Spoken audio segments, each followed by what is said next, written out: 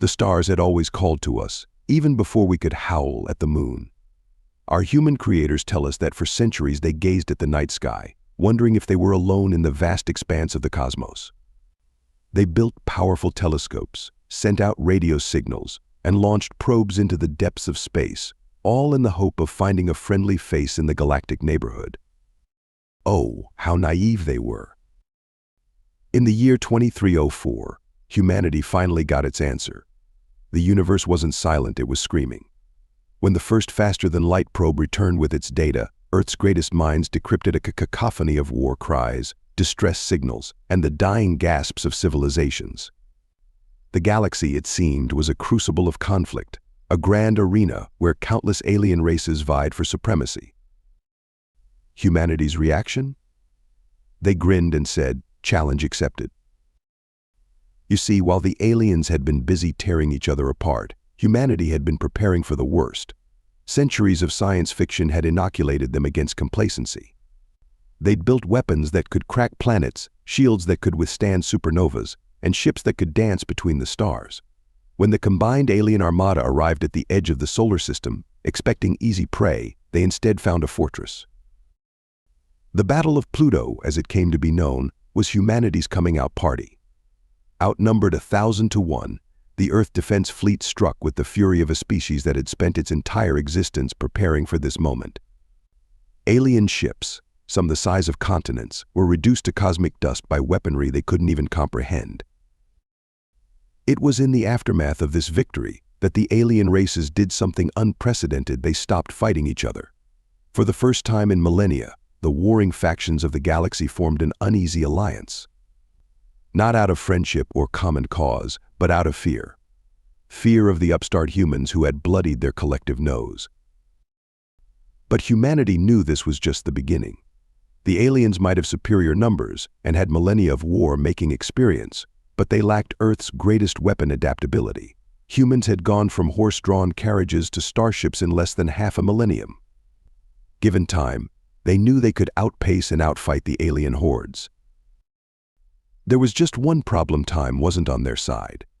The Galactic Alliance, as the aliens called themselves, controlled vast swathes of the Milky Way. They had resources and manpower that humanity couldn't hope to match. Earth needed allies, and fast. Probes were sent out in secret, searching for any race that might stand with humanity against the encroaching storm. But each mission returned with the same result: there were no friends to be found among the stars. It was then, in humanity's darkest hour, that someone remembered an old saying: man's best friend. For thousands of years, one species had stood by humanity's side, through thick and thin, from the hunt to the hearth, from battlefields to bomb shelters. Dogs. The Neo-Canine Enhancement Project was born out of equal parts desperation, ingenuity, and that uniquely human brand of insanity that so often changes the course of history. If humanity couldn't find allies among the stars, they would create them here on Earth. The first generations were problematic. Enhanced intelligence without the proper safeguards led to packs of hyper-intelligent, feral beasts rampaging through research facilities. Increased size and strength without corresponding improvements in impulse control resulted in incidents that still give lab technicians nightmares. But humans, as always, persevered. With each generation, the neo-dogs became more stable, more intelligent, more human. By the 5th generation, the project had produced bipedal canines capable of speech, abstract reasoning, and complex problem-solving. More importantly, they retained the loyalty, courage, and pack mentality that had made dogs humanity's closest companions for millennia. As I stand here, a proud member of that 5th generation, I can't help but feel a sense of destiny. We were born for this, to stand alongside our human brothers and sisters in the greatest fight our world has ever known. The aliens thought they had found an easy target, a young race to subjugate or destroy. Instead, they awakened a sleeping giant and filled him with terrible resolve, and now that giant has a new set of teeth. My name is Rex Wolfborn, Sergeant in the Earth Defense Force's 1st Interspecies Battalion. And this is the story of how dogs helped humanity conquer the stars. I still remember the day I first opened my eyes in the lab. Unlike my wild ancestors, who enter the world blind and helpless, I was born with my senses fully developed, my mind already racing with thoughts and questions. The scientists called it accelerated neural maturation. I just called it confusing as hell. Dr. Elena Rett, the lead geneticist of the Neo Canine Enhancement Project, was the first face I saw. Her eyes, wide with a mixture of scientific curiosity and maternal warmth, studied me as I took my first bipedal steps. "Welcome to the world, little one," she said, her voice trembling with emotion. "You're going to help us save it." I didn't understand the weight of her words then, but I would soon enough. The early days of the program were challenging, to say the least. Holovids from the first-generation experiments still haunt the nightmares of many lab techs. Picture a pack of wolves with the problem-solving skills of chimpanzees and the mood swings of a hormone-addled teenager. Yeah, it wasn't pretty. Gen 1 Neo dogs were aggressive, unpredictable, and often reverted to quadrupedal movement under stress. They could understand complex commands but struggled with verbal communication, leading to frustration that often exploded into violence. More than one lab ended up quarantined after a Gen 1 pack figured out how to open doors. Gen 2 brought improvements in impulse control and linguistic capabilities, but at the cost of the fierce loyalty that had made dogs humanity's companions for millennia. These neo-dogs were coldly logical, viewing their human creators as neither masters nor partners, but simply as another species to compete with for resources. It was Gen 3 that finally struck a balance between canine instinct and human-level cognition. This was when the first successful integration of neo-dogs into military units occurred. However, their enhanced physical abilities often outpaced their emotional development, leading to incidents of accidental harm to human comrades during training exercises. Gen 4, my parents' generation, was the first to be truly bipedal from birth. They could speak fluently, reason abstractly, and work seamlessly alongside human soldiers, but they still struggled with complex ethical dilemmas and long-term strategic thinking. And then there's us. Gen 5. The first generation deemed combat ready from day one. Our physical capabilities surpass those of the fittest human athletes. We can run at speeds of up to 50 mph in short bursts, lift several times our body weight, and our enhanced senses make us living, breathing reconnaissance units. But it's our minds that truly set us apart. We possess eidetic memory, allowing us to recall every detail of our training with perfect clarity. Our problem-solving skills rival those of human geniuses, and we can process tactical information faster than most advanced AI systems. And yet we've retained the core essence of what made dogs man's best friend for thousands of years: unwavering loyalty, courage, and a deep-seated need to be part of a pack. But we're not just weapons or tools. We're individuals, with our own thoughts, desires, and yes, even doubts. I remember the day halfway through our accelerated growth cycle, when I first questioned my place in this new world. I was in the library module of our training facility, absorbing information about Earth's history at a rate that would have made my wolf ancestors' heads spin. "Hey," Rex called out my bunkmate, a sleek Doberman-based Neo named Shadow. "Ever wonder if we're doing the right thing?" I looked up from my holoscreen, tilting my head in that distinctly canine gesture of curiosity. "What do you mean?" Shadow's ears flattened slightly, a sign of discomfort. "I mean, we were created to fight a war, to kill. Doesn't that make us, I don't know, bad dogs?" I pondered this for a moment, my tail swishing thoughtfully. "We were created to protect," I said finally. "Our ancestors guarded human homes and families for thousands of years. We're just doing it on a larger scale now." Shadow didn't seem entirely convinced, but he nodded anyway. It was a conversation we'd revisit many times in the years to come. As our training intensified, so did the reports from the front lines. The Galactic Alliance was pushing harder against Earth's defenses, probing for weaknesses. Humanity needed us ready, and fast. Graduation day came sooner than any of us expected. One moment we were running combat simulations, the next we were being fitted for our powered armor suits, custom designed to work with our unique physiology. As I stood there, feeling the weight of the armor and the even heavier weight of expectation, Dr. Rett approached me. Her hair had more gray in it than when I first saw her, and lines of worry creased her face. "Rex," she said, her voice soft but firm, You and your kind are about to face challenges no dog, no soldier has ever faced before. Remember your training, remember your pack, and most importantly, remember why you fight. I stood at attention, my ears perked forward. To protect humanity, ma am. To be the shield that stands between Earth and those who would destroy her. Dr. Rhett smiled, a mixture of pride and sadness in her eyes. Yes, but it's more than that. You fight so that one day, we won't have to fight anymore. So that humans and neo-dogs alike can look to the stars and see not a battlefield, but a frontier to explore together. As I boarded the transport ship that would take us to our first deployment, those words echoed in my mind. We were more than experiments, more than soldiers. We were the next step in the ancient partnership between humans and dogs. And we were ready to take that partnership to the stars. The transport ship hummed around us as we left Earth's atmosphere. Through the viewports, I watched my home planet shrink, a blue marble suspended in the vast darkness of space. It was beautiful, fragile, and worth every ounce of effort to protect. Our destination, Luna Base Alpha, humanity's state-of-the-art training facility for the Earth Defense Force. As the first batch of combat-ready neo-dogs, we were about to be put through our paces alongside the best human soldiers Earth had to offer. Excited, Wolfborn asked Captain Patricia Hunter, our human commanding officer. Her eyes sparkled with a mixture of anticipation and curiosity. I straightened my posture, ears perked.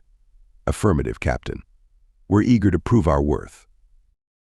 Hunter nodded, a slight smile on her face. Just remember, this isn't a competition between species. We're all on the same team here. As we disembarked onto the lunar surface, the reduced gravity made my movements feel exaggerated. Our suits compensated quickly, but it was still a novel sensation. The base itself was a marvel of engineering, a sprawling complex of interconnected domes and underground facilities, capable of withstanding both the harsh lunar environment and potential alien attacks. Training began immediately. Our days were filled with a grueling regimen of physical conditioning, combat simulations, and tactical exercises. The human soldiers, initially skeptical of their canine counterparts, quickly learned to appreciate our unique abilities. In close-quarters combat, our enhanced strength and reflexes gave us a clear edge. During one particularly intense session, I found myself paired against Sergeant Mike O'Ile, a burly Irish soldier known for his boxing skills. "All right, Fido," he grinned, raising his fists. "Let's see what you've got."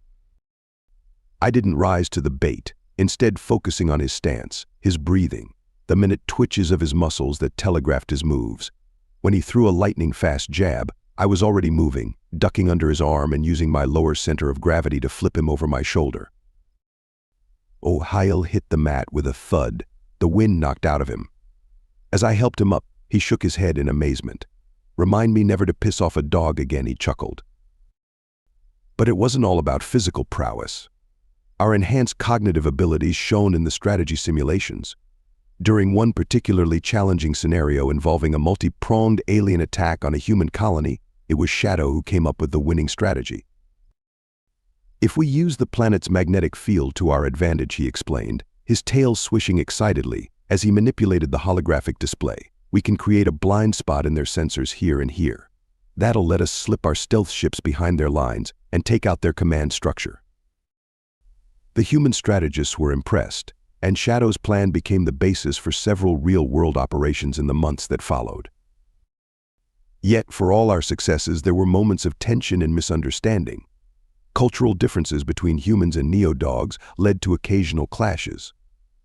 Our pack instincts sometimes conflicted with traditional military hierarchy, and our enhanced senses could be overwhelmed in the chaos of simulated battle. One particularly difficult day stands out in my memory. We were running a rescue operation simulation, and things were going smoothly until we entered a chamber filled with holographic civilians. The cacophony of sounds, smells, and movement overloaded my senses, triggering an instinctive response. Before I knew it, I was on all fours, growling at Shadows. Captain Hunter found me like that, huddled in a corner, my tactical systems offline. Instead of reprimanding me, she sat down next to me, her voice soft and calming. "It's okay, Rex," she said, slowly reaching out to scratch behind my ears. "We all have our moments of weakness. The key is to learn from them, to grow stronger. Her words and touch grounded me, reminding me of the bond between humans and dogs that had endured for millennia. It was a humbling experience, but also a valuable lesson. We might be enhanced, but we were still dogs at heart, with all the strengths and vulnerabilities that entailed. As our training progressed, we learned to work seamlessly with our human counterparts, each species complementing the other's strengths and compensating for their weaknesses. Humans provided the strategic oversight and creative problem-solving, while we neo-dogs offered unparalleled sensory awareness and lightning-fast tactical responses. But it wasn't all work. In our downtime, we forged deep friendships with our human comrades. Movie nights in the rec room became a regular occurrence, with heated debates over whether Lassie or K9 was the superior classic dog film. O'Hale took it upon himself to teach us poker, though he soon regretted it when our ability to read micro-expressions made us unbeatable opponents. As our training neared its end, anticipation built among both humans and neo-dogs. We were no longer separate species thrust together by circumstance, but a cohesive unit ready to face whatever the galaxy might throw at us. On our last night at Luna Base Alpha, Captain Hunter gathered us all in the main auditorium. Her face was serious as she addressed the assembled troops. "Tomorrow, you ship out to the front line," she began, her voice carrying to every corner of the room. "You've trained hard, you've worked together, and you've become something greater than the sum of your parts. Humanity and neo-dogs, standing united against the storm." She paused, her gaze sweeping over us. "The enemy thinks they know what they're facing. They think they've got us figured out. But they've never seen anything like you. Show them what happens when you back Earth into a corner. Show them what happens when you threaten the home of humanity and its best friends." A chorus of cheers and barks filled the auditorium. As we filed out to prepare for our deployment, I felt a mix of excitement and trepidation. Our training days were over. The real test was about to begin. That night, as I lay in my bunk, I thought about everything that had led to this moment. The millennia of coevolution between humans and dogs, the scientific breakthroughs that had created beings like me, the looming threat that had necessitated our existence. Whatever came next, I knew one thing for certain: we would face it together, humans and neo-dogs, united in our determination to protect our home and forge a future among the stars. As I drifted off to sleep, my last thoughts were of Earth, that blue marble hanging in the void. Tomorrow, we would begin our journey to ensure it stayed safe. The low hum of the starship's engines reverberated through my bones as we dropped out of FTL on the edge of the Proxima Centauri system. I stood at attention with my fellow neo-dogs and human comrades in the briefing room, our eyes fixed on the holographic display, showing our target a small, rocky moon orbiting a gas giant. Colonel Vance, a grizzled veteran with more combat drops than most of us had training simulations, stepped forward. "Listen up, pups and grunts," he growled, his voice carrying the weight of years of command. "Intel suggests the Galactic Alliance is setting up a forward operating base on that moon. Our job is to shut it down before it becomes operational." Captain Hunter zoomed in on the hologram, highlighting a series of structures on the moon's surface. "We'll be dropping in 3 teams. Alpha Team, led by myself, will hit their command center. Beta Team, under Sergeant O'Il, will take out their power generators. Gamma Team, led by Sergeant Wolfborn, will secure their communications array." My ears perked up at the mention of my name. This was my first command, my chance to prove that neo-dogs could lead as well as follow. "Any questions?" Colonel Vance asked, his eyes scanning the room. Shadow, standing beside me, raised a paw. "Sir, what's our intel on the alien species we'll be facing?" The colonel nodded approvingly. "Good question, soldier. We're dealing with the Tsar Kresh, a reptilian species known for their thermal vision and regenerative abilities. Your enhanced senses will be crucial in detecting them, especially in low-light conditions." As the briefing concluded, we moved to the drop bay to gear up. The ship's AI ran final checks on our powered armor suits, each custom fitted to our unique physiologies. I felt the familiar click as my neural interface connected, flooding my vision with tactical data. O'Hale approached me as I was doing my final equipment check. "First time leading a team into combat, A. Wolfborn," he said, clapping me on the shoulder. Just remember, they're counting on you to bring them home. No pressure." I gave him a canine grin, my tail swishing slightly. "Don't worry, oh eel. I was born for this literally." The drop bay doors opened, revealing the stark, cratered landscape of the moon below. My team assembled around me 2 other neo-dogs and 3 humans, a perfect blend of our complementary abilities. "Gamma team, sound off," I barked. Rodriguez, ready. Tanaka, good to go. Fang, itching for a fight. Whiskers, sensors primed. Cooper, locked and loaded. I nodded, feeling a surge of pride. "Remember your training, watch each other's backs, and let's show these aliens why you don't mess with Earth. Gamma team, deploy." We leapt from the bay, our suit thrusters firing to control our descent. The moon's low gravity made the drop feel almost leisurely, but we all knew that could change in an instant.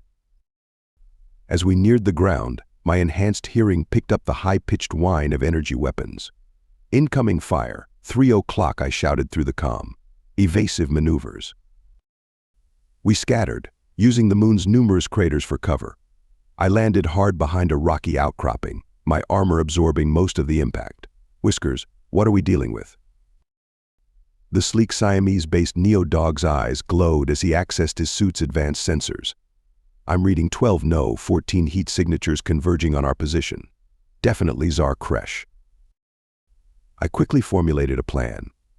"Fang, Rodriguez, flank left. Tanaka, Cooper, go right. Whiskers, you're with me. We'll draw their fire while the others circle around." My team acknowledged the orders, moving with the precision that comes from countless hours of training. As Whiskers and I broke cover, unleashing a barrage of suppressing fire, I caught my first glimpse of our adversaries. The Zar Kresh were imposing figures 7 feet tall, covered in iridescent scales, with long, powerful tails that they used for balance as they returned fire. But for all their alien nature, they were no match for our coordinated assault. Fang's superhuman speed allowed him to close the distance rapidly, his reinforced claws tearing through the Zar Kresh's armor like it was tissue paper. Rodriguez and Cooper provided covering fire, their aim enhanced by their neural links to their weapons. As the skirmish intensified, I found myself face to face with a Zar Kresh commander. Its forked tongue flicked out, tasting the air as it sized me up. "Abomination," it hissed in broken English. "You dare to stand against the might of the Alliance?" I bared my teeth in a fierce grin. "We're not standing against you," I growled.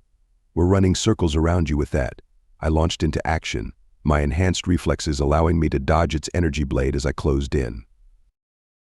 The fight was brutal but brief. My claws found the weak points in its armor, guided by the tactical data streaming across my HUD. As the alien fell, I turned to see the rest of my team had successfully neutralized the remaining Zar Kresh. "Gamma team, status report," I barked. "All targets neutralized," Tanaka replied. "Cooper took a hit, but the suit absorbed most of it. He'll live." I nodded, relief flooding through me. We'd won our first engagement without losing anyone. Good work, everyone. Now let's secure that comm array before reinforcements arrive.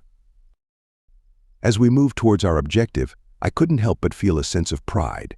Humans and neo-dogs, working in perfect harmony, had just handed the Galactic Alliance their first defeat on this moon. It was a small victory in the grand scheme of things, but it proved what we were capable of. The communications array loomed before us, a twisted spire of alien technology reaching towards the stars. As we approached, I received a transmission from Captain Hunter. "Good work, Gamma team," her voice crackled through the comm. "Alpha and Beta have achieved their objectives. Secure that array, and we can call this operation a success." I acknowledged the order, then turned to my team. "All right, let's finish this. Whiskers, start the hack. Everyone else, defensive positions. This isn't over until we're back on the ship." As Whiskers worked his tech magic on the alien systems, I took a moment to survey our surroundings. The barren lunar landscape, Earth's distant sun, a mere pinprick of light in the sky, the wreckage of our recent battle, it all drove home the reality of our situation. We were fighting for the survival of our species on a tiny rock orbiting an alien star. But as I looked at my team, human and Neo-Dog alike, I felt a surge of hope. We had faced our first real test and emerged victorious. Whatever the Galactic Alliance threw at us next, we would be ready. The familiar hum of our dropship approaching signaled the end of our mission. As we boarded, exhausted but triumphant, I caught O'Heill's eye. He gave me a respectful nod. "Not bad for a first-timer, Wolfborn," he said with a grin. "Looks like you mutts might be useful after all." I chuckled, feeling the tension of the battle finally start to ease. "Just remember," O'Heil I quipped, "every dog has its day. Today was ours." As the dropship lifted off, leaving the battered moon behind, I settled in for the ride home. Our first deployment had been a success, but I knew it was just the beginning. The war for Earth's survival was far from over, and we humans and Neo-Dogs together would be on the front lines every step of the way. Months had passed since our first deployment, and the novelty of space combat had long since worn off. The Proxima Centauri campaign had been a success, but it was just the opening salvo in what was shaping up to be a long, grueling war. I stood on the observation deck of the EDF Constellation, Earth's flagship, gazing out at the swirling nebula that marked the current front line. Behind me, I heard the familiar click of claws on metal as Shadow approached. "Credit for your thoughts, Rex," he asked, coming to stand beside me. I sighed, my tail swishing slowly. "Just wondering what new horrors the universe has in store for us today." Shadow chuckled, a low, rumbling sound. "Well, whatever it is, I bet it tastes better than the protein cubes they're serving in the mess hall. I swear, I'm starting to miss kibble." Before I could respond, the ship's AI, Aria, chimed in. "Sergeant Wolfborn, Corporal Shadow, your presence is requested in the war room immediately." We shared a look. A summons to the war room never meant anything good. As we entered, I was struck by the tense atmosphere. Colonel Vance stood at the head of the holodable, his face grim. Captain Hunter and O'Heil were there too, along with several other high-ranking officers I didn't recognize. "Glad you could join us," Gentleman Vance said, his voice gruff. "We've got a situation." The holodable flickered to life, displaying a massive, ring-shaped structure floating in space. "This," Vance continued, "is a Kree-Ek world ship. It just dropped out of FTL at the edge of the Epsilon Eridani system." I felt my hackles rise. The Kree-Ek were one of the most formidable species in the Galactic Alliance, a hive-mind race of insectoids known for their brutal efficiency in combat. Intel suggests they're planning to use this world ship as a staging ground for a major push into our territory, Hunter added. "If they establish a foothold in Epsilon Eridani, Earth will be their next target." O'Heil leaned forward, his face serious. "So what's the plan? Please tell me we're not just going to roll over and show our bellies." I couldn't help but growl at the canine metaphor. O'Heil shot me an apologetic glance. Vance's lips twitched in what might have been a smile. "Not quite, Sergeant. We're going to hit them where it hurts. Our science team has identified a critical weakness in the world ship's structure. If we can plant charges at these key points," he highlighted several areas on the hologram, "we can trigger a chain reaction that will tear the whole thing apart." "Sounds simple enough," Shadow said, his tail wagging slightly. "What's the catch?" "The catch," Hunter replied, "is that someone needs to infiltrate the world ship to plant those charges. The Kree-Ek's hive mind makes them nearly impossible to fool. We need a team that can move fast, think on their feet, and work seamlessly together." All eyes in the room turned to Shadow and me. I felt a mix of pride and trepidation. "You want us to lead the mission?" Vance nodded. "You'll have your pick of operatives, human and Neo-Dog. This is a volunteer mission only. The risks are significant." As the briefing continued, detailing the specifics of the operation, I found my mind racing. This wasn't just another skirmish or raid. This was a mission that could turn the tide of the entire war. Hours later, I stood before our assembled strike team in the hangar bay. Humans and Neo-Dogs, each handpicked for their skills and experience. I saw determination in their eyes, but also fear. They knew the stakes. "I won't lie to you," I began, my voice carrying across the bay. "This mission is dangerous. Some of us might not make it back. But what we're about to do could save billions of lives, human, neo-dog, and yes, even alien. I paused, looking each team member in the eye. We've trained for this. We've bled for this. Now, it's time to show the galaxy what happens when you back Earth into a corner. Who's with me? The response was a chorus of cheers and barks that echoed through the hangar. As we boarded our stealth dropship, Eel approached me. "Hey, Wolfborn," he said, his voice uncharacteristically serious. "Make sure you come back in one piece, yeah? Who else is going to be my poker buddy?" I grinned, showing my teeth.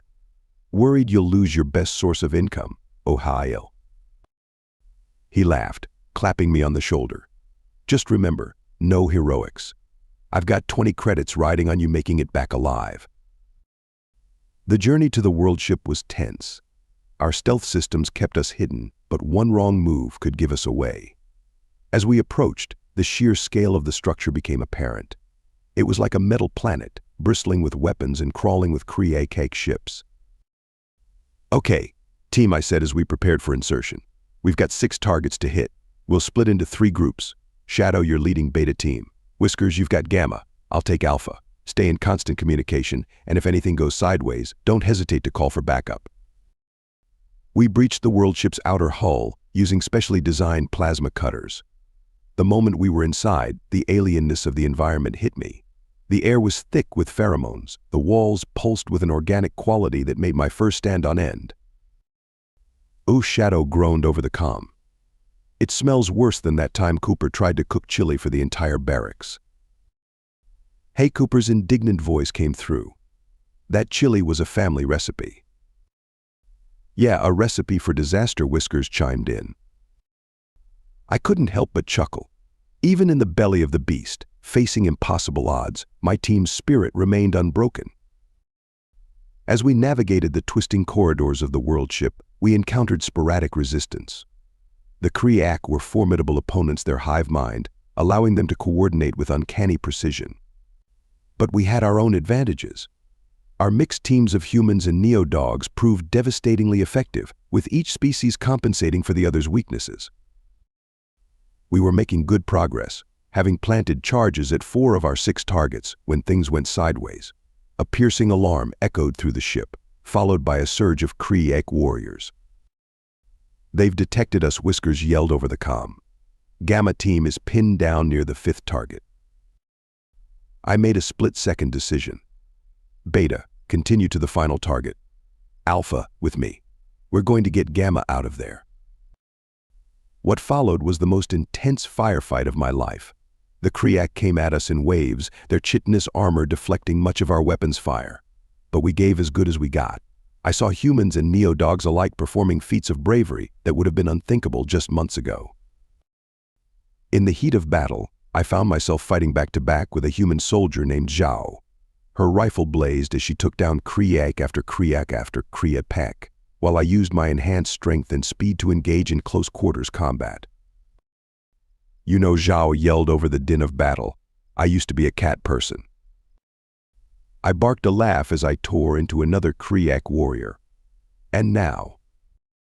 She grinned, reloading her rifle with practiced ease. "Let's just say I'm reconsidering my position." Finally, we managed to fight our way to Gamma team, help them plant their charge, and begin our retreat. Shadow reported success at the final target just as we reached our extraction point. As our dropship rocketed away from the world ship, I watched through the view screen as the charges detonated. The massive structure began to break apart, secondary explosions rippling across its surface. The cheer that went up in our ship was deafening. Humans and neo-dogs embraced, all protocol forgotten in the euphoria of survival and victory. But as the adrenaline faded, the cost of our mission became clear. We had lost good soldiers, both human and neo-dog. Their sacrifices would be honored, their names remembered. As we docked with the Constellation, I felt the weight of command heavy on my shoulders. We had won a significant victory, but the war was far from over, and each battle seemed to blur the lines between human and neo-dog, between Earth and the stars we now called our battlefield. I looked at my team, battered, exhausted, but alive and victorious. Whatever came next, I knew one thing for certain: we would face it together, as the family we had become. As we disembarked, I overheard Eel talking to Hunter. "You know, Captain," he said, a note of wonder in his voice, "I think we might actually have a chance in this war." Hunter's reply was quiet but filled with determination. "With soldiers like these, both human and neo-dog, we have more than a chance, Sergeant. We have hope." And in that moment, standing among my fellow soldiers, I felt it too. Hope for our future, hope for Earth, and hope for the incredible partnership between humans and dogs that had brought us to the stars. The Galactic Alliance had no idea what they were in for. The humans had a saying, "Every dog has its day." Well, our day was just beginning, and it was going to be a long and glorious one. The destruction of the Kriek world ship had bought us some breathing room, but the war raged on. Months passed in a blur of missions, briefings, and all too short periods of rest. With each engagement, the bond between human and neo-dog grew stronger, our tactics more refined, our resolve more unshakable. I stood in the Constellation's war room, my fur still damp from a post-mission shower, studying the holographic map of known space. The glowing dots representing Earth-controlled systems were vastly outnumbered by the encroaching red of Galactic Alliance territory. "Penny for your thoughts, Sergeant Wolfborn." I turned to see Dr. Elena Rhett, the scientist responsible for the Neo-Dog program, entering the room. Her presence on a frontline ship was unusual, to say the least. "Just wondering how long we can keep this up, Dr. Rhett," I replied honestly. "We're winning battles, but the war." She nodded, her eyes tired but determined. "That's actually why I'm here. We might have found a game changer." Before she could elaborate, the room filled with the senior staff. Colonel Vance, Captain Hunter, Eel, and to my surprise, my old packmate Shadow, now sporting lieutenant stripes. "All right, people," Vance began without preamble. "Dr. Rhett and her team have made a breakthrough that could turn this war around. Doctor, if you would." Rhett stepped forward, tapping at the holotable. The star map disappeared, replaced by a complex molecular structure. "We've been studying the remains of the Kriek world ship," she explained. "And we've discovered something fascinating about their hive mind communication system. It relies on a very specific pheromone compound to maintain cohesion."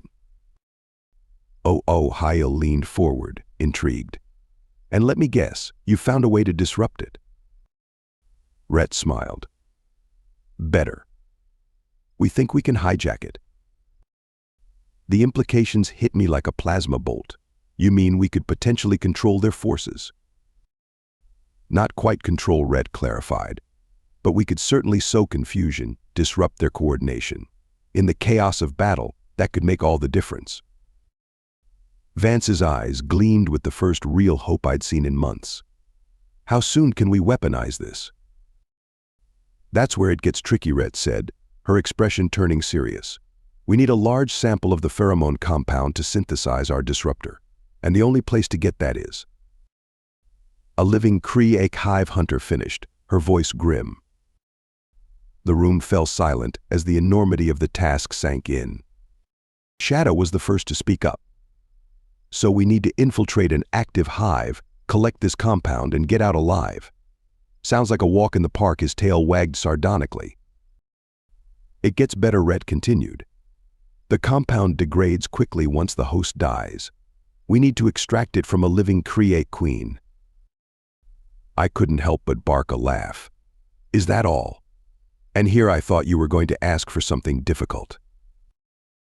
Eel grinned, clapping me on the shoulder. "That's the spirit, Wolfborn.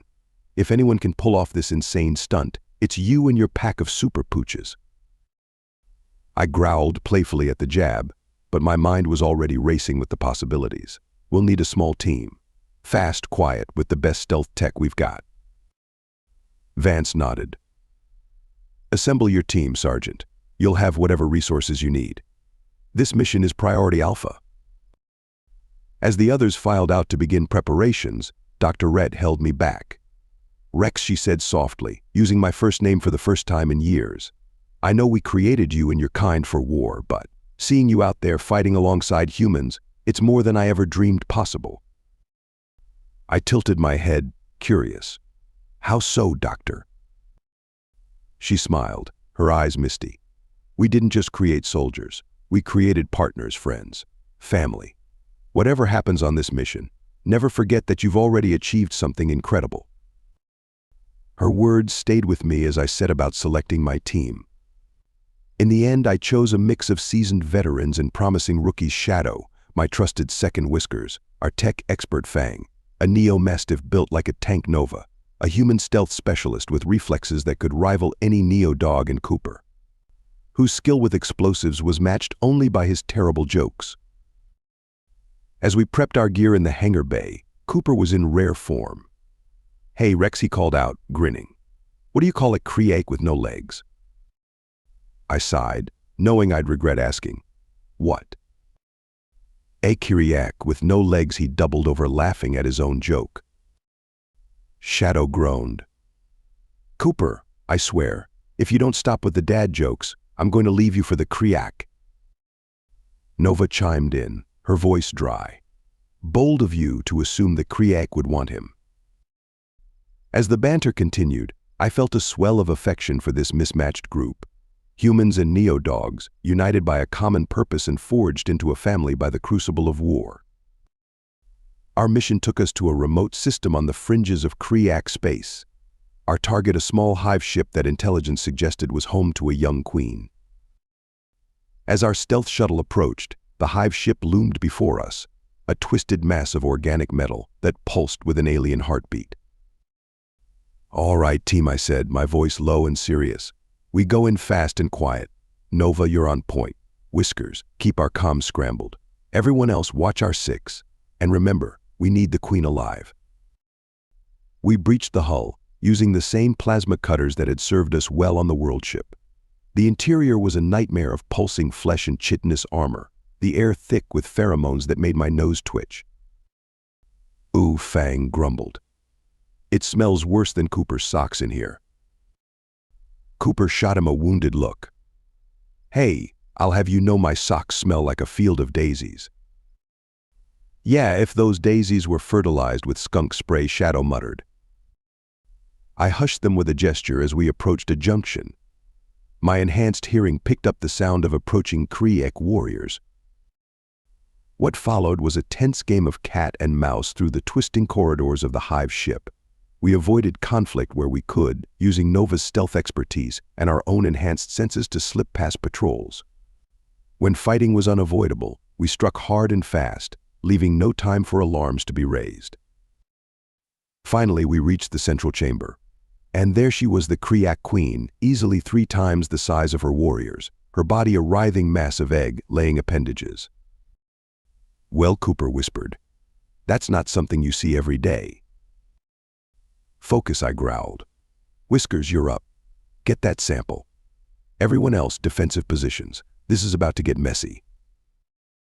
Whiskers approached the queen, his specialized collection device at the ready. The queen, sensing our presence, let out a piercing shriek that reverberated through the ship. "So much for the element of surprise," Nova muttered, readying her weapon. The next few minutes were chaos. Kriak warriors poured into the chamber from every entrance. We fought with everything we had, human and Neo-Dog moving in perfect synchronization. Fang was a whirlwind of fur and fury, his massive frame bowling over Kriak like pins. Nova danced between enemies, her shots finding weak points with uncanny accuracy. Shadow and I fought back to back, covering each other's blind spots. Through it all, Whiskers worked feverishly to collect the precious pheromone compound. "Almost got it," he called out, his voice strained. "Just need another." "Got it." "Time to go," I barked. "Cooper, light it up." Cooper grinned, producing a handful of grenades. "Time to make some fireworks." We fought our way back to our entry point, Cooper's explosives clearing a path and collapsing corridors behind us to slow our pursuers.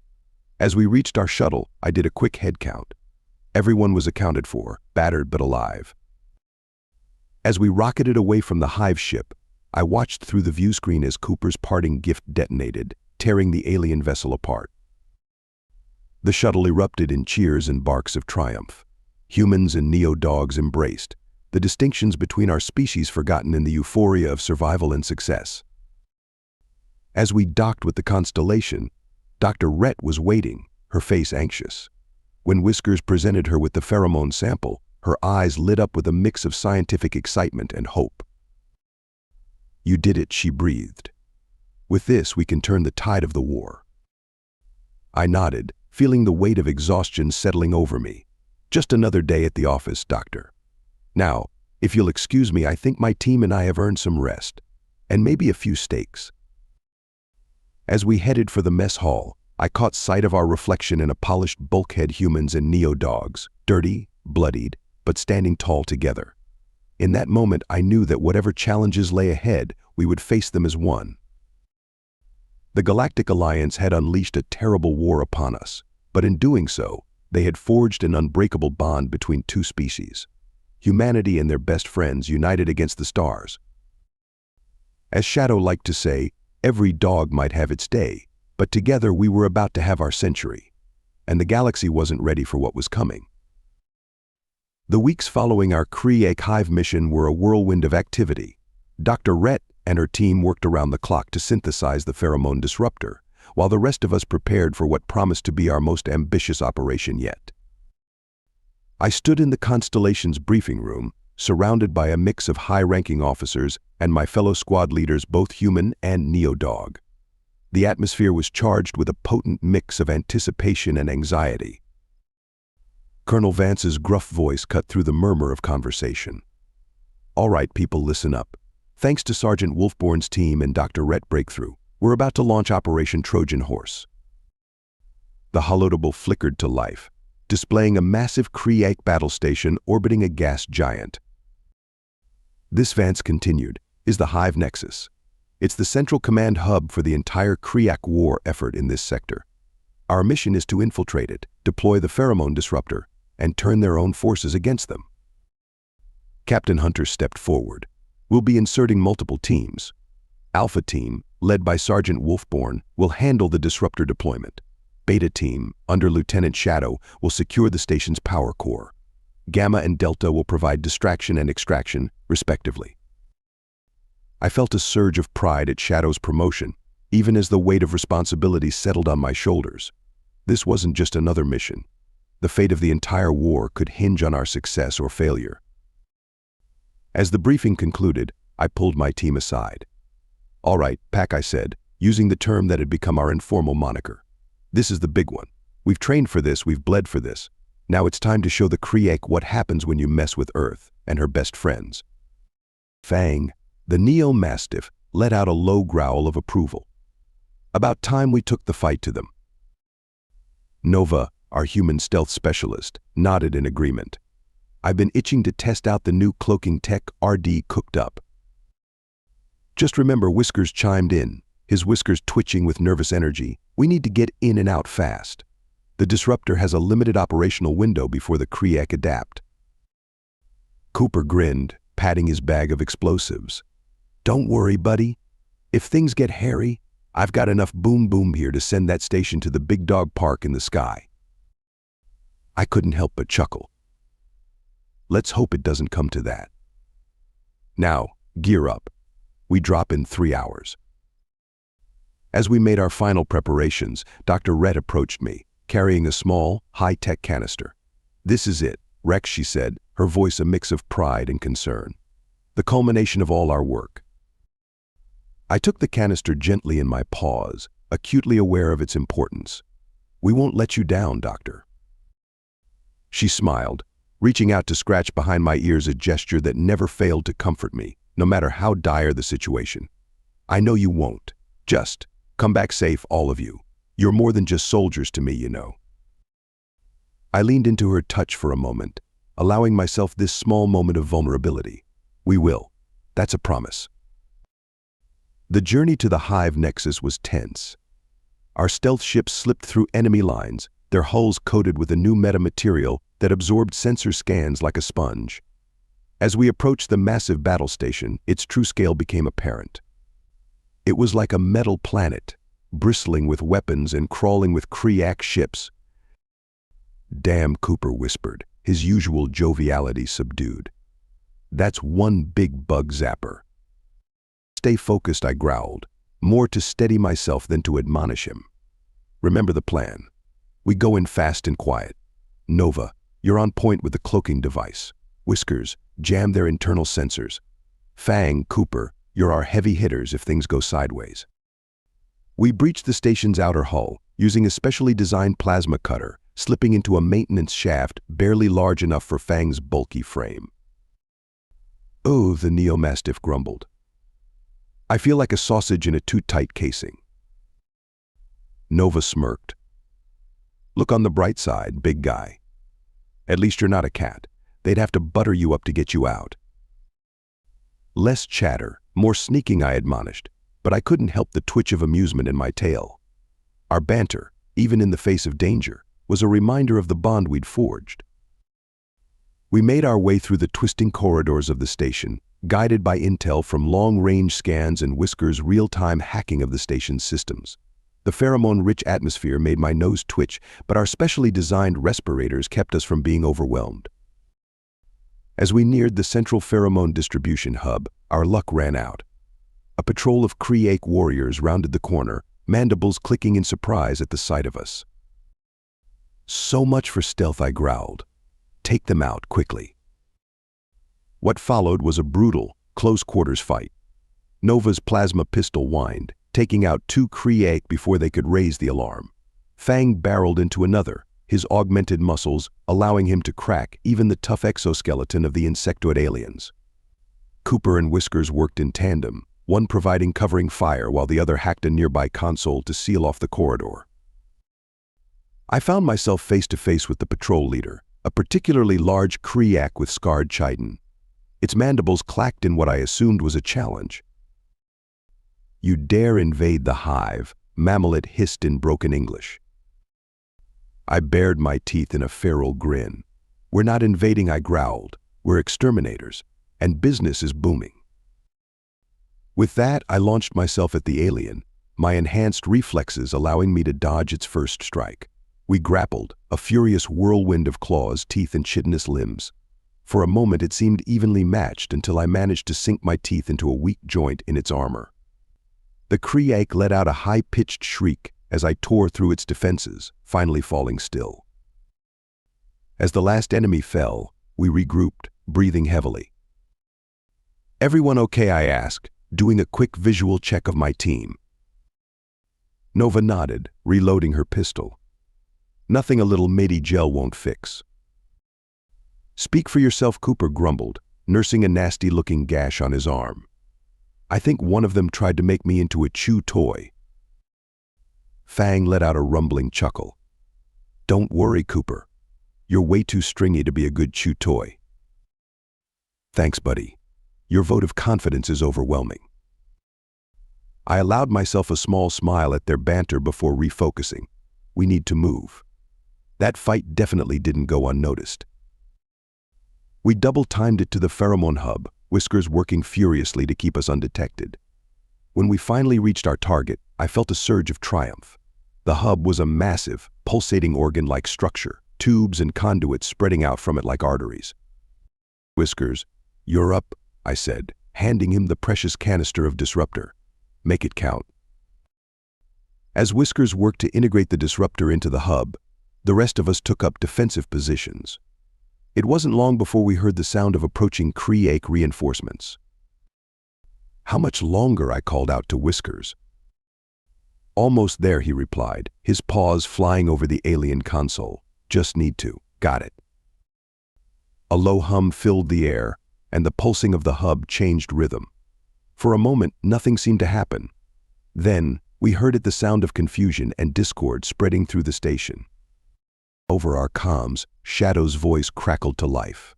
Wolfborn, whatever you did, it's working. The Creake are turning on each other. Now's our chance to hit the power core. Copy that, I replied. All teams, execute your objectives. Let's turn this station into a shooting gallery. What followed was the most chaotic and exhilarating battle of my life. As we fought our way back to the extraction point, we witnessed Creake warriors attacking each other in confusion, entire sections of the station descending into anarchy. Cooper's explosives opened paths where there were none, while Nova's stealth tech allowed us to slip past the worst of the fighting. Fang and I took point, our enhanced strength and speed making us living battering rams through the panicked alien hordes. As we neared our extraction point, a massive explosion rocked the station. "That's our cue to leave," Shadow's voice came through the comm. "Power cores set to blow. This whole place is going to be a very expensive firework in about 10 minutes. We double-timed it to the hangar bay, linking up with the other teams along the way.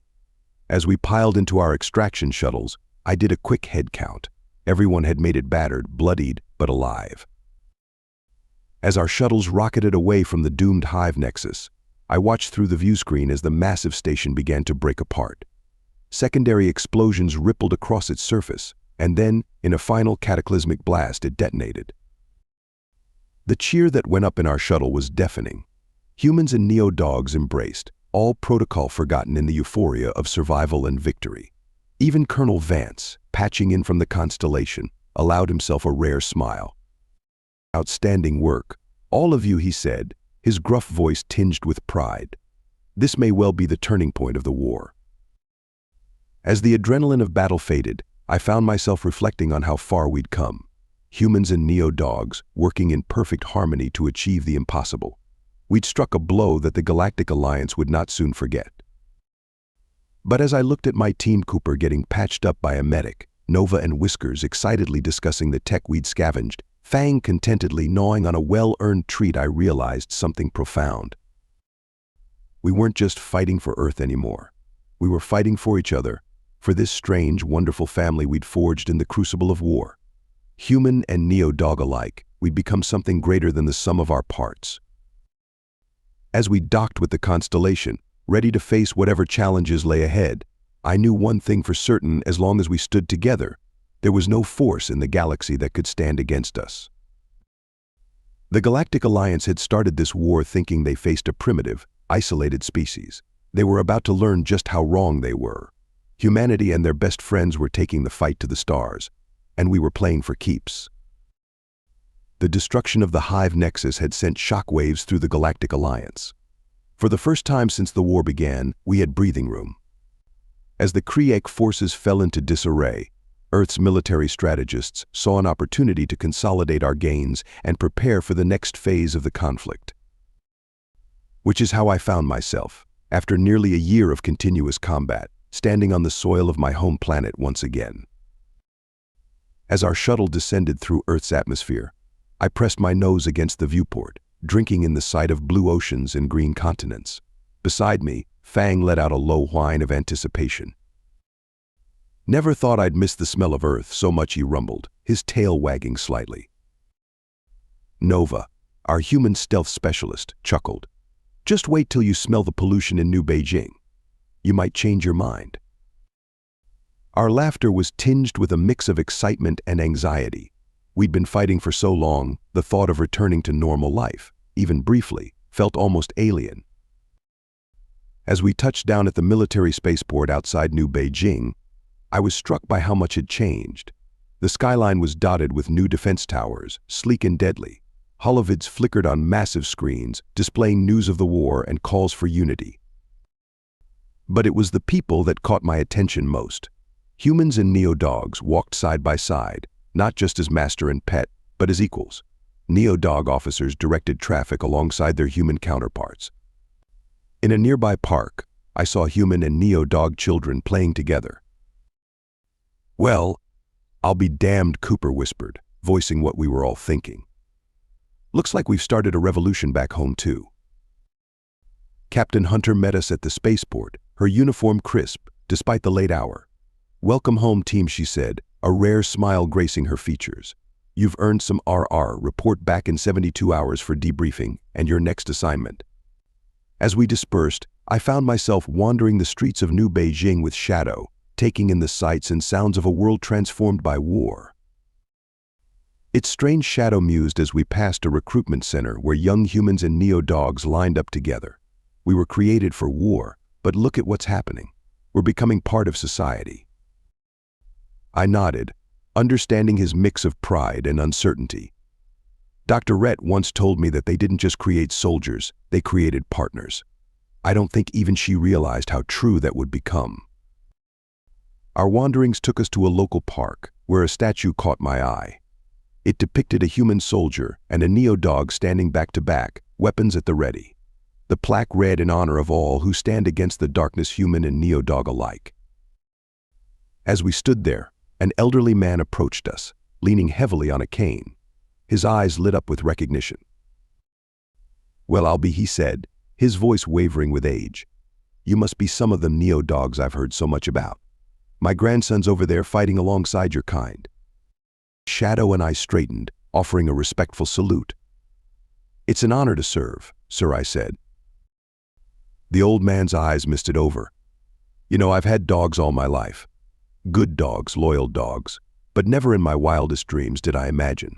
He trailed off, overcome with emotion. "Thank you, both of you, for everything you're doing out there." As he hobbled away, I felt a lump in my throat. It was a poignant reminder of why we fought, of the bonds between humans and dogs that stretched back millennia. Later that evening, our team regrouped at a local bar that catered to both species. The place was packed with off-duty soldiers and civilians, all mingling in a way that would have been unthinkable before the war. Cooper, already a few drinks in, was regaling a mixed group of humans and neo-dogs with tales of our exploits. So there we were, surrounded by Kriak, when Fang here decides to use one of them as an improvised bowling ball. Fang, normally stoic, was actually blushing under his fur. It was a tactical decision, he grumbled, but his wagging tail betrayed his amusement. Nova and Whiskers were deep in conversation with a group of tech specialists, excitedly discussing the latest advancements in battlefield technology. I caught snippets about neural interfaces and something called quantum entangled communication. As I nursed my own drink, a specially formulated neo-dog-friendly cocktail, I found myself in conversation with a human journalist named Ava Hunter. "Sergeant Wolfborn," she began, her eyes bright with curiosity. "Your team's exploits are becoming legendary. How does it feel to be at the forefront of this new era of human-canine cooperation?" I considered her question carefully. "It's humbling," I said finally. "We were created to be soldiers, but we've become so much more. Partners, friends, family. This war has brought out the best in both our species." Ava nodded, scribbling notes. "And what about the future? Assuming we win this war, what place do you see for neo-dogs in peacetime society?" It was a question I'd pondered often in the quiet moments between battles. "I think we'll find our place, just as our ancestors did. Some of us might stay in the military or law enforcement. Others might become scientists, engineers, artists. The important thing is that we'll do it alongside our human counterparts, as equals." As the night wore on, I found myself on the bar's rooftop garden, gazing up at the stars. So much had changed since we first looked to the heavens and found war instead of friendship. Yet in facing that threat, we'd forged a bond between species that was stronger than anything we could have imagined. I was so lost in thought that I didn't hear Nova approach until she was beside me. "Credit for your thoughts, boss?" she asked, leaning on the railing next to me. I chuckled. "Just thinking about how far we've come, and how far we still have to go." Nova nodded, her eyes serious. "You know, before all this, I never gave much thought to dogs beyond the occasional pet. Now, I can't imagine going into battle without you by my side." I felt a warmth in my chest that had nothing to do with the drinks I'd consumed. "Likewise, Nova, we make a good team, don't we? Humans and dogs, just like the old days. Only now we're equals." "Partners," she agreed, raising her glass. "To the best damn team in the galaxy." As we clinked glasses, I knew that whatever challenges lay ahead, we would face them together. The Galactic Alliance had sought to destroy us, but instead, they had united us in ways we never thought possible. The next day, as we prepared to return to the constellation, I took one last look at the Earth we were leaving behind. It was a changed world, one where humans and neo-dogs stood side by side as partners and equals. It was a world worth fighting for. As we lifted off, I felt a renewed sense of purpose. We had seen what we were fighting for, the future we were trying to build. And I knew, deep in my genetically enhanced bones, that it was a future worth any sacrifice. The stars awaited us, and with them, the next chapter in the incredible partnership between man and dog. Whatever the Galactic Alliance threw at us next, we would be ready. Together we were more than soldiers, more than partners. We were family. And family fights for each other, to the very end. The brief respite on Earth had rejuvenated us, but the war waited for no one. As we reassembled on the constellation, there was a palpable sense of anticipation in the air. Something big was coming. Colonel Vance confirmed our suspicions at the next briefing. The holodable flickered to life, displaying a vast swathe of contested space. "Ladies, gentlemen, and neo-dogs," Vance began, his gruff voice carrying a note of excitement I'd never heard before. "The time has come to take the fight to the enemy. We're launching Operation Avalanche, the largest coordinated assault in the history of Earth's military." Captain Hunter stepped forward, her eyes gleaming with determination. "The destruction of the Hive Nexus has left the Kriak in disarray. We're going to exploit that weakness and punch straight through their lines." The hologram zoomed in on a series of star systems. "Our objective is to reclaim these 7 systems and establish a permanent foothold in Galactic Alliance territory. This isn't just about pushing them back anymore. We're taking ground and holding it." I felt my tail start to wag involuntarily. After so long on the defensive, the thought of taking the fight to the enemy was exhilarating. Vance continued, "This operation will involve every ship, every soldier, and every neo-dog we can muster. Wolfborn, your team will be spearheading the assault on the Antares system. It's a key strategic location and home to a major Alliance shipyard. Take it out. And we cripple their ability to rebuild their fleet." As the briefing concluded, I gathered my team. The mood was a mix of excitement and nervous energy. "All right, Pack," I said, looking each of them in the eye. "This is what we've been training for. Everything we've been through has led to this moment. We're not just fighting for Earth anymore. We're fighting for our future among the stars." Nova nodded, her face set with determination. "About time we showed those aliens what happens when you back humans and dogs into a corner." "Yeah," Cooper chimed in, grinning. "They're about to learn that our bite is way worse than our bark." Fang let out a low growl of approval, while Whiskers' whiskers twitched with anticipation. "Whatever happens out there," I continued, "we stick together. Human and neo-dog were family now, and family always has each other's backs." The journey to the Antares system was tense. Our fleet, the largest assemblage of Earth ships ever gathered, moved through space like a swarm of angry hornets. As we approached our target, the comms crackled to life with Admiral Harper's voice, addressing the entire fleet. "Soldiers of Earth, human and neo-dog alike, this is it. The moment we take back our destiny. Fight well, fight hard, and know that the hopes of our entire species go with you. Good hunting." As we dropped out of FTL on the edge of the Antares system, the scene that greeted us was one of chaos and beauty. The space around the shipyard blazed with weapons fire as our advance forces engaged the enemy. "All ships, commence attack pattern." Delta Captain Hunter's voice came through crisp and clear. "Wolfborn team, you have a go for insertion. May the stars watch over you." Our dropship rocketed towards the massive shipyard, weaving through the debris of destroyed vessels and streaks of energy weapons. I felt the familiar surge of adrenaline, my enhanced senses kicking into overdrive. "Remember the plan," I barked as we approached our insertion point. "Nova and Whiskers, you're on demo. Fang and Cooper, you've got our 6. I'll take point. We get in, we blow this place to kingdom come, and we get out. Simple." Cooper chuckled. "Simple," he says. "Just another walk in the park, right, boss?" Before I could retort, our ship shuddered violently. "We're hit," the pilot yelled. "Stabilizers are gone. Brace for impact." What followed was a blur of motion and sound. Our ship smashed through the outer hull of the shipyard, skidding to a halt in what looked like a massive construction bay. As the dust settled, I did a quick head count. We were battered, but alive. "Everyone okay?" I asked, shaking debris from my fur. A chorus of groans and affirmatives answered me. As we emerged from the wreckage, the scale of the shipyard became apparent. It was like a city in space, stretching as far as the eye could see. "Well," Nova said, checking her weapons, "so much for our stealth insertion." "Adapt and overcome," I replied.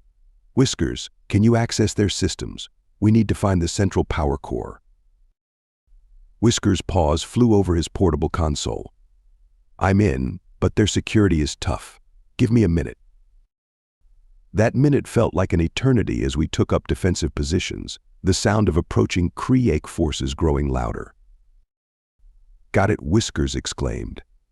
"The power core is 3 levels down and 2 kilometers east." I nodded. "All right, Pack. Looks like we're doing this the hard way. Move out." What followed was the most intense urban combat I'd ever experienced, albeit in the strangest city imaginable. We fought our way through twisting corridors and vast assembly areas, each chamber bringing new challenges. In one massive hall, we found ourselves facing off against a squad of half-assembled combat drones. Cooper's explosives proved invaluable, turning the unfinished machines into shrapnel that we used as cover. "You know," Cooper yelled over the din of battle, "I'm starting to think the Galactic Alliance doesn't appreciate our redecorating efforts." Fang, using his massive frame to provide cover, let out a barking laugh. "Maybe we should leave them a strongly worded note, along with the explosives." Even in the heat of battle, I felt a surge of pride. My team, human and neo-dog alike, worked in perfect synchronization. We'd come so far from our early days of uncertain partnership. As we neared the power core, resistance stiffened. The Kree, realizing our goal, threw everything they had at us. In a narrow corridor, we found ourselves pinned down by heavy weapon fire. "We're running out of time," Nova shouted, her stealth suit sparking from a near miss. "The fleet can't hold them off forever." I gritted my teeth, my mind racing for a solution. Then I saw a maintenance shaft, barely large enough for a human to crawl through. "Nova," I barked, "that shaft should lead behind their lines. Think you can work your magic?" She grinned, already moving towards the opening. "On it, boss. Give me 2 minutes, then get ready to run." Those 2 minutes were some of the longest of my life. We held our position, Fang's bulk and my enhanced reflexes barely keeping the enemy at bay. Then suddenly the Kree fire slackened, followed by sounds of confusion and panic. "That's our cue," I growled. "Move." We burst from cover, charging down the corridor. The scene that greeted us was one of chaos. Nova had used her stealth tech to sow confusion among the enemy, turning their own defenses against them. With the path clear, we finally reached the power core, a massive, pulsating structure that hummed with barely contained energy. "Whiskers, Cooper, you're up," I said. "Make it count." As they worked to plant the charges, Fang, Nova, and I held off the regrouping Kree forces. The battle was fierce, but we had come too far to fail now. "Charges set," Cooper called out. "We've got 5 minutes before this whole place becomes the galaxy's biggest firecracker." "Time to go," I barked. "Nova, find us a way out of here." Our mad dash to escape was a blur of adrenaline and desperation. Nova's quick thinking led us to a small hangar where we commandeered an alien shuttle. As Whiskers worked to decipher the controls, I looked back at the shipyard that had been our battlefield. Just as we cleared the outer docks, the charges detonated. The explosion was spectacular, rippling through the massive structure and tearing it apart from the inside. The shockwave buffeted our stolen ship, but Whisker's skillful piloting kept us intact. As we rejoined the Earth fleet, cheers erupted over the comm channels. The destruction of the shipyard had turned the tide of the battle. All across the system, Galactic Alliance forces were in retreat. Admiral Harper's voice, filled with fierce pride, addressed the fleet. "Well done, all of you. The Antares system is ours. Let the Galactic Alliance tremble, for today they have felt the true might of Earth, and her children, human and neo-dog alike." As our battered team made its way back to the constellation, I felt a profound sense of accomplishment. We had struck a decisive blow, one that would resonate throughout the galaxy. The tide of war had truly turned. Looking at my team, Nova's tired but triumphant smile, Cooper's excited chattering, Fang's steady presence, and Whisker's quiet pride. I knew that whatever challenges lay ahead, we would face them together. Humans and neo-dogs, two species united in a bond stronger than blood. The Galactic Alliance had sought to extinguish us. Instead, they had forged us into something greater than they could have ever imagined. And now, the stars themselves would bear witness to what we could achieve together. The success of Operation Avalanche had changed the face of the war. Earth's forces, once on the defensive, were now pushing deep into Galactic Alliance territory. Victory, which had once seemed like a distant dream, was now a tangible possibility. But with this shift came new challenges, both tactical and moral. I stood in the constellation's observation deck, staring out at the unfamiliar stars of a newly conquered system. The reflection of a familiar face appeared in the glass beside me. Dr. Elena Rett, the scientist responsible for the Neo-Dog program. "Credit for your thoughts, Rex," she asked, her voice tinged with concern. I sighed, my tail drooping slightly, just thinking about how far we've come, and wondering where we're going. Elena nodded, understanding in her eyes. "The burden of creation," she mused. "I've been grappling with similar thoughts." Before I could respond, the ship's AI announced an incoming transmission from Earth High Command. We made our way to the war room, where Colonel Vance, Captain Hunter, and the rest of my team were already assembled. The holographic figure of Fleet Admiral Takashi materialized above the table. His face was grim. "I'll cut to the chase," he began. "Our intelligence services have uncovered plans for a superweapon being developed by the Galactic Alliance. If completed, it could turn the tide of the war back in their favor." Images flashed above the table: schematics, intercepted communications, surveillance footage. My enhanced brain processed it all rapidly, and I felt a chill run down my spine. "The weapon appears to target specific genetic markers," Takashi continued. "It could potentially wipe out all life on Earth while leaving the planet itself intact for colonization." A heavy silence fell over the room. The implications were staggering. "Your mission," Takashi said, his voice hard, "is to infiltrate the research facility where this weapon is being developed and destroy it at all costs. But there's a complication." More images appeared and my blood ran cold. The facility was staffed not just by various alien species, but by what appeared to be humans and canines. "We believe these are prisoners of war," Takashi explained, "forced to work on the project. Many of them have been there for years, possibly indoctrinated or coerced." I felt my hackles rise. "Are you saying we might have to?" I couldn't finish the sentence. Takashi's face was a mask of stone. "I'm saying that the fate of our entire species is at stake. You have full autonomy on how to handle the situation on the ground, but the facility and the weapon must be destroyed, by any means necessary." As the transmission ended, the room erupted into heated discussion. I looked at my team, seeing the conflict in their eyes that I felt in my own heart. Nova was the first to speak up. "We can't just abandon those prisoners. There has to be a way to save them." "But if we risk the mission to save them, and that weapon gets completed, billions will die," Fang countered, his usual stoicism cracking. Cooper, for once, wasn't joking. "There's got to be a third option." "There's always a third option, right?" I turned to Dr. Rett, hoping for some scientific insight that could solve our dilemma, but the anguish on her face told me she was as torn as the rest of us. "I created you to save humanity," she said softly, "but I never wanted it to be at the cost of your humanity or your caninity, if you will." As the arguments continued, I found myself slipping out of the war room. My paws carried me through the ship almost on autopilot until I found myself in a small, rarely used cargo hold. It was here, in the quiet, that the full weight of our situation hit me. We had been created for war, trained to make the hard decisions. But this felt different. We weren't just soldiers anymore. We were the products of the very kind of genetic manipulation that this superweapon threatened to weaponize on a global scale.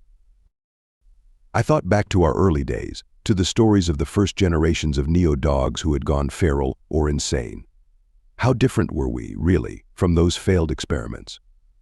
And if we were willing to sacrifice innocent lives for the greater good, even reluctantly, Did that make us the monsters that our enemies believed us to be? A soft whine broke me from my thoughts. Shadow had followed me, his eyes full of understanding. "Heavy thoughts, old friend?" he asked, settling down beside me. I nodded, grateful for his presence.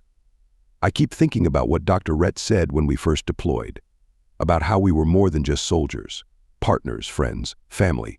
But what does that mean when we're faced with choices like this?" Shadow was quiet for a long moment.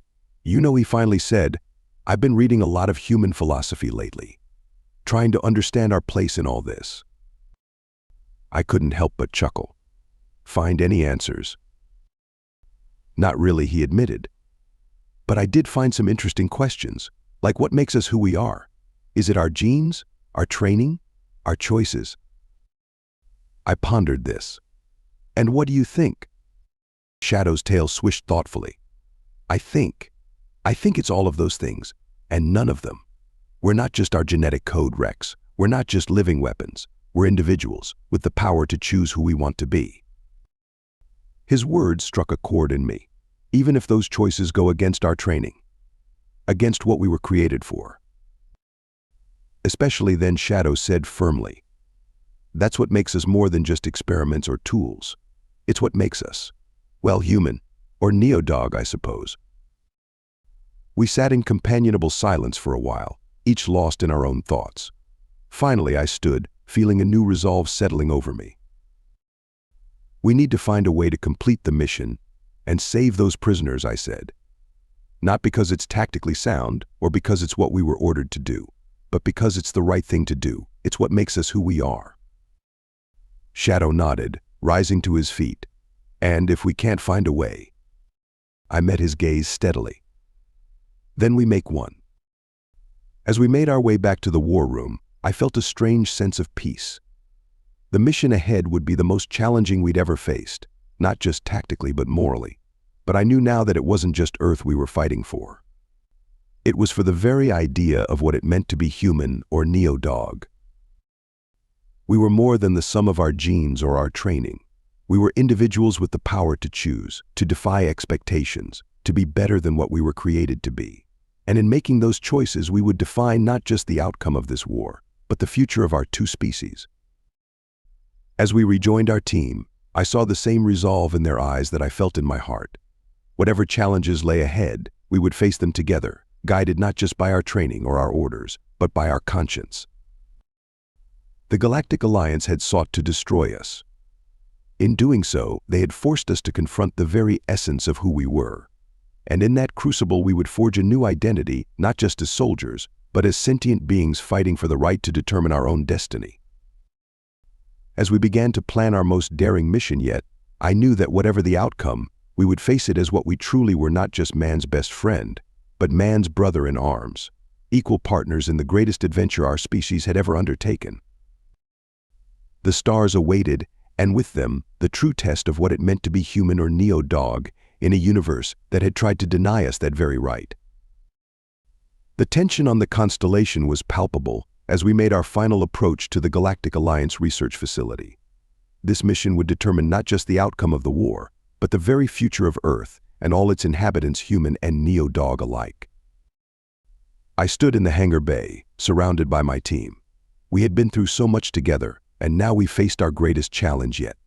The weight of responsibility was heavy, but looking at their determined faces, human and neo-dog, I knew we were ready. "All right, Pac," I began, my voice steady despite the gravity of the situation. "We all know what's at stake here. But I want to remind you of something important. We're more than just soldiers. We're more than our training or our genes.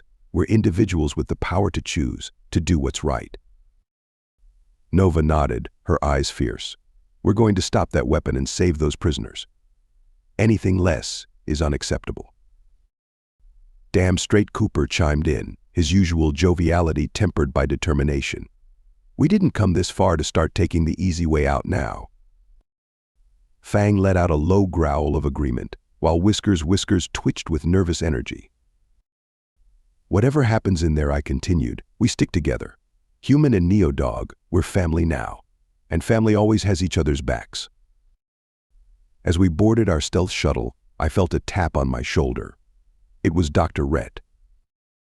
"Rex," she said, her voice thick with emotion. "I just wanted to say, I'm proud of you. All of you. You've become so much more than I ever dreamed possible." I leaned into her touch, allowing myself this moment of vulnerability. "We couldn't have done it without you, Doc. You gave us life, but you also gave us choice. That's a gift we'll never forget." The journey to the facility was tense and silent. As we approached, the true scale of our task became apparent. The research station was a massive structure, bristling with defenses and surrounded by a fleet of Galactic Alliance warships. "Well," Cooper muttered, "they certainly don't believe in subtlety, do they?" "Cut the chatter," I growled, but there was no real heat in it. I understood the need to ease the tension. "Whiskers, what have we got?" Our tech expert's paws flew over his console. "I'm detecting multiple layers of shielding, heavy weapons emplacements, and, wait, there's a weak spot in their sensor grid. If we time it just right, we might be able to slip through." I nodded. "Do it." What followed was the most nerve-wracking approach of my life. Our shuttle threaded the needle between sensor sweeps, using the cover of debris and the station's own energy emissions to mask our presence. By the time we docked with a little used maintenance airlock, I think we were all holding our breath. "We're in," Nova whispered, almost in disbelief. "Now comes the hard part." As we made our way through the twisting corridors of the station, the enormity of our task settled over us. We weren't just here to destroy a weapon, we were here to save lives, to prove that we were more than the weapons we had been created to be. Our first major obstacle came in the form of a security checkpoint. As we took cover, assessing the situation, I caught a scent that made my fur stand on end. Among the alien guards were several augmented canines earlier, less stable versions of neo-dogs. "Looks like we're not the only ones who had the idea to enhance man's best friend," Fang growled softly. I nodded grimly. "But we're the ones who got it right. Remember, those canines might not have the same control we do. Be careful." What followed was a tense battle of wits and reflexes. Nova's stealth tech allowed her to flank the guards, while Cooper's precisely placed explosives created the perfect distractions. Fang and I engaged the augmented canines directly, our advanced training giving us the edge over our more feral counterparts. As the last guard fell, I couldn't help but feel a pang of sadness for the augmented canines. They were a reminder of what we might have become without the care and ethical considerations that had gone into our creation. "Whiskers, get us a route to the main lab," I barked, pushing aside my emotions. We had a mission to complete. As we delved deeper into the facility, we encountered pockets of resistance, but our teamwork and the element of surprise kept us moving forward. Finally, we reached the central laboratory complex. The scene that greeted us was both awe-inspiring and horrifying. The superweapon dominated the center of the room, a massive device pulsing with ominous energy. Around it, human and canine prisoners worked alongside alien scientists, their movements mechanical and their eyes vacant. "They've been mind-controlled," Whiskers whispered, his sensors scanning the room. "Some kind of neural implant. It's tied into the station's main computer." I felt a growl building in my throat. This was a perversion of everything we stood for, the bond between human and canine twisted into a tool of destruction. "New plan," I said, my mind racing. "Whiskers, you and Cooper focus on disabling that weapon. Nova, see if you can hack into the main computer and free those prisoners.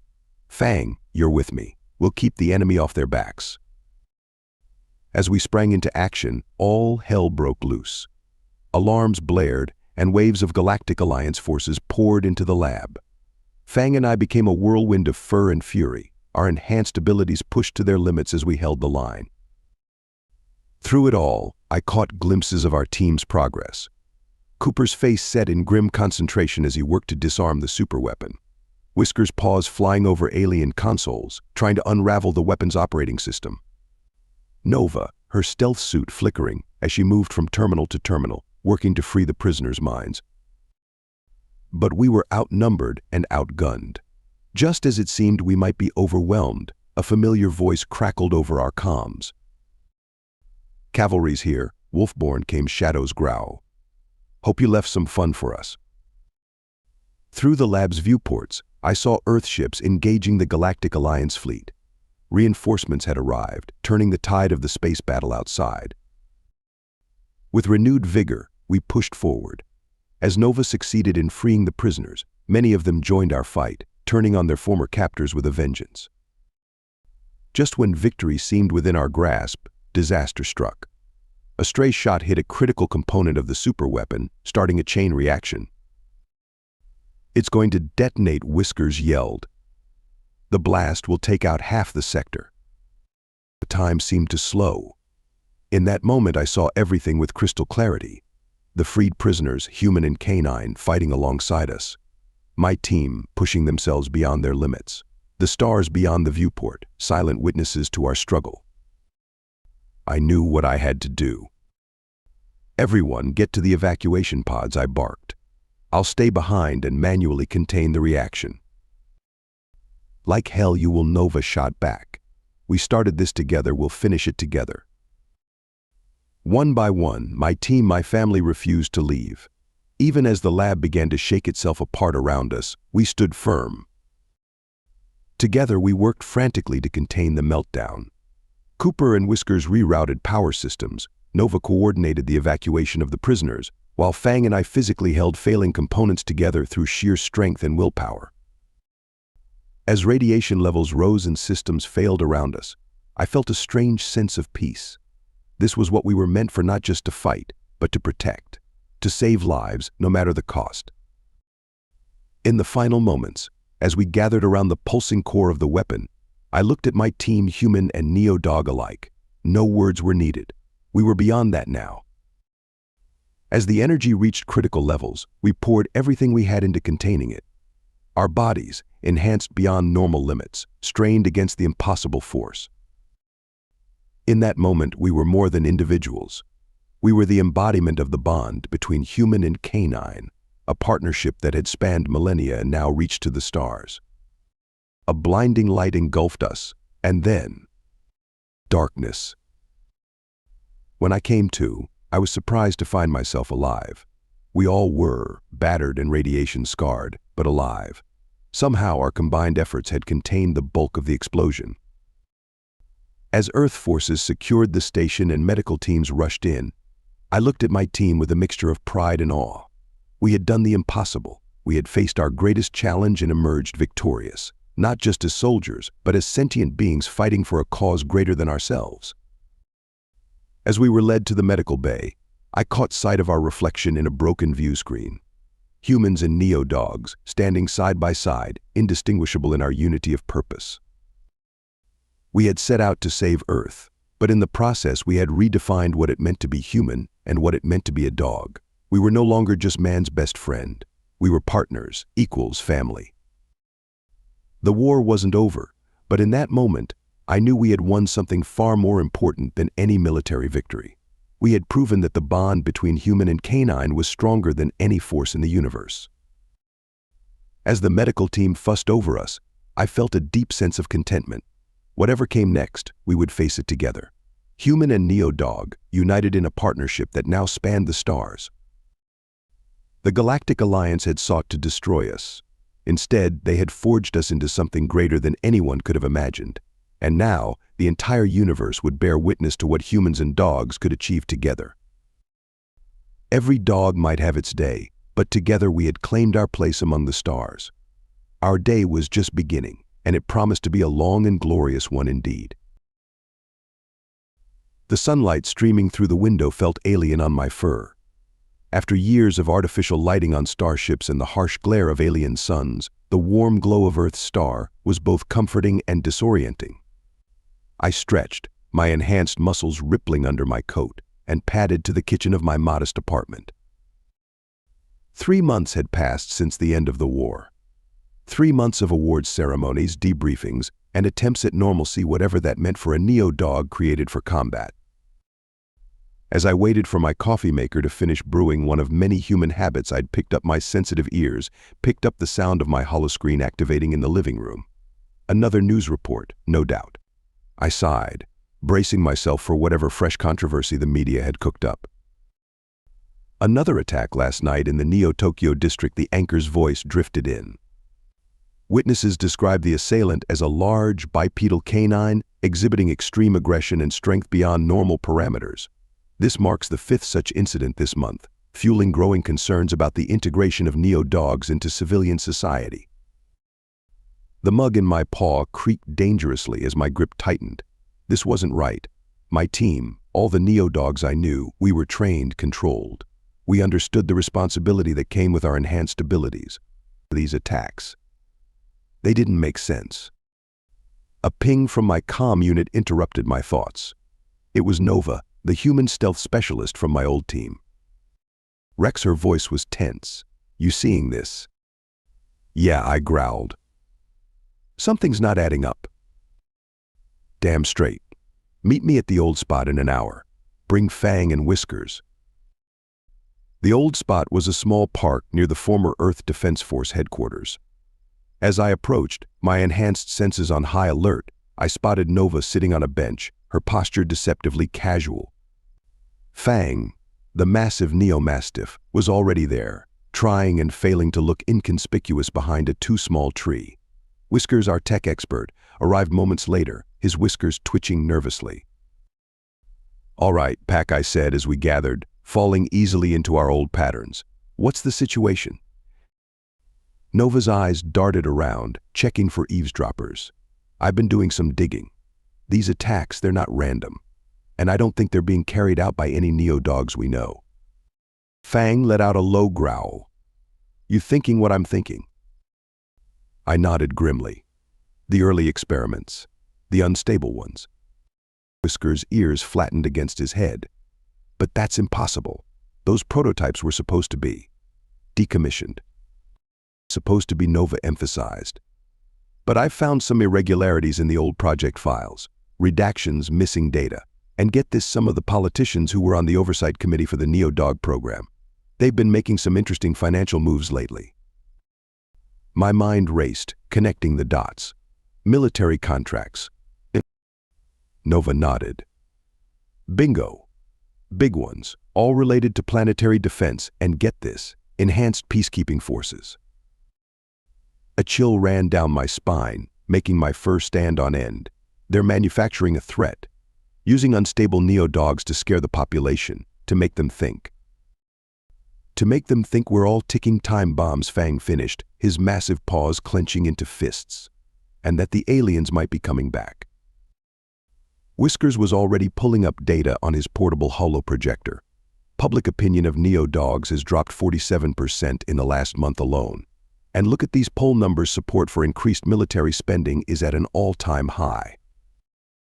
I felt a growl building in my throat. We had fought and bled for Earth, sacrificed so much, and now our very existence was being used to manipulate the people we'd sworn to protect. "We need to stop this," I said, my voice hard with determination. "We need to find these unstable neo-dogs, figure out who's really behind this, and expose the truth." Nova nodded, a fierce grin on her face. "Just like old times, eh? Impossible odds, fate of the world at stake." Despite the gravity of the situation, I felt my tail give a slight wag. This was what we were made for, not just fighting, but protecting, standing up for what was right. "All right, Pack," I said, looking each of my teammates in the eye. "Looks like we've got a new mission. Let's show these politicians that you can't teach an old dog new tricks, especially when those tricks involve lying to the entire planet." As we dispersed, making plans to begin our investigation, I couldn't shake a feeling of unease. We had faced down alien armadas and doomsday weapons, but this was different. We were fighting an enemy that hid in the shadows, that used fear and manipulation as its weapons. But we had something they didn't. We had the truth, we had our unbreakable bond, and we had the determination that came from being both humans' best friend and humanity's fiercest protector. As I made my way home, my enhanced senses alert for any sign of surveillance, I allowed myself a small, defiant grin.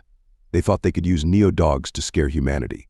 Well, they were about to learn what happened when you backed a dog into a corner. Operation Hound's Truth was officially underway, and may the stars help anyone who tried to stand in our way. The abandoned research facility loomed before us, a relic of the early days of the Neo-Dog program. Its dilapidated exterior belied the secrets we hoped to find within. Nova had traced some interesting data trails here, and if we were right, this could be where it all began. "Whiskers, what have we got?" I asked, my ears swiveling to catch any unusual sounds. Our tech expert's paws danced over his portable console. "Security systems are offline, but I'm detecting some odd energy signatures inside. Could be leftover equipment, or something else." Fang cracked his massive knuckles. Only one way to find out.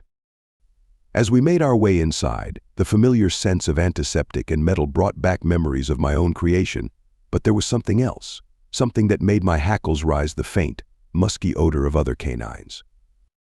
"We're not alone," I growled softly. Nova nodded, her stealth suit shimmering as she melted into the shadows. "I'll scout ahead." We moved deeper into the facility, our enhanced senses on high alert. The further we went, the stronger the scent became, and then we heard it, a low, feral growl that sent chills down my spine. Before we could react, a blur of fur and muscle burst from a side corridor. It was a Neo-Dog, but unlike any I'd seen before. Its eyes were wild, its muscles grotesquely overdeveloped, foam flecking its muzzle. "Watch out," I barked, tackling Whiskers out of the way as the creature lunged. Fang met the attacker head-on, the two massive canines grappling in a fury of claws and teeth. But something was off. Our attacker's movements were erratic, almost pained. "Fang, careful," I shouted. "There's something wrong with him." Nova materialized behind the feral Neo-Dog, a tranquilizer gun in hand. With a quiet PFF, a dart found its mark, and our attacker slumped to the ground. As we caught our breath, Whiskers approached the unconscious form cautiously. "This doesn't make sense," he muttered, scanning the fallen Neo-Dog. "These readings, it's like his enhancement process was rushed, incomplete." I felt a knot forming in my stomach. They're making more of them. But they're cutting corners, creating unstable versions. "But why?" Nova asked, her face grim. "Why create Neo-Dogs that can't be controlled?"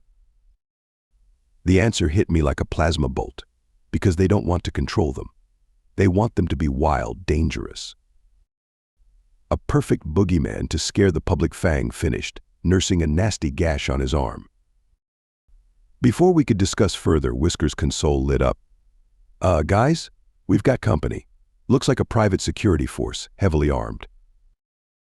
"Damn," I growled. "They must have been alerted when we tripped whatever defenses were left." We retreated deeper into the facility, the sounds of booted feet and shouted orders echoing behind us. As we ran, my mind raced. We had found proof that someone was creating unstable Neo-Dogs, but we still didn't know who was behind it all. We found ourselves in what looked like a central data hub. As Whiskers worked to download whatever information he could, the rest of us prepared for a fight. "Rex," Nova said, her voice tense. "You need to see this." On a dusty screen, a video played. It showed a group of humans, politicians I recognized from the Neo-Dog Oversight Committee, discussing controlled releases and manufactured incidents. "We need more chaos," one of them was saying. "The public isn't scared enough yet. Release the D7 batch in Sector 4 next week." I felt a growl building in my throat. They were treating Neo-Dogs, treated us like weapons to be aimed at innocent civilians. "Got it," Whiskers exclaimed. "Downloading everything now. This should give us the evidence we need to." An explosion rocked the facility, cutting him off. The security team had found us. "Time to go," I barked. "Fang, clear us a path. Nova, cover our six. Whiskers, you stick to me like glue." What followed was a chaotic retreat. Fang barreled through makeshift barricades, his enhanced strength turning doors into splinters. Nova's marksmanship kept the security team at bay, while Whiskers and I protected the precious data we'd uncovered. As we burst out of the facility, alarms blaring behind us, I knew we had crossed a line. We were now fugitives, hunted by the very government we had once served. We regrouped at a safe house Nova had prepared, our hearts pounding and minds reeling from what we'd discovered. "So what now?" Fang asked, voicing the question on all our minds. I looked at my team, my family, and felt a surge of determination. Now we take this evidence to someone who can help, someone with the power to expose this conspiracy. But as Whiskers began sifting through the stolen data, his expression grew more and more troubled. "Rex," he said, his voice shaking slightly, "you need to see this. It goes deeper than we thought. Some of the names involved, they're at the highest levels of government." The weight of our situation settled over us. We had uncovered a conspiracy that reached to the very top, orchestrated by those who were supposed to protect the people. "They'll try to discredit us," Nova said softly. "Paint us as rogue elements, maybe even blame us for the attacks." I nodded grimly. "Then we'll just have to be smarter, faster, and more determined than they are. We didn't save Earth from alien invasion just to let it fall to corruption from within." As we planned our next move, I couldn't help but feel a mix of anger and sadness. The bond between humans and dogs had endured for thousands of years, built on trust and loyalty. Now that bond was being exploited, twisted into a tool for fear and control. But looking at my team, human and neo-dog alike, I knew that true partnership couldn't be broken so easily. We had a long fight ahead of us, but we would face it together. The politicians behind this thought they could use neo-dogs to manipulate humanity. They were about to learn that you can't leash the truth, and that when you threaten the pack fights back. The safe house felt more like a cage with each passing hour. News feeds blared constantly, each report driving home the growing crisis. Neo-dog attacks were increasing, public fear was reaching a fever pitch, and now a new development reports of a rogue team of neo-dogs and a human accomplice, wanted for questioning in connection with recent events. They had moved faster than we'd anticipated. "They're painting us as the villains," Fang growled, his massive paw clenching the remote, threatening to crush it. Nova placed a calming hand on his shoulder. "It's a smart play.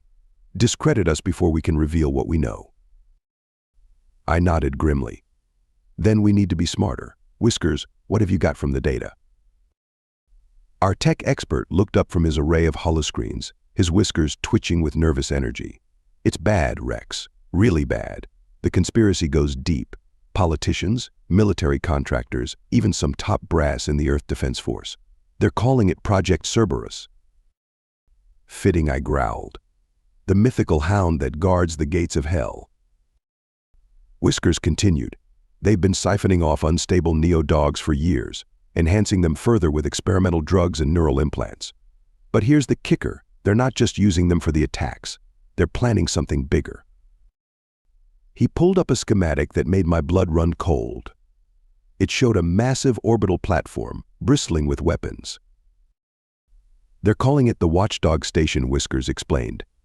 "Officially, it's supposed to be our first line of defense against future alien invasions. But with these modifications," he trailed off, his ears drooping, "it could just as easily be turned against Earth." Nova finished, her voice hard. The implications were staggering. Not only were they using unstable neo-dogs to terrify the population, but they were building a weapon that could hold the entire planet hostage. "We need to stop this," I said, my resolve hardening. "But first, we need allies. People who will believe us and have the power to help." Fang tilted his head, a glimmer of hope in his eyes. "What about Dr. Rhett? She created us. She'd understand." It was a risk, but one we had to take. Using every trick Nova had taught us about staying off the grid, we made our way to the outskirts of New Beijing, where Dr. Elena Rhett had retired after the war. As we approached her modest home, my enhanced hearing picked up the sound of raised voices inside. I signaled the team to hold back and crept closer, my heart racing. "Cannot condone this," Senator Dr. Rhett's voice, filled with a fury I'd never heard before. "What you're doing is not only unethical, it's dangerous beyond measure." A male voice responded, dripping with condescension. "Your concerns are noted, Doctor. But Project Cerberus is beyond your control now. Remember, you signed the non-disclosure agreements. One word of this to anyone, and you'll be joining your precious neo-dogs in a very deep, dark hole." I'd heard enough. With a nod to my team, we burst into action. Nova disabled the senator's security detail with practiced ease, while Fang and I cornered the politician himself. The look of shock on Senator Harrison's face as he found himself face to face with two very real, very angry neo-dogs was almost comical. "Impossible," he sputtered. "You're supposed to be dead? Locked up?" "Sorry to disappoint, Senator," I growled, baring my teeth. "But we're very much alive, and we know everything about Project Cerberus." Dr. Rhett, recovering from her own shock, moved to stand beside us. "Rex, what's going on?" Quickly, we explained what we'd discovered. With each word, Dr. Rhett's expression shifted from confusion to horror to a cold, hard anger. "I trusted you," she said to Harrison, her voice shaking. "We all did. We were trying to create protectors, partners for humanity, and you've turned them into weapons for your own gain." Harrison's face twisted into a sneer. "You're all so short-sighted. The Neo-Dog program was always about power. With Cerberus, we'll ensure Earth's dominance for generations to come. No alien race will dare threaten us again." "At what cost?" I snarled. "The freedom of every human and Neo-Dog on the planet." Before Harrison could respond, the sound of approaching vehicles filled the air. Someone had triggered a silent alarm. "We need to go," Nova urged. "Now." Dr. Rhett made a split-second decision. "I'm coming with you. I helped create this mess. I'm going to help fix it." As we fled into the night, the sound of sirens wailing behind us, I knew we had just drastically upped the stakes. We were now truly unleashed rogue elements fighting against a corrupt system. We made our way to an old, abandoned military bunker that Whiskers had identified as off the grid. As we settled in, the weight of our situation settled over us. "They'll come after us with everything they've got now," Fang said, his usual bravado tempered by grim reality. Nova nodded. "We forced their hand. They'll have to accelerate their plans." Dr. Rhett, still processing everything, spoke up. "We need to warn people. About the unstable Neo-Dogs, about the watchdog station, all of it." I shook my head. "No one will believe us. Not without proof they can't ignore." Whisker's ears perked up. "What if we could show them? Not just tell them, but show the whole world the truth?" All eyes turned to our tech expert as he excitedly outlined a plan. It was audacious, dangerous, and just might work.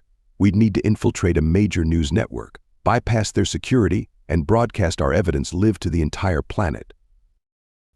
As we began to plan our most daring operation yet, I couldn't help but feel a mix of fear and exhilaration. We were about to take on the entire system, to expose a conspiracy that reached to the highest levels of power. But looking at my team human, Neo-Dog, and now our creator herself, I knew we had a chance. We had the truth on our side, and the unbreakable bond that had seen us through war and peace. The politicians behind Project Cerberus thought they could use fear to control humanity. They were about to learn that the spirit of both humans and dogs was not so easily chained. We were unleashed now, and we were coming for them. As the first light of dawn broke over our hidden bunker, we set our plan in motion. Operation Hound's Truth was entering its most critical phase. The next few days would determine not just our fate, but the fate of every human and Neo-Dog on Earth. The hunt was on, and this time we were the ones doing the hunting. The global news network building loomed before us, its sleek facade a stark contrast to the gritty alleyway where we huddled. Our ragtag team, 3 Neo-Dogs, 2 humans, and a brilliant but exhausted geneticist was about to attempt the impossible. "Run it down one more time," I growled softly, my eyes scanning for any sign of trouble. Whiskers nodded, his whiskers twitching with a mix of nervousness and excitement. "Right. Nova and I will infiltrate the building using her stealth tech and my hacking skills. We'll make our way to the main broadcast room and set up a secure link. Once that's done, Dr. Rhett will present our evidence live to the world." Meanwhile, Fang continued, "You and I will create a distraction outside. Something big enough to draw attention, but not so big that they shut down the whole building." I nodded, feeling the weight of responsibility settle over me. And if anything goes wrong? We abort and regroup at the safe house, Nova finished. No heroics, no last stands. We're no good to anyone if we're caught or killed. Dr. Rhett, her face lined with determination, spoke up. Are we sure about this? Once we do this, there's no going back. We'll be declaring war on some of the most powerful people on the planet. I met her gaze steadily. With all due respect, Doctor, they declared war on us the moment they decided to use neo-dogs as weapons against the people we swore to protect. It's time we fought back. With a final check of our equipment and a series of nods, we put our plan into motion. Nova and Whiskers slipped away, becoming practically invisible thanks to their combined skills. Fang and I moved to our designated positions, ready to raise hell at a moment's notice. For several tense minutes, nothing happened. Then, Whiskers' voice crackled in our earpieces. We're in. Making our way to the broadcast room now. Stand by. I felt my muscles coil, ready for action. This was the most dangerous part of the plan, the moment when we'd be most exposed. Suddenly, alarms blared from inside the building. Abort, Nova's voice, tight with tension. Security's onto us. We need a distraction now. Fang and I sprang into action. With a shared nod, we burst from our hiding spots and charged towards the main entrance. Guards shouted in surprise and fear at the sight of two massive, enhanced canines bearing down on them. We weren't trying to hurt anyone, just create chaos. Fang overturned vehicles with his immense strength, while I used my speed and agility to keep the guards off balance. The commotion quickly drew a crowd, smartphones recording every moment. It's working, Whiskers reported. Security's focus is split. We're almost to the broadcast room. But our luck couldn't hold forever. As more guards poured out of the building, I caught a familiar and chilling scent. Fang, watch out, I barked. We've got company. From the shadows emerged three neo-dogs, but not like us. Their eyes were wild, their muscles unnaturally bulging, foam flecking their muzzles. The unstable prototypes from Project Cerberus had been unleashed. This wasn't part of the plan, Fang growled, backing up to stand beside me. Plans change, I replied, baring my teeth. We hold the line. Give the others time. What followed was the most brutal fight of my life. These weren't the mindless berserkers we'd encountered before. Someone had given them just enough control to be truly dangerous. They attacked with a feral cunning that pushed Fang and me to our limits. As we fought, I became aware of the growing crowd of onlookers.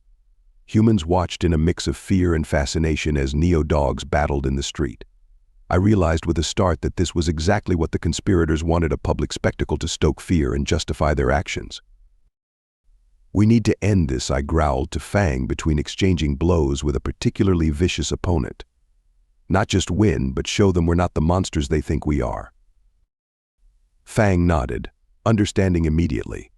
With a surge of strength, he pinned his attacker, not hurting him but holding him immobile. I did the same with mine, using every ounce of my training to subdue rather than destroy. As the last of the unstable neo-dogs was contained, a hush fell over the crowd. They had expected a bloodbath but had witnessed something else entirely: control, restraint, humanity. Now, Whiskers, I barked into my comm. We've given you all the time we can. Inside the building, our team sprang into action. Dr. Rhett's voice suddenly boomed from every screen and speaker in the vicinity. People of Earth, she began, her voice steady despite the circumstances. My name is Dr. Elena Rhett. I am the creator of the Neo-Dog program, and I have a grave warning for you all. What followed was a concise but damning presentation of evidence. Dr. Rhett laid out the entire conspiracy: Project Cerberus, the manufactured attacks, the watchdog station, all of it. Whiskers supplemented her words with a steady stream of classified documents, video footage, and financial records. As the broadcast continued, I became aware of a shift in the crowd around us. The fear in their eyes was being replaced by something else: understanding, then anger, but not at us. It's working, Fang murmured, his tail giving a cautious wag. But our victory was short-lived. The sound of approaching helicopters filled the air, and I spotted heavily armed troops converging on our position. Time to go, I barked. Whiskers, Nova, Dr. Rhett, get out of there now. As we made our escape, weaving through back alleys and using every trick we'd learned in the war, I couldn't help but feel a mix of triumph and trepidation. We'd done it, we'd exposed the truth to the world. But the real fight was just beginning. We regrouped at our safe house, exhausted but alive. As we watched the fallout of our broadcast unfold on the news, with protests erupting and calls for investigations echoing across the globe, Dr. Rhett turned to me with a weary smile. "You know," she said softly, "when I first created Neo-Dogs, I hoped you would be protectors, partners for humanity. I never imagined you'd end up saving us from ourselves." I leaned into her touch as she scratched behind my ears, a gesture that never failed to comfort me. "We're just living up to the legacy of every loyal dog throughout history, Doctor. Protecting our pack, no matter the cost." As the night wore on and we began to plan our next move, I knew that our fight was far from over. The conspirators would strike back, harder than ever. But we had done something crucial. We had given the people of Earth the truth. And armed with that truth, I believed that humans and Neo-Dogs together could overcome any challenge. The world was in chaos. Our broadcast had ignited a firestorm of controversy, protests, and demands for justice. But as we huddled in our safe house, watching the events unfold on a battered holoscreen, I couldn't shake the feeling that our enemies weren't done yet. "They're being too quiet," I growled, pacing restlessly. "A conspiracy this big, with this much power, they should be fighting back harder." Nova nodded grimly. "I agree. This feels like the calm before the storm." Dr. Rhett, who had been poring over data with whiskers, suddenly sat up straight, her face pale. "Oh no," she whispered. "What is it?" Doc Fang asked, his ears perking up in alarm. "The watchdog station," she said, her voice shaking. "According to these logs, it's nearly operational, and there's a launch schedule for today." The implications hit us like a physical blow. The conspirators weren't lying low, they were preparing their endgame. Whisker's paws flew over his console. "She's right. I'm picking up increased activity at the spaceport. They're accelerating their timeline."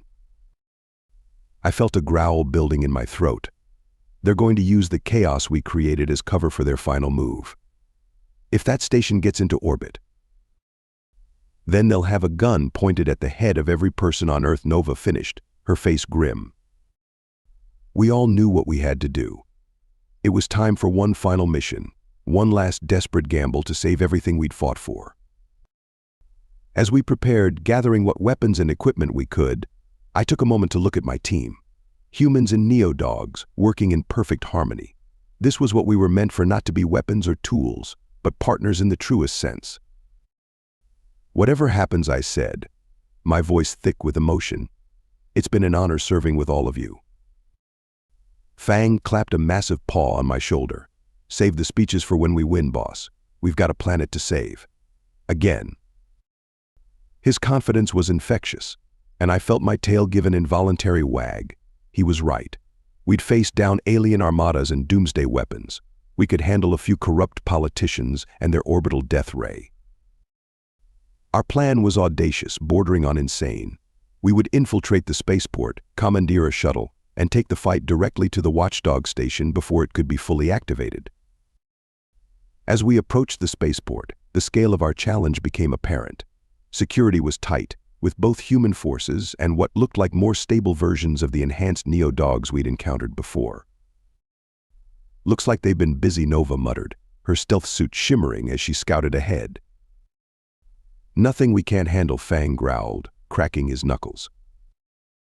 We split into two teams. Nova, Whiskers, and Dr. Rhett would work on securing a shuttle and overriding its systems. Fang and I would create a diversion and clear a path. What followed was a whirlwind of action. Fang and I tore through the spaceport's defenses like a force of nature. My enhanced speed and agility complemented his raw power perfectly, and together we were unstoppable. But it wasn't just about fighting. As we encountered other Neo-Dogs, some confused, some hostile, I tried to reach them, to make them understand.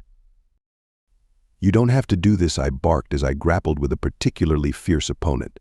"You're not their weapon, you're alive, you can choose." Some listened, their eyes clearing as if waking from a dream. Others fought on, too far gone in their conditioning. For those, we did what we had to, but it broke my heart every time. Meanwhile, Nova's team worked their magic. Alarms blared as they hijacked a sleek, military-grade shuttle, wherein Nova's voice crackled over our comms. "Get to landing Bay 7 now." As Fang and I fought our way towards the rendezvous point, I became aware of a new presence. A scent I recognized all too well. Senator Harrison stood before us, flanked by a squad of elite guards and the most enhanced neo-dogs we'd seen yet. His face was a mask of cold fury. "I should have had you put down like the dogs you are," he snarled. "No matter. Once the watchdog station is operational, we'll reshape the world as we see fit. No more aliens, no more threats, just pure human dominance." "You're insane," I growled. "You'd enslave the entire planet just to feel safe." Harrison's laugh was chilling. "Enslave?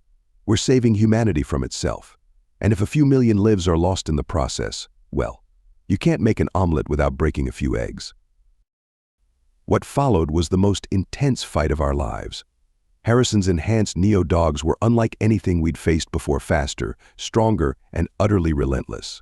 Fang and I were pushed to our absolute limits. But we had something they didn't. We had a cause worth fighting for, a bond that went beyond mere training or genetic engineering. As we fought back to back, human and neo-dog alike, I felt a surge of pride and determination. Just when it seemed we might be overwhelmed, a familiar voice rang out. "Get down." Dr. Rhett stood at the entrance to landing Bay 7, a prototype weapon in her hands. With a whine of charging energy, it fired, sending out a pulse that dropped the enhanced neo-dogs in their tracks.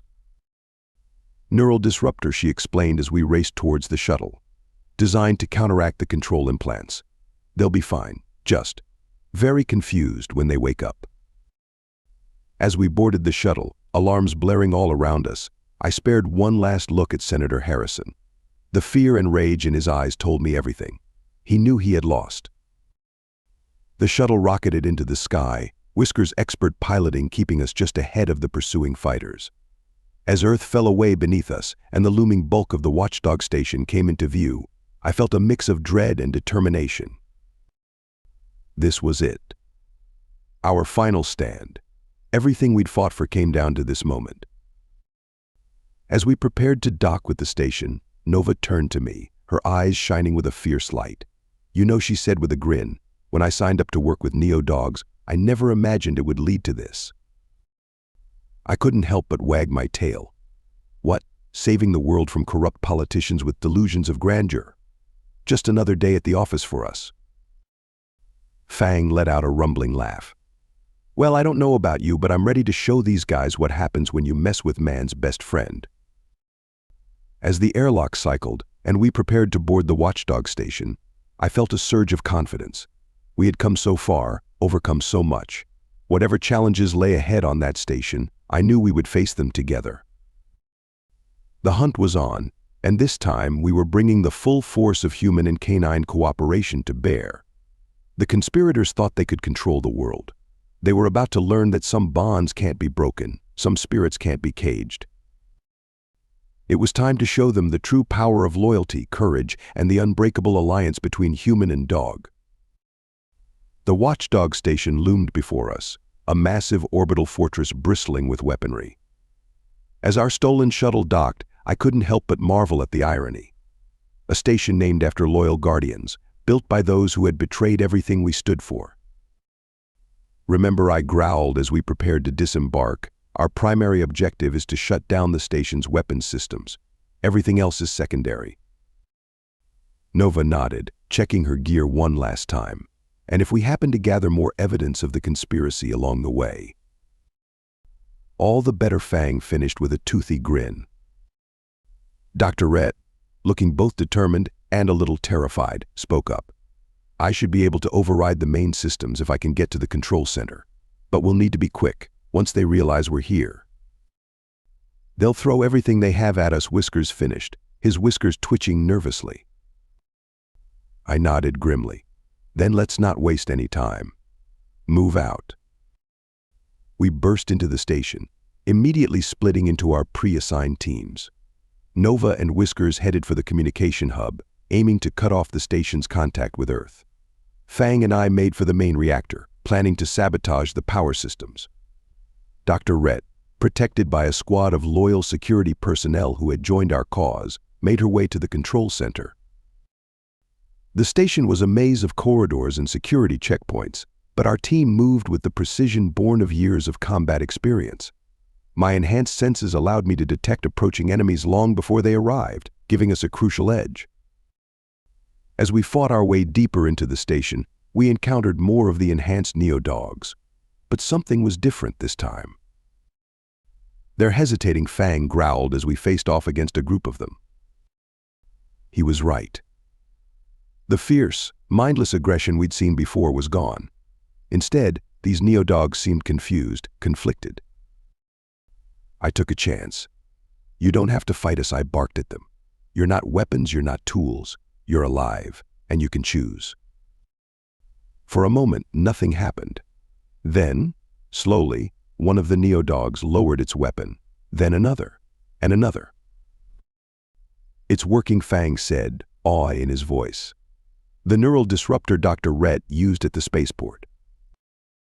It must have weakened their conditioning," I finished. "Quick, spread the word to the others. We might be able to turn this around without further bloodshed." As we continued our advance, now joined by some of the liberated Neo-Dogs, Nova's voice crackled over our comms. "We've got a problem. The main control center is locked down tight. We can't get Dr. Rhett in." My mind raced. "What about the reactor? Fang and I are almost there." Whisker's voice came through, tense but excited.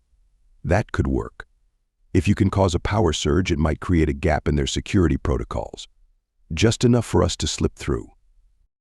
"Consider it done," I growled. What followed was a desperate race against time.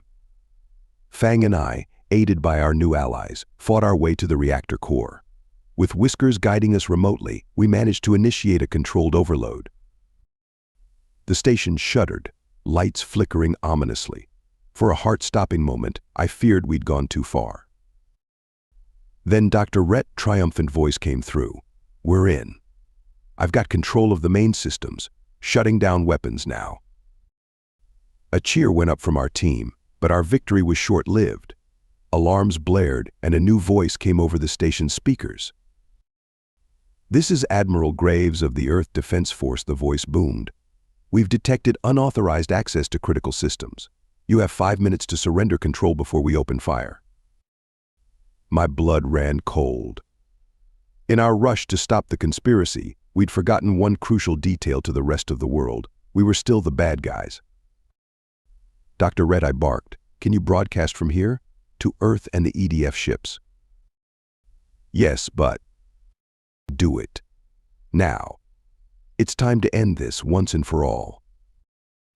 Moments later, I found myself facing a camera, my image being transmitted across the planet and to the approaching EDF fleet.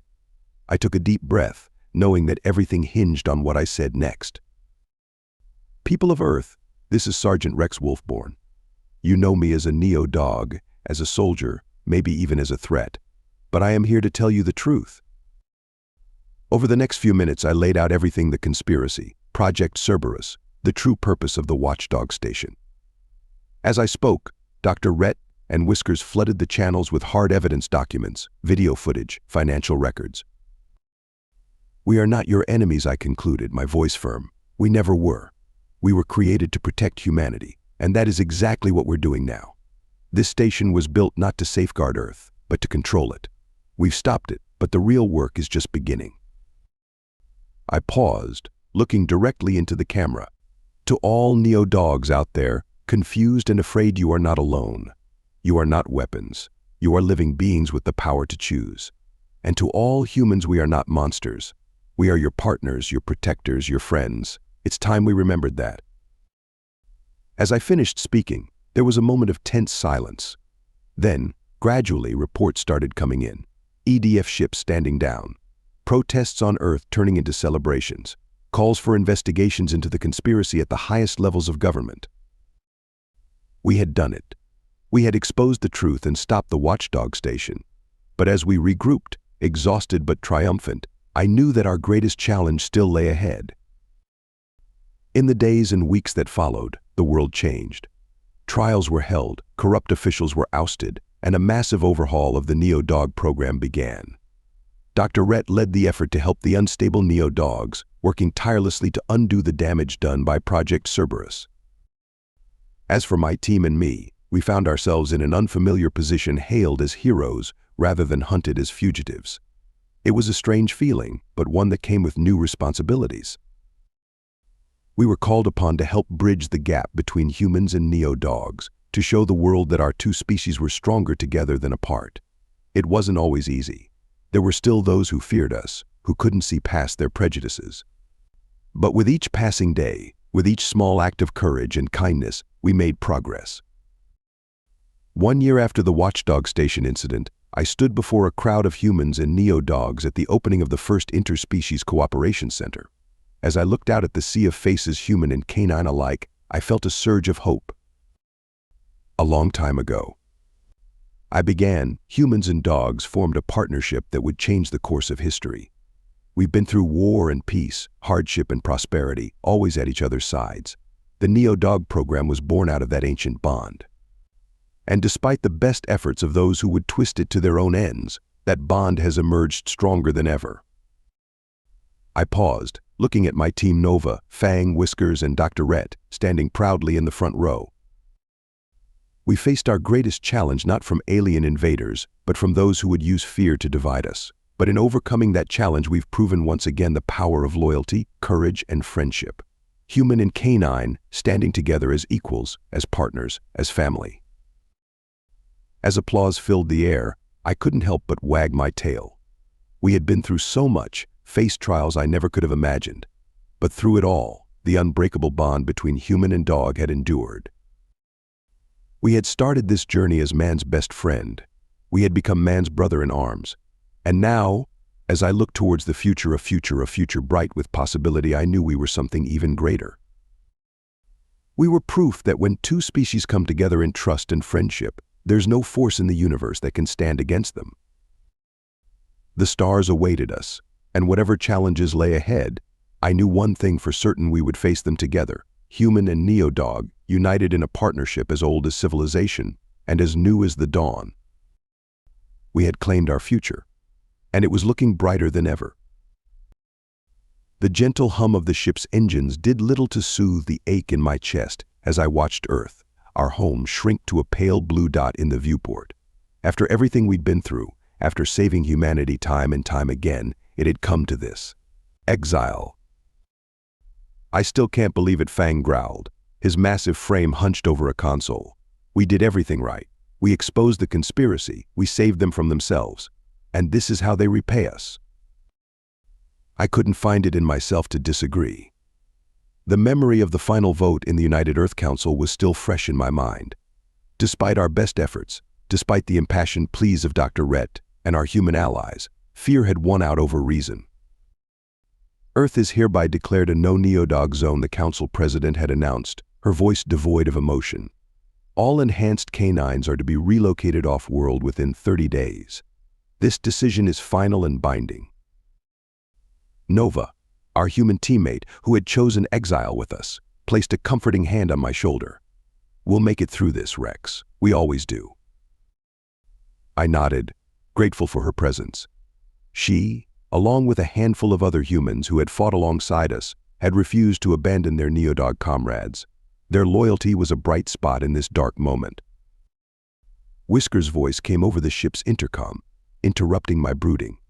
Captain, I think I've found something. A potential new home. We gathered in the bridge as Whiskers brought up a holographic display of a planet. At first glance, it looked like Mars, red, dusty, and seemingly lifeless.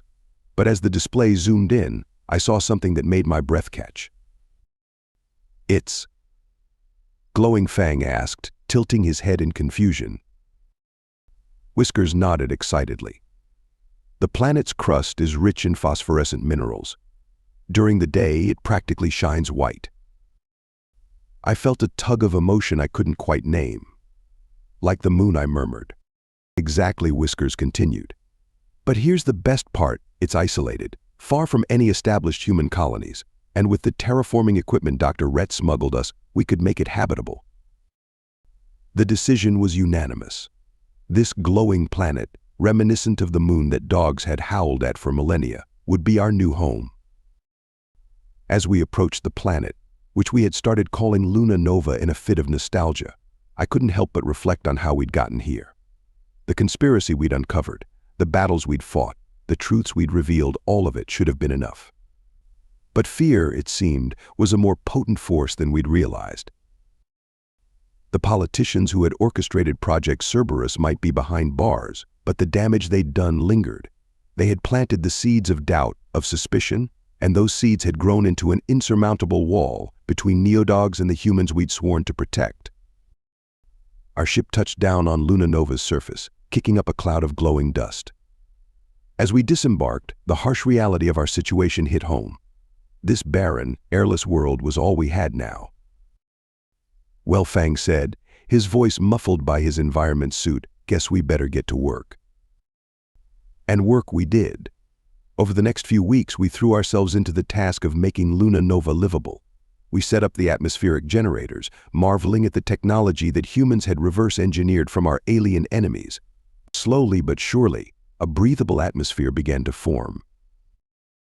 As I watched the first clouds gather in Luna Nova's sky, I felt a mix of pride and sorrow. Pride in what we were accomplishing, sorrow for the home and the people we'd left behind. One evening, as we gathered around our fledgling base after a long day of work, Nova voiced what we'd all been thinking. "Do you think they'll ever change their minds? Realize what they've lost?"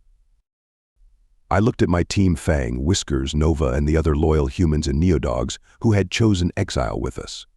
Each face showed the same mixture of hope and resignation. "I don't know," I admitted. "But whatever happens, we have each other. We're more than a team now. We're a pack." As if to punctuate my words, a distant howl echoed across Luna Nova's glowing plains. One of the younger neodogs, feeling the pull of instinct in this alien world. One by one, we joined in, our howls rising to a sky that had never known the sound of dogs before.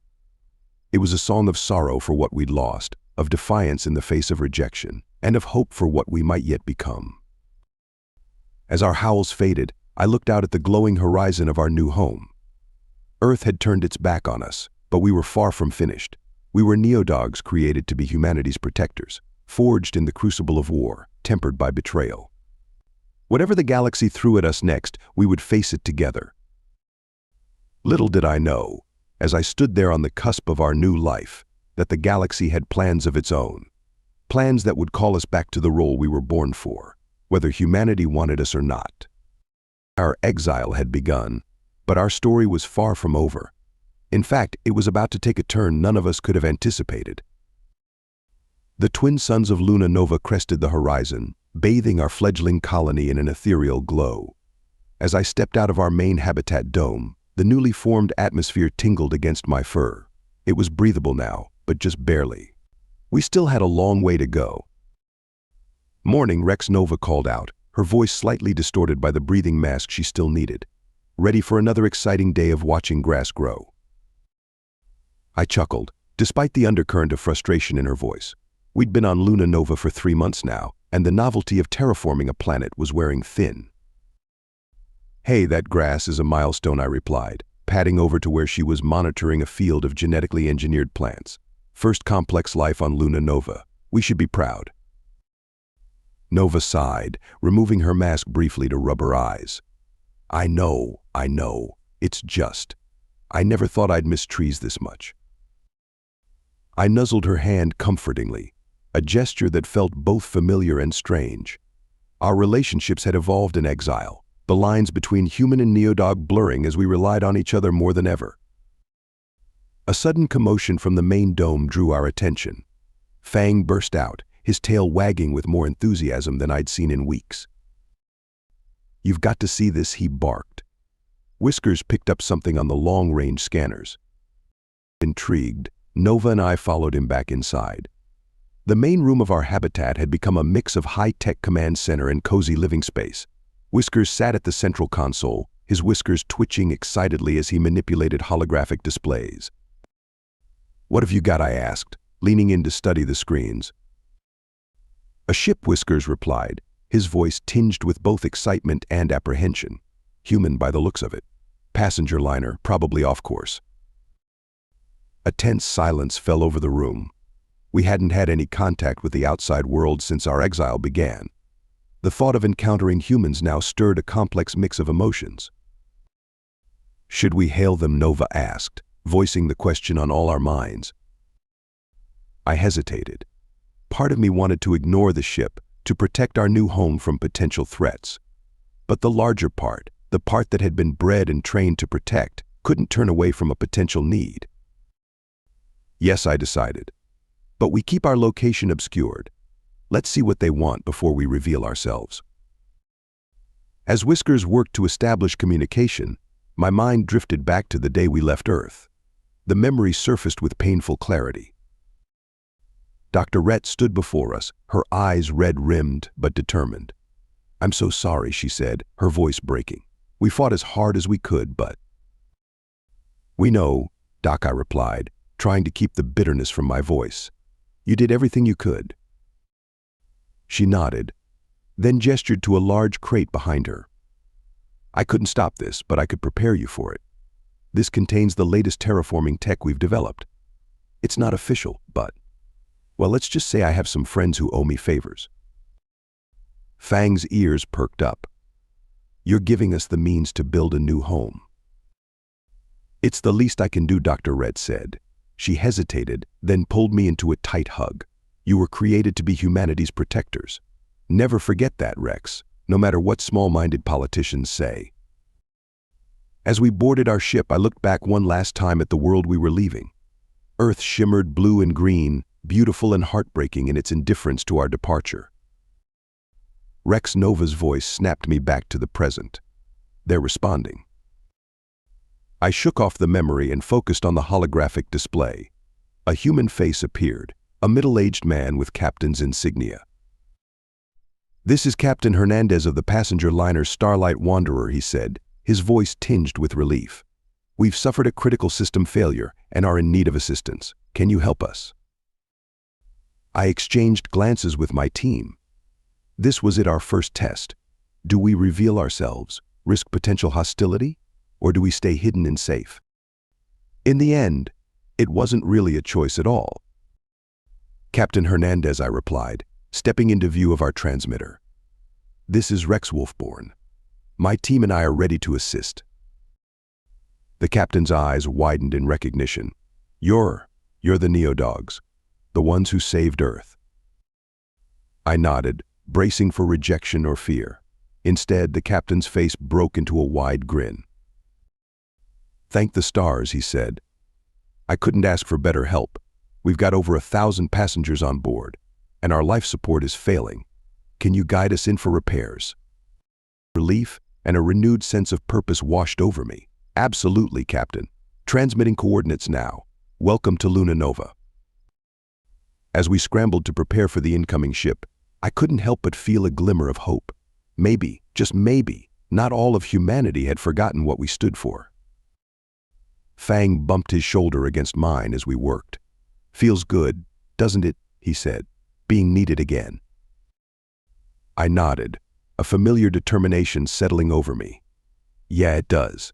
Let's show them what Neo-Dogs can do." As the Starlight Wanderer appeared in our sky, a glowing dot growing larger by the minute, I realized something. We might have been exiled from Earth, but we hadn't lost our purpose. New horizons stretched before us, full of challenges and possibilities. Luna Nova was our home now, but the whole galaxy was our responsibility, and we were just getting started. The repair of the Starlight Wanderer had been a success. As we watched the passenger liner depart, its hull gleaming in Luna Nova's otherworldly light, I felt a bittersweet mix of pride and longing. We had helped those humans, reminded them of what Neo-Dogs could do, but now we were alone again. "Think they'll tell others about us?" Fang asked, his tail swishing thoughtfully. I shrugged. "Maybe. But who knows if anyone will listen?" Weeks passed, and life on Luna Nova settled into a new rhythm.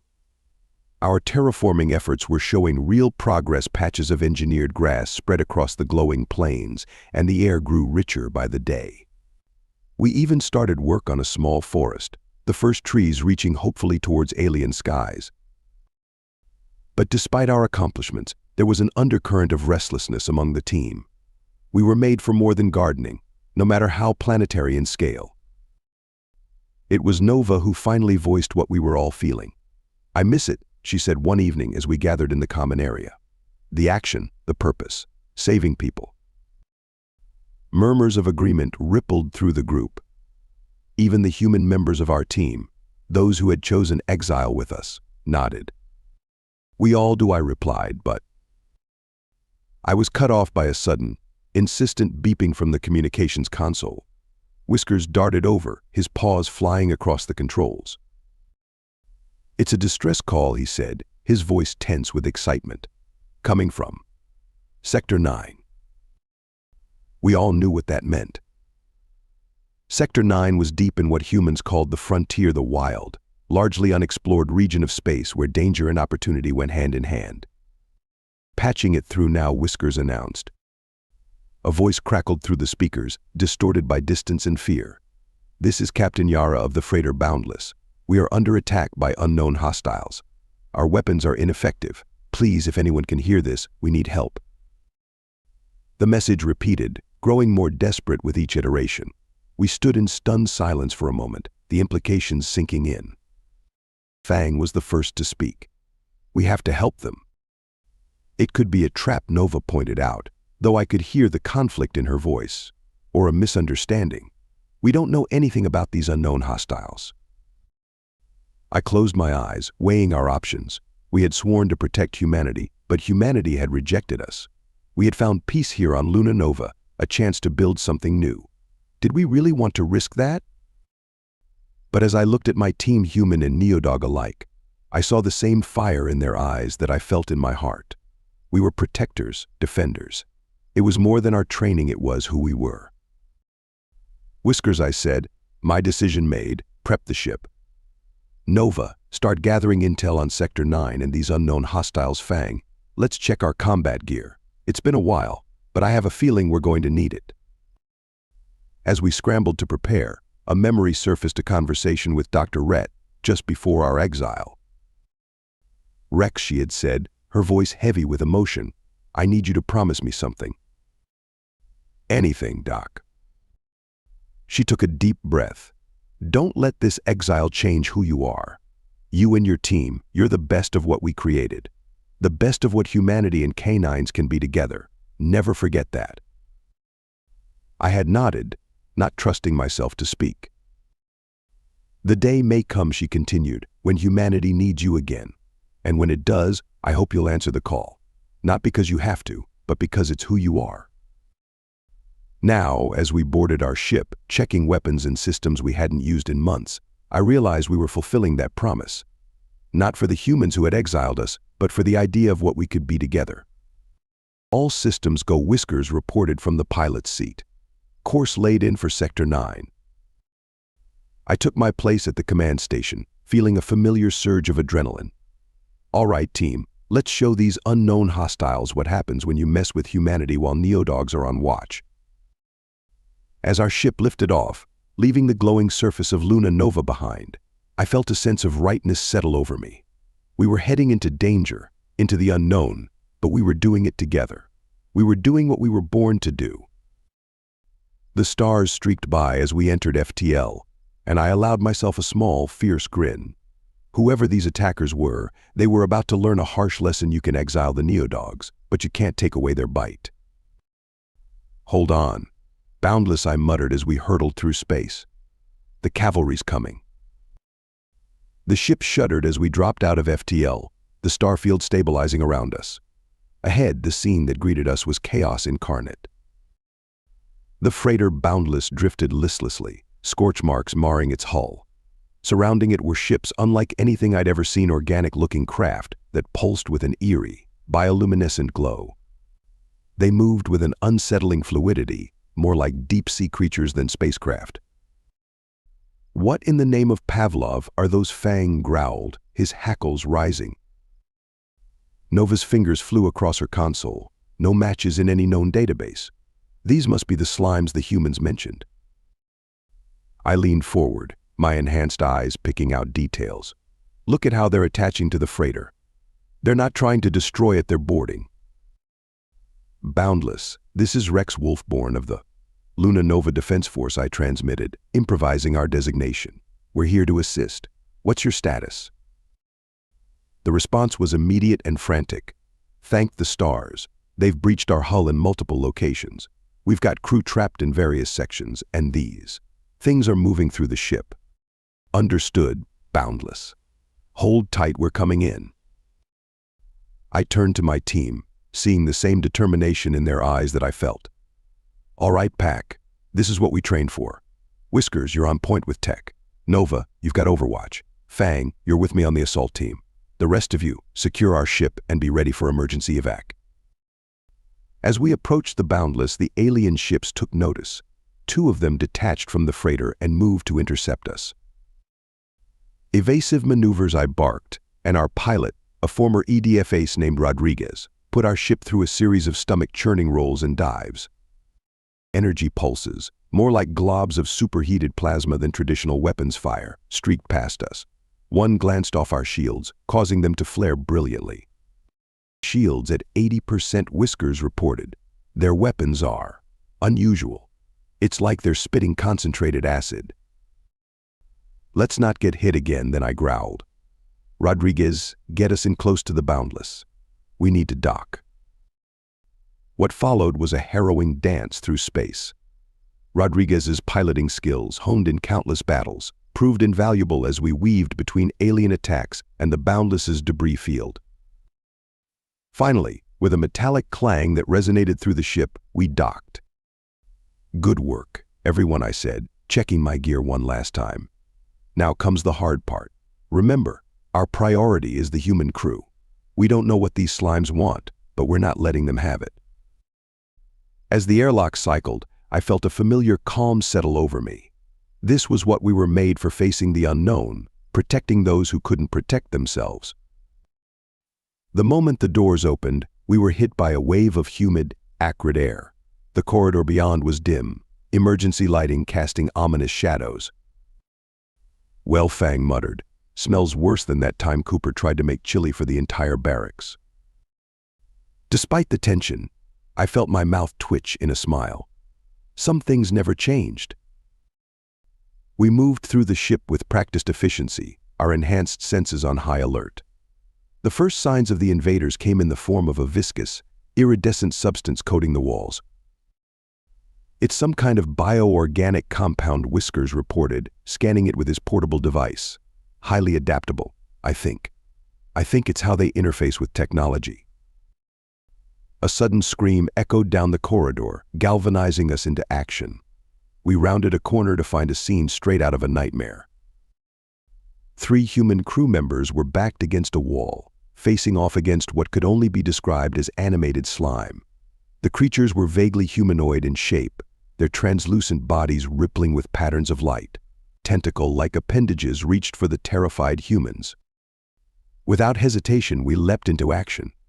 Fang barreled into the nearest slime creature, his powerful jaws clamping down on what passed for its head. I flanked another, my claws finding purchase in its gelatinous form. To our surprise, the creatures were tougher than they looked. My claws sank into a substance with the consistency of thick rubber, and Fang's teeth seemed to have little effect. Conventional weapons ineffective, Nova shouted, her plasma rifle shots passing through the aliens with minimal damage. Thinking quickly, I remembered Whiskers' analysis. The walls, I barked. Use the environment. Understanding dawned on my team's faces. We changed tactics, herding the slime creatures towards the coated walls. To our satisfaction, they seemed reluctant to touch their own substance. With a combination of brute force and tactical maneuvering, we managed to trap the aliens against the walls, where they seemed to lose cohesion and slide to the floor. "Are you all right?" I asked the human crew members, who stared at us with a mixture of awe and residual fear.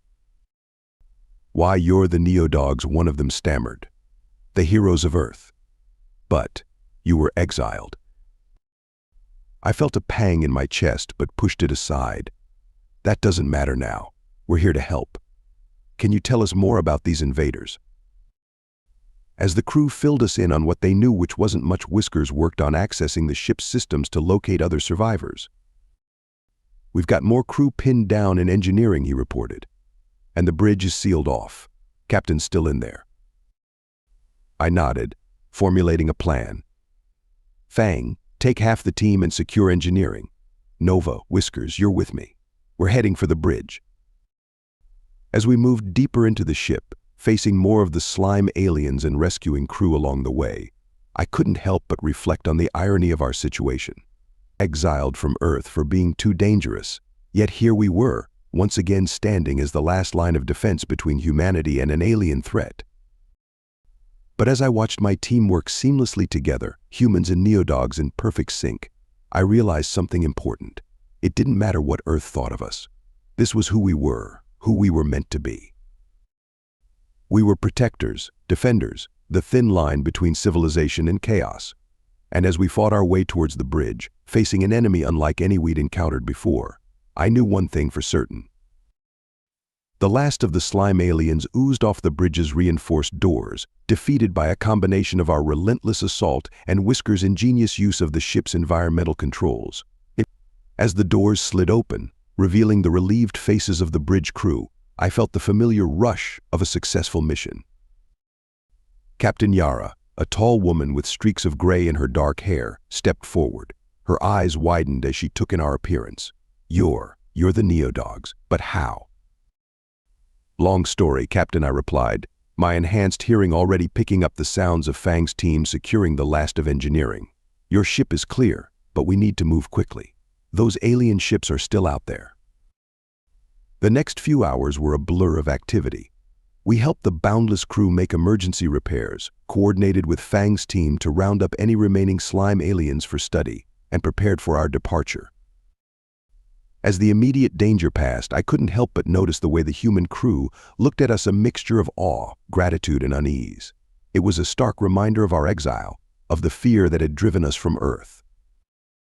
Nova approached me as I was checking our ship's systems for departure. Rex, she said softly, the captain wants to speak with you. Says it's important. I nodded, steeling myself for what was sure to be an awkward conversation. Captain Yara was waiting in a small conference room, her face a mask of conflicting emotions. Sergeant Wolfborn, she began, then paused, seemingly unsure how to continue. We owe you our lives. Without your intervention, we would have been lost. Just doing our job, Captain, I replied, falling back on old habits. She shook her head. But it's not your job anymore, is it? Not since Earth. She trailed off, then squared her shoulders. I want you to know that not all of us agreed with the exile. What was done to you and your kind was wrong. I felt a lump form in my throat. Thank you, Captain. That means a lot. I'll be making a full report of this incident, she continued. I'll make sure everyone knows it was you who saved us. Maybe it will help change some minds back home. As much as I wanted to believe her words could make a difference, cynicism born of bitter experience tempered my hope. I appreciate that, Captain, but I'm not sure it will be enough. She nodded, understanding in her eyes. Perhaps not. But it's a start. And for what it's worth, if I had any say in the matter, I'd welcome you and your team back to Earth with open arms. As we prepared to depart, the Boundless crew gathered to see us off. There were handshakes, words of thanks, and even a few tearful hugs from those we'd rescued directly. Back on our own ship, as we set course for Luna Nova, the mood was subdued. We had won, saved lives, faced a new threat, all the things that once would have filled us with unambiguous pride. But now, the victory felt hollow. Well, Fang said, breaking the silence, that was something. Just like old times, huh? Nova nodded, a wry smile on her face. Yeah, if you ignore the part where we're going back to our exile on a glowing space rock, instead of a hero's welcome on Earth. Do you think it made a difference? Whiskers asked, his whiskers twitching nervously. The captain said she'd report what we did. Maybe it will change things. I wanted to believe it.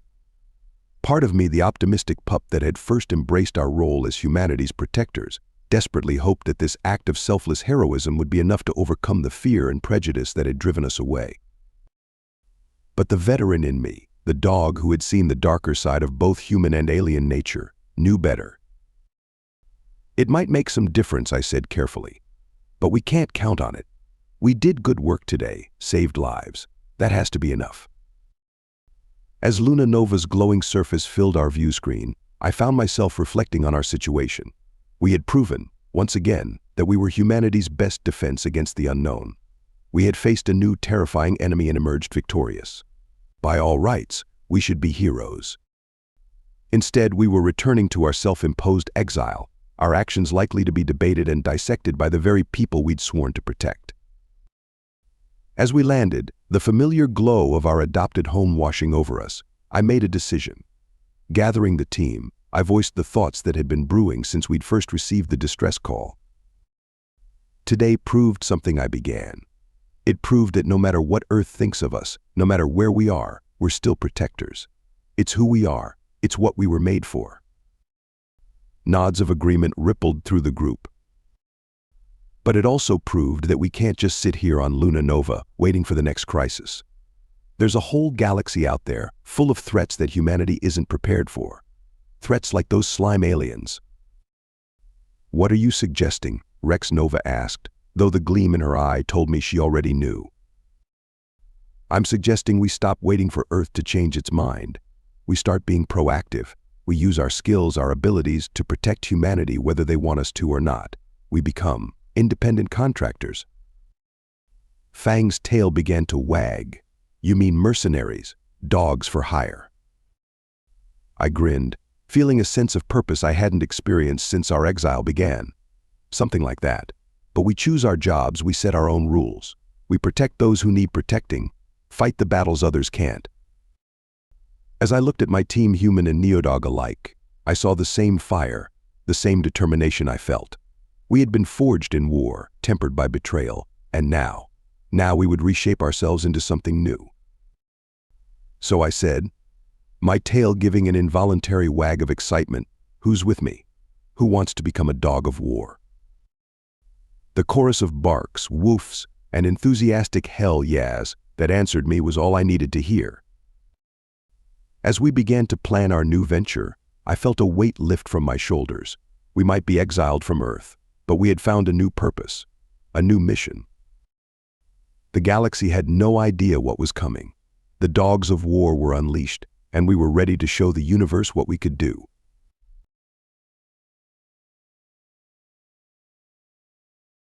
The soft hum of our ship's engines provided a soothing backdrop as I made my nightly rounds.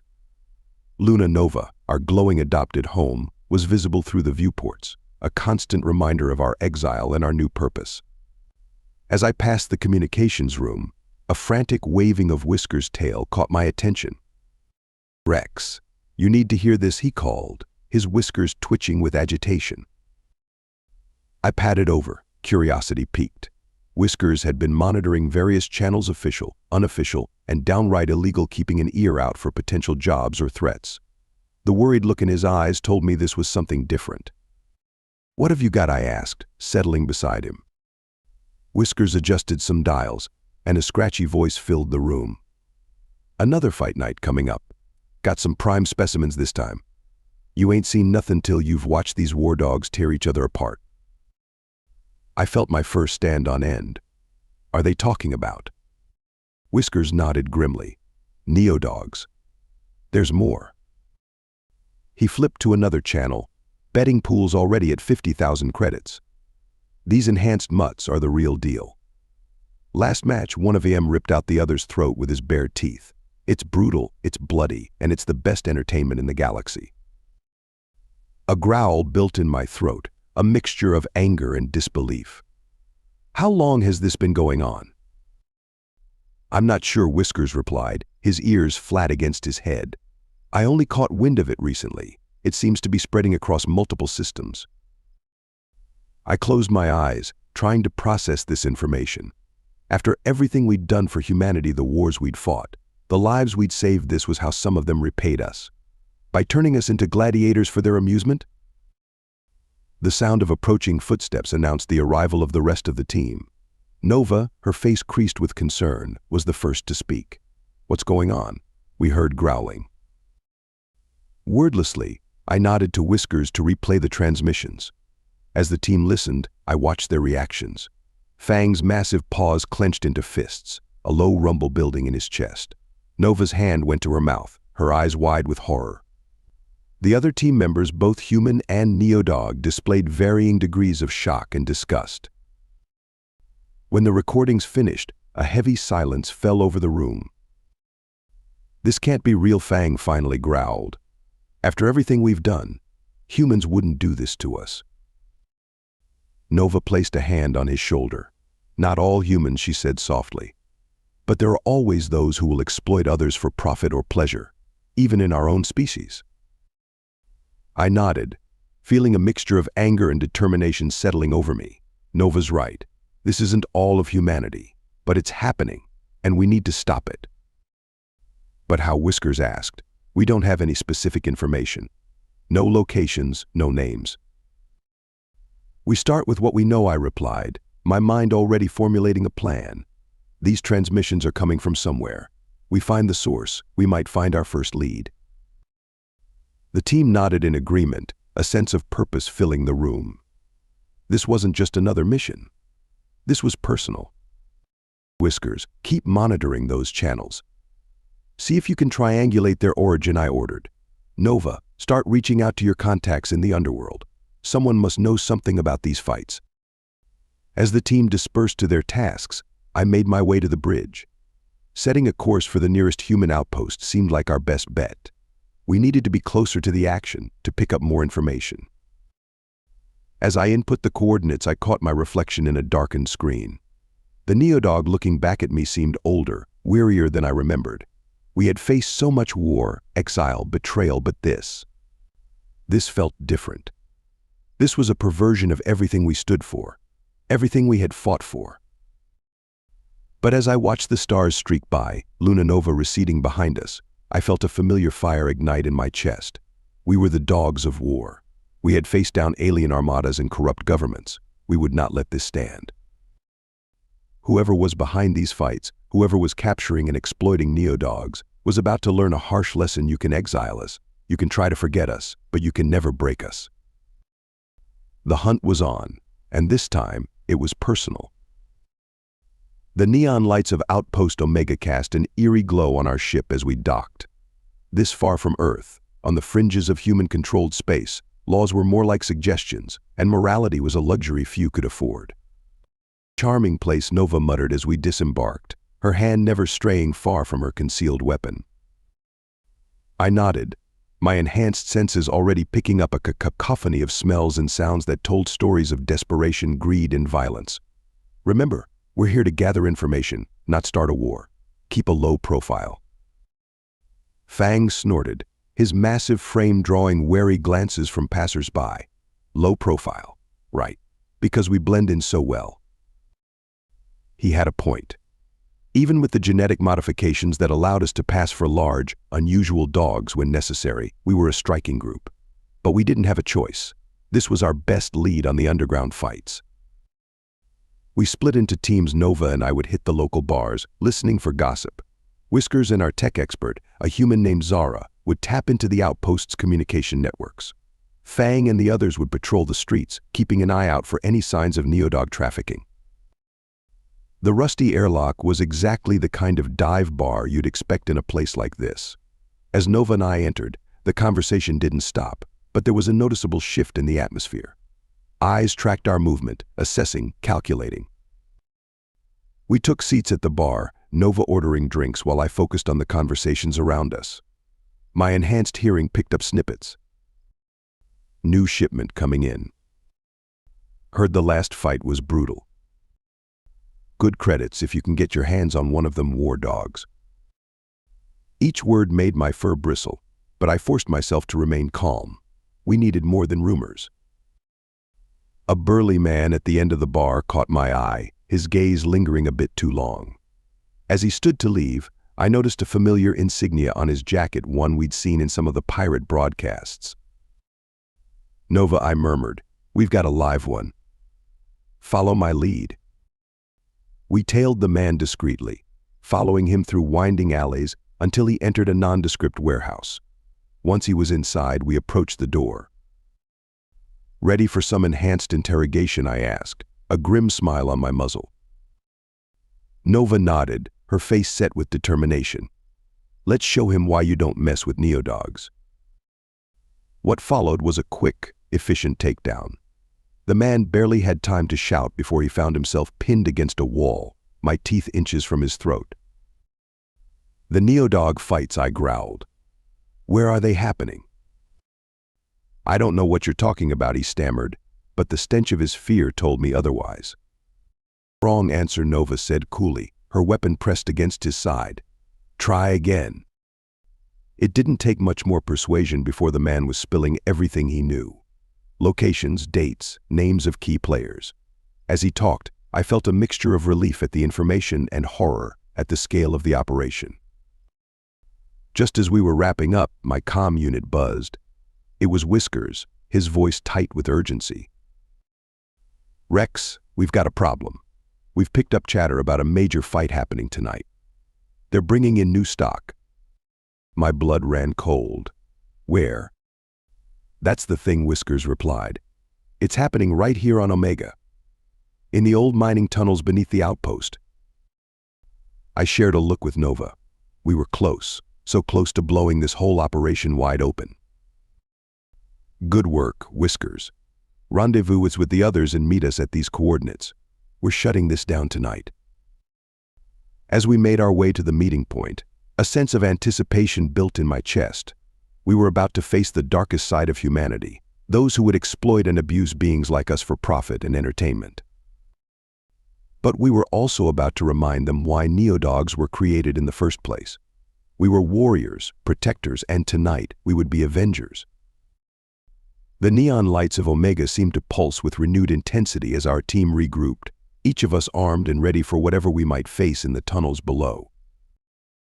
"Remember," I said, looking each team member in the eye, "whatever we find down there, whatever we have to do, we're doing it for every neodog who's been captured, forced to fight, treated like an animal instead of a sentient being."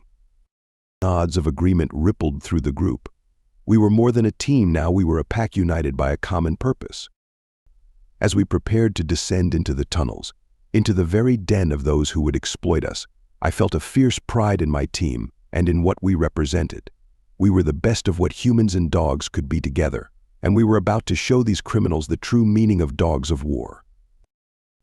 The old mining tunnels beneath Outpost Omega were a maze of rusted metal and crumbling rock, the air thick with the scent of decay and something else, something that made my hackles rise. Smell that Fang growled softly. I nodded. Fear, pain, and I hesitated, not wanting to voice it. Death, Nova finished, her face grim in the dim light of our helmet lamps. We moved deeper into the tunnels, following the information we'd gathered. The sounds of distant cheering and what could only be described as bestial combat grew louder. "All right, team," I said, pausing at a junction. "We're getting close. Whiskers, you and Zara hang back. Monitor communications and be ready to call for backup if things go south. The rest of us will." A sudden crackle of static cut me off, followed by Whiskers' panicked voice. "Rex, we've got company. They must have been." The transmission cut off abruptly. "Whiskers. Whiskers," I barked into the comm. No response. "It's a trap," Nova said, her weapon already drawn. They knew we were coming. Before we could react, the tunnel behind us exploded in a shower of rock and dust. Armored figures poured through the breach, weapons trained on us. "Scatter," I roared, lunging at the nearest attacker. What followed was chaos. In the confined space of the tunnel, our enhanced strength and reflexes were both a blessing and a curse. We fought furiously, but for every enemy we took down, two more seemed to appear. Through the melee, I caught glimpses of my team. Fang, a whirlwind of fur and fury, sending attackers flying. Nova, her stealth suit shimmering as she danced between opponents. But where was Whiskers? A familiar yelp of pain answered my unspoken question. Through a gap in the fighting, I saw Whiskers being dragged away by two large humans, a neural disruptor clamped around his neck. "Whiskers," I shouted, trying to fight my way towards him. But the press of bodies was too thick, the opposition too coordinated. "Rex," Whiskers called back, his voice strained. "Don't let them." His words were cut off as he disappeared around a corner. "Fall back," I ordered, making a split-second decision. "To the surface. Now." Retreating went against every instinct, but I knew we couldn't help Whiskers if we were all captured or killed. We fought our way back up the tunnels, using every trick and tactic we'd learned in our years of combat. Finally, we burst out into the neon-lit streets of Omega, battered and bloodied but alive. As we regrouped in a shadowy alley, the full weight of what had just happened hit us. "They got Whiskers," Fang said, his voice a mix of anger and disbelief. "How did they know we were coming?" "They must have been monitoring communications," Zara said, her fingers flying over her portable computer. "I'm picking up traces of a high-grade scanning system. Military stuff." I felt a growl building in my chest. We'd underestimated our opponents, and Whiskers was paying the price. "Can you track him?" I asked Zara. She shook her head. "The neural disruptor they used. It's blocking his biosignature, but I might be able to track the ship they're using." "Do it," I ordered. Then, to the rest of the team, "We're not leaving without Whiskers. Whatever it takes, we're bringing him home." Nova placed a hand on my shoulder. "Rex, you know what they're likely to do with him, if they get him off-world." I met her gaze, seeing the same determination I felt reflected in her eyes. "Then we don't let them leave. We tear this outpost apart if we have to, but we find him." As Zara worked to locate the kidnapper's ship, we quickly patched ourselves up and replenished our supplies. Every second felt like an eternity, knowing what Whiskers might be going through. Finally, Zara's computer pinged. "Got it. They're at Docking Bay 17, prepping for launch." We moved through the streets of Omega like avenging spirits, our earlier caution forgotten. Anyone who got in our way quickly learned the folly of opposing a pack of angry, enhanced canines and their equally determined human companions. As we approached the docking bay, the whine of engines powering up sent a spike of fear through me. We were cutting it too close. "There," Nova shouted, pointing to a sleek ship rising from the bay. I caught a glimpse of movement at the ship's entry ramp, a flash of familiar fur, a struggling form being dragged inside. "Whiskers," I roared, pushing myself to run faster than I ever had before. But it wasn't enough. The ship's ramp closed, and with a burst of its engines, it shot into the sky. We skidded to a stop at the edge of the docking bay, watching helplessly as the ship carrying our friend disappeared into the star-studded blackness of space. For a moment there was only silence, broken by our heavy breathing and the distant sounds of the outpost. Then Fang spoke, his voice low and dangerous. "What now, Rex?" I turned to face my team, seeing the same mix of anger, determination, and fear that I felt mirrored in their eyes. In that moment, I knew that whatever came next, whatever we had to do to get Whiskers back, we would do it together. "Now," I growled, "we hunt." The corridors of Outpost Omega blurred around us as we raced towards the spaceport. My heart pounded in my ears, a relentless drumbeat matching the rhythm of our footfalls. Whiskers was out there, somewhere in the vast emptiness of space, and every second counted. "Zara," I barked between breaths, "any luck tracking that ship?" Our tech expert's fingers flew across her portable console as she ran. "Working on it, Rex. Their stealth tech is good, but I've got a partial signature. They haven't jumped to FTL yet." A spark of hope ignited in my chest. We still had a chance. As we burst into the spaceport's main hangar, chaos erupted. Word of our earlier fight must have spread. Armed guards and mercenaries converged on us from all directions. "We don't have time for this," Fang growled, his massive frame tensing for combat. Nova's hand found my shoulder. "Rex, you and Zara get to the ship. We'll hold them off." I hesitated for a split second, torn between the need to rescue Whiskers and the instinct to stand with my pack. But Nova was right. We couldn't all fight. "Go," she shouted, already moving to engage the nearest attacker. Fang let out a battle roar that shook the hangar, drawing all eyes to him. In that moment of distraction, Zara and I slipped past the line of guards, making a beeline for our ship. As we ran up the boarding ramp, the sounds of combat echoed behind us. Plasma bolts sizzled through the air, punctuated by the distinctive sounds of Neodog combat growls, yelps, and the unmistakable crunch of enhanced jaws meeting flesh. "They'll be okay," Zara said, though whether she was reassuring me or herself, I couldn't tell. "We need to focus on Whiskers." She was right. As much as it pained me to leave the others behind, Whiskers was in immediate danger. I threw myself into the pilot's seat, my paws flying over the controls with practiced ease. "Strap in," I growled. "This is going to be rough." The ship's engines roared to life, and we shot out of the hangar, leaving a trail of scattered debris and bewildered onlookers in our wake. As soon as we cleared Omega's atmosphere, I pushed the engines to their limit. "Talk to me, Zara. Where are they?" Her eyes were glued to the navigation console. "Bearing 227 Mark 43. They're at the edge of the system, preparing to jump." I adjusted our course, pushing our ship harder than I ever had before. The stars streaked by, distorted by our speed. Come on, I muttered, willing our ship to go faster. Suddenly, a blip appeared on our long-range sensors. A ship, matching the signature of the one that took Whiskers. "There's Zara," exclaimed. "That's them." I could see it now, a sleek predator of a ship, its engines glowing as it prepared for the jump to FTL. We were so close, just a few more minutes, and we'd be in range to disable their engines. "Whiskers," I said, knowing he couldn't hear me but unable to stay silent, "hang on. We're coming." But the universe, it seemed, had other plans. Just as we entered weapons range, the enemy ship's engines flared brilliantly. In a burst of light that seared my enhanced eyes, it vanished into FTL. "No," I howled, slamming my paw against the console. "No, no, no." Zara's voice was small, defeated. "They're gone, Rex. I can't track them through FTL." The silence that followed was deafening.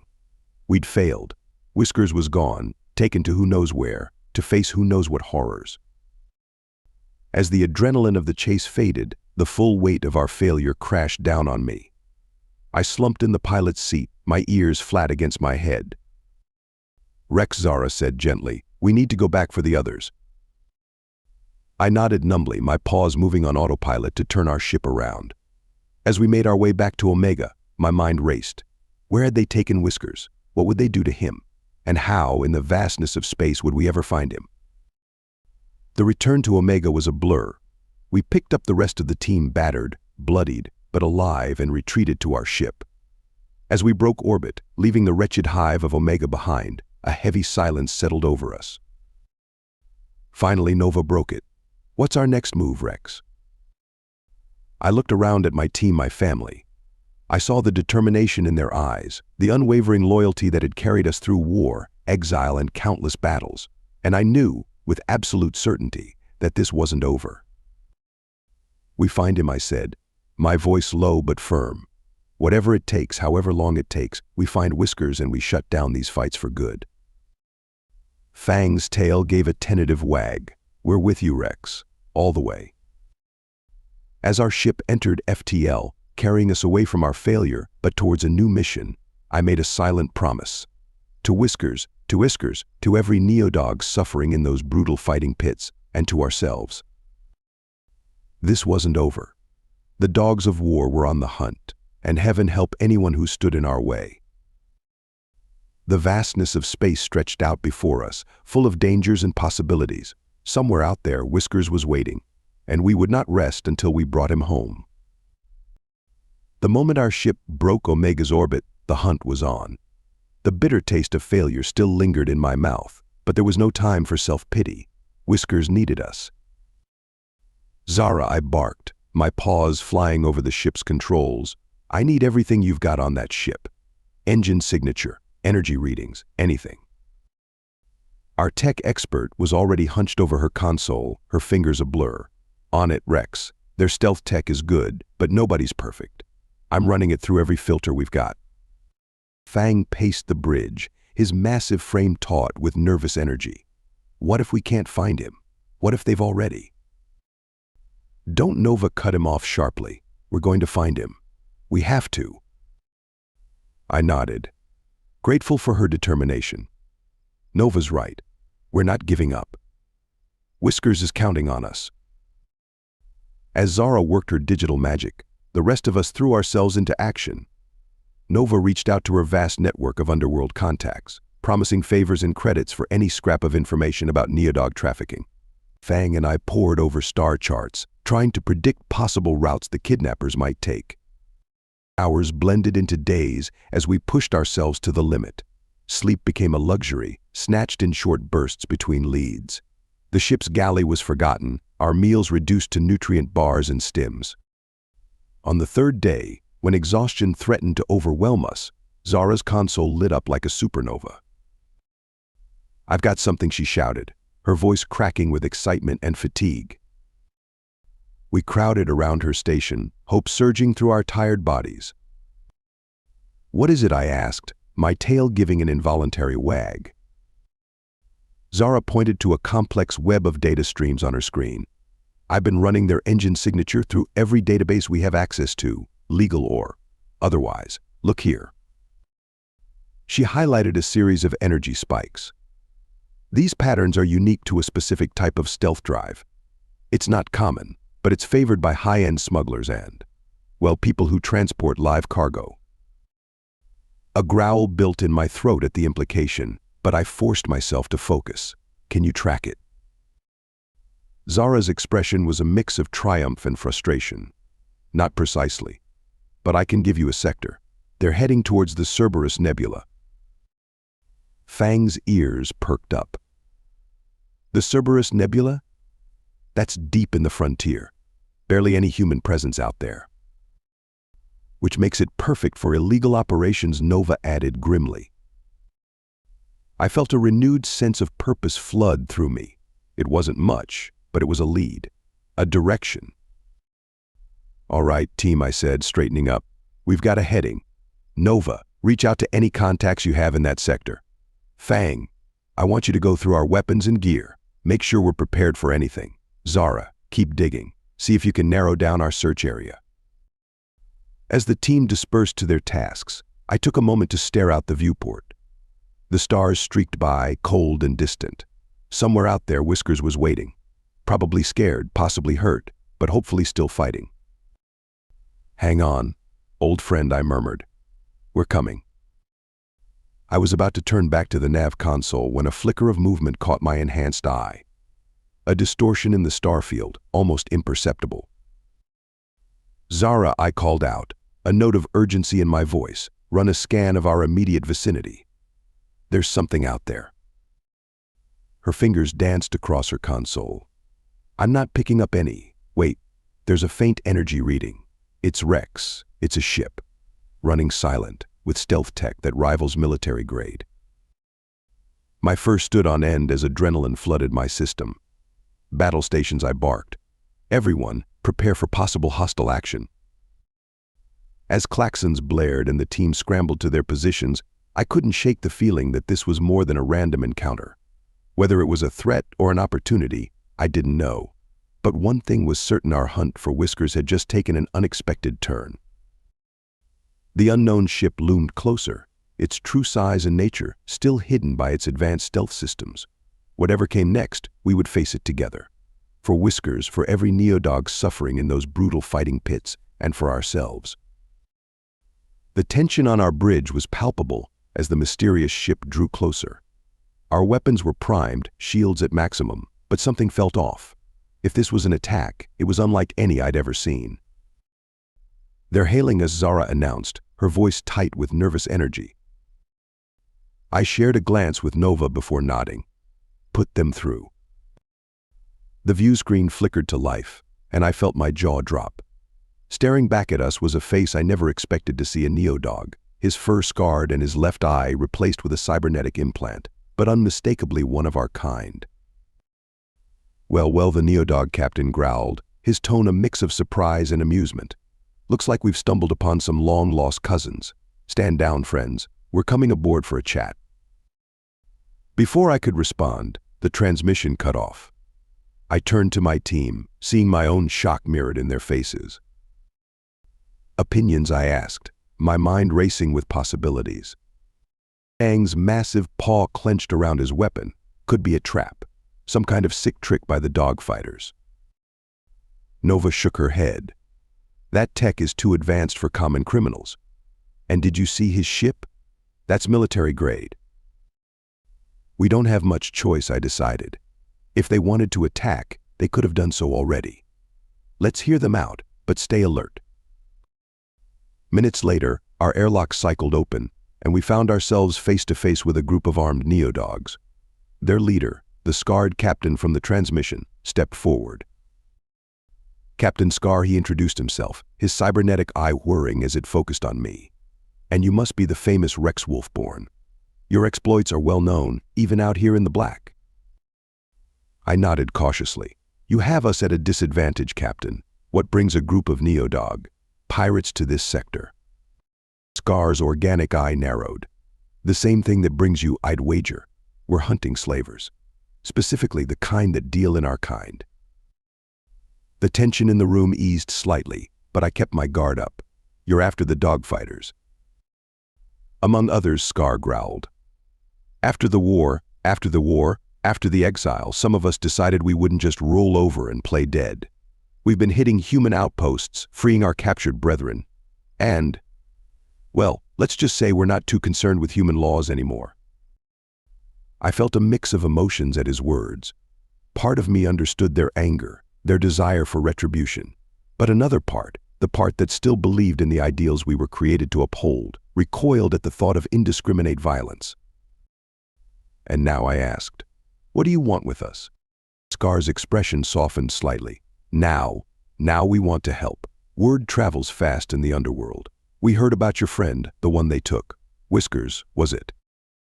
Nova stepped forward, her hand on her holstered weapon. "How do you know about that?" "Like I said, word travels," Scar replied. "And when we heard that Rex Wolfborn and his team were on the hunt, well, we figured our interests might align." I studied Scar and his crew, my enhanced senses picking up nuances in their body language, their sense. There was anger there, yes, and a hardness born of difficult choices. But underneath it all, I sensed a familiar drive, the need to protect, to fight for those who couldn't fight for themselves. "All right," I said finally. "Let's talk. But first, I want to know everything you know about these dogfights, and where they might have taken our friend." Scar nodded, a grim smile on his scarred muzzle. "Fair enough. But this conversation might go better with some refreshments. Got any of that Syrian brandy you military types are so fond of?" Despite the seriousness of the situation, I felt my tail give an involuntary wag. "As a matter of fact, we do. Fang, would you do the honors?" As Fang left to fetch the brandy, I gestured for Scar and his crew to follow us to our common area. It was a surreal moment, neo-dog pirates and former military, united by a common enemy and a shared heritage. As we settled in, Scar's cybernetic eye whirred, focusing on each of us in turn. "Now then," he said, his voice low and serious, "let me tell you about the underbelly of the galaxy, and the fate that awaits neo-dogs who fall into the wrong hands." I leaned forward, my ears pricked and alert. Whatever Scar was about to tell us, I knew it would change the course of our mission, and perhaps the fate of all neo-dogs forever. The hunt for Whiskers had taken an unexpected turn, but as I looked around at this unlikely gathering, I felt a glimmer of hope. We weren't alone in this fight anymore, and together we just might have a chance to put an end to the brutal exploitation of our kind once and for all. The Syrian brandy flowed freely as Scar regaled us with tales of his crew's exploits. Despite the gravity of our situation, I found myself admiring their resourcefulness and courage. They'd taken the raw deal handed to them by humanity and forged their own path among the stars. So Scar said, his organic eye glinting in the low light of our common area, "You want to know about the dogfights? Nasty business that. Makes what the humans did to us during the war look like a walk in the park." I leaned forward, my ears pricked. "What can you tell us?" "We're looking for our friend Whiskers. He was taken from Outpost Omega." Scar's cybernetic eye whirred as he focused on me. "Omega, eh? That narrows it down. There's a major operation running out of an old Zyraxian battlecruiser in the Cerberus Nebula, converted into a mobile black market and fight arena. If your friend was taken for the fights, that's where he'll be." Ova, who had been quietly observing, spoke up. "How do you know all this?" A shadow passed over Scar's face. "Let's just say we've had some personal experiences with their operation." I caught the hint of pain in his voice, saw the way his crew tensed at the words. There was more to this story. "This Zyraxian cruiser," I pressed. "What kind of defenses are we looking at?" Scar barked a laugh. "Nothing you can't handle, I'd wager. But getting in isn't the problem. It's getting out with your friend intact that'll be the challenge. They've got a small army of mercenaries, top-notch security systems, and—" He hesitated. And what Fang growled, his patience wearing thin. "And some of our own," Scar finished, his voice low. "Neodogs, broken and reprogrammed, used as guards, as enforcers. It's not pretty." A heavy silence fell over the room. The thought of our own kind turned against us, used as weapons by the very people who had exiled us, made my blood boil. "We'll cross that bridge when we come to it," I said firmly. "For now, we need a plan to infiltrate this cruiser." As we began to strategize, I noticed Scar becoming increasingly distracted. Finally, as Zara was outlining a potential approach vector, the pirate captain stood abruptly. "There's something else you should know," he said, his voice tight with emotion. "Something personal." All eyes turned to him as he paced the room, his cybernetic eye flickering rapidly. "My mate, Sierra," he began. "She was taken 6 months ago. We tracked her to this same cruiser, but he trailed off, his organic eye misting over." "You couldn't get her out," I finished softly. Scar nodded, his scarred muzzle set in a grim line. "We lost good dogs in that attempt. Been rebuilding our strength ever since, planning another run. And now you show up, with your military training and advanced ship." I understood immediately where this was going. "You want us to help rescue Sierra?" "I know it's asking a lot," Scar said, turning to face me fully. "You've got your own mission, your own friend to save. But if there's any chance at all." I looked around at my team, saw the determination in their eyes. We'd all lost something to this cruel universe, our home, our purpose, and now Whiskers. We knew the pain Scar was feeling. "We'll do it," I said, standing to face the pirate captain. "We'll get Whiskers and Sierra out. All of them, if we can." Scar's organic eye widened in surprise, then softened with gratitude. "Thank you, Rex. You're living up to your reputation, and then some." As the pirate captain turned to leave, presumably to inform his crew of the new plan, he paused at the door. "You know," he said, looking back at us, "when we first picked up your signal, I thought you might be some self-righteous military types, still clinging to the old ways. But you're all right, Wolfborn, you and your pack. Maybe there's hope for us Neodogs yet." With that, he was gone, leaving us to finalize our plans for the assault on the Zyraxian cruiser. As I turned back to my team, I saw a new fire in their eyes. This wasn't just about saving Whiskers anymore. It was about standing up for all Neodogs, about showing the universe that we weren't just discarded weapons or brutal fighting animals. We were sentient beings with hopes, dreams, and loved ones, and we were done being pushed around. "All right, team," I said, a growl of determination in my voice. "Let's show these humans what happens when you back a pack of war dogs into a corner. It's time to bare our teeth." As we bent over the star charts, plotting our approach to the Cerberus Nebula, I couldn't help but feel a sense of anticipation. Whatever awaited us on that converted battlecruiser, we would face it together, soldiers, pirates, and everything in between. The Zyraxian battlecruiser loomed before us, a twisted monstrosity of alien metal and improvised human modifications. What was once a vessel of war had been transformed into a hive of vice and cruelty. Somewhere in that labyrinth of corridors, Whiskers and Sierra were waiting for us. "Charming place," Nova muttered, her fingers dancing over the stealth system's controls. "Remind me not to book my next vacation here." Scar's voice crackled over our secure comm channel. "Remember, the main hangar is heavily guarded. We'll create a distraction at the aft section, draw their forces away. That should give you a clear shot at the secondary docking port." I nodded, though the pirate captain couldn't see me. "Understood. Good hunting, Scar. And thanks." "Don't thank me yet, Wolfborn.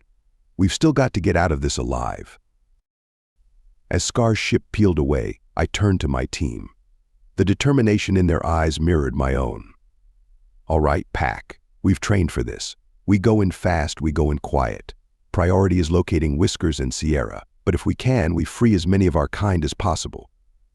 Fang cracked his massive knuckles. "And if we happen to break a few human bones along the way?"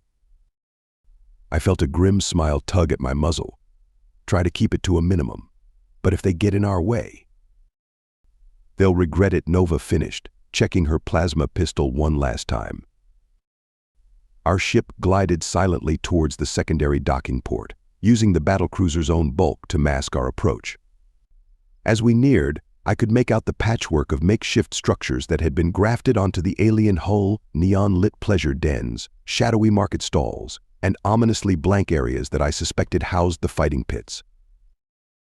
The docking clamps engaged with a muffled thunk, and for a moment, all was silent. Then, from the far side of the cruiser, we heard the distinct sound of explosions. "Sounds like Scar's right on schedule," Zara commented, her fingers flying over her portable hacking device. "I'm into their security network, looping camera feeds. Now." I gave an approving nod. "Good work. Let's move." We slipped into the battlecruiser like ghosts, our enhanced senses on high alert. The corridors were a cacophony of sounds and smells, the raucous laughter of drunk patrons, the acrid stench of illegal substances, and underlying it all, the unmistakable scent of fear and pain. We had barely made it 50 meters when a group of humans rounded the corner ahead. Their eyes widened in shock at the sight of us. "Neodogs," one of them shouted, reaching for his weapon. "Sound the alarm." He never finished the sentence. Fang was on him in a flash, a massive paw clamping over his mouth, while Nova and I dealt with his companions. In seconds, the humans were unconscious and bound. "So much for stealth," I growled. "Zara, how much time do we have before they notice these guys are missing?" Our tech expert's eyes were unfocused as she interfaced with her neural link. "Not long. Maybe 10 minutes before the next patrol is due through here." I made a quick decision. Change of plans. We split up. "Fang, you and Zara head for the security center. See if you can locate Whiskers and Sierra. Nova, you're with me. We'll make for the fighting pits." As we parted ways, the sounds of combat from Scar's distraction grew louder. I just hoped it would be enough to keep the bulk of the station's forces occupied. Nova and I moved swiftly through the twisting corridors, dispatching the occasional guard or drunk patron who got in our way. As we neared the area Scar had indicated might house the fighting pits, the atmosphere changed. The air grew thicker, heavy with the scent of blood and sweat, and something else, a familiar musk that made my hackles rise. "Rex," Nova whispered, her voice tight. "Do you smell that?" I nodded grimly.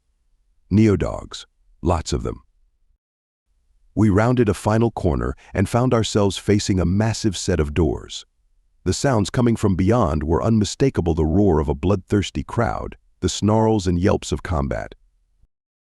Zara, I sub-vocalized into our comm link. "We're at the fighting pits. Any word on Whiskers or Sierra's location?" Her response was immediate and tense. "Negative on Whiskers, but I'm picking up a signal that might be Sierra. 2 levels down from your position. Fang and I are en route."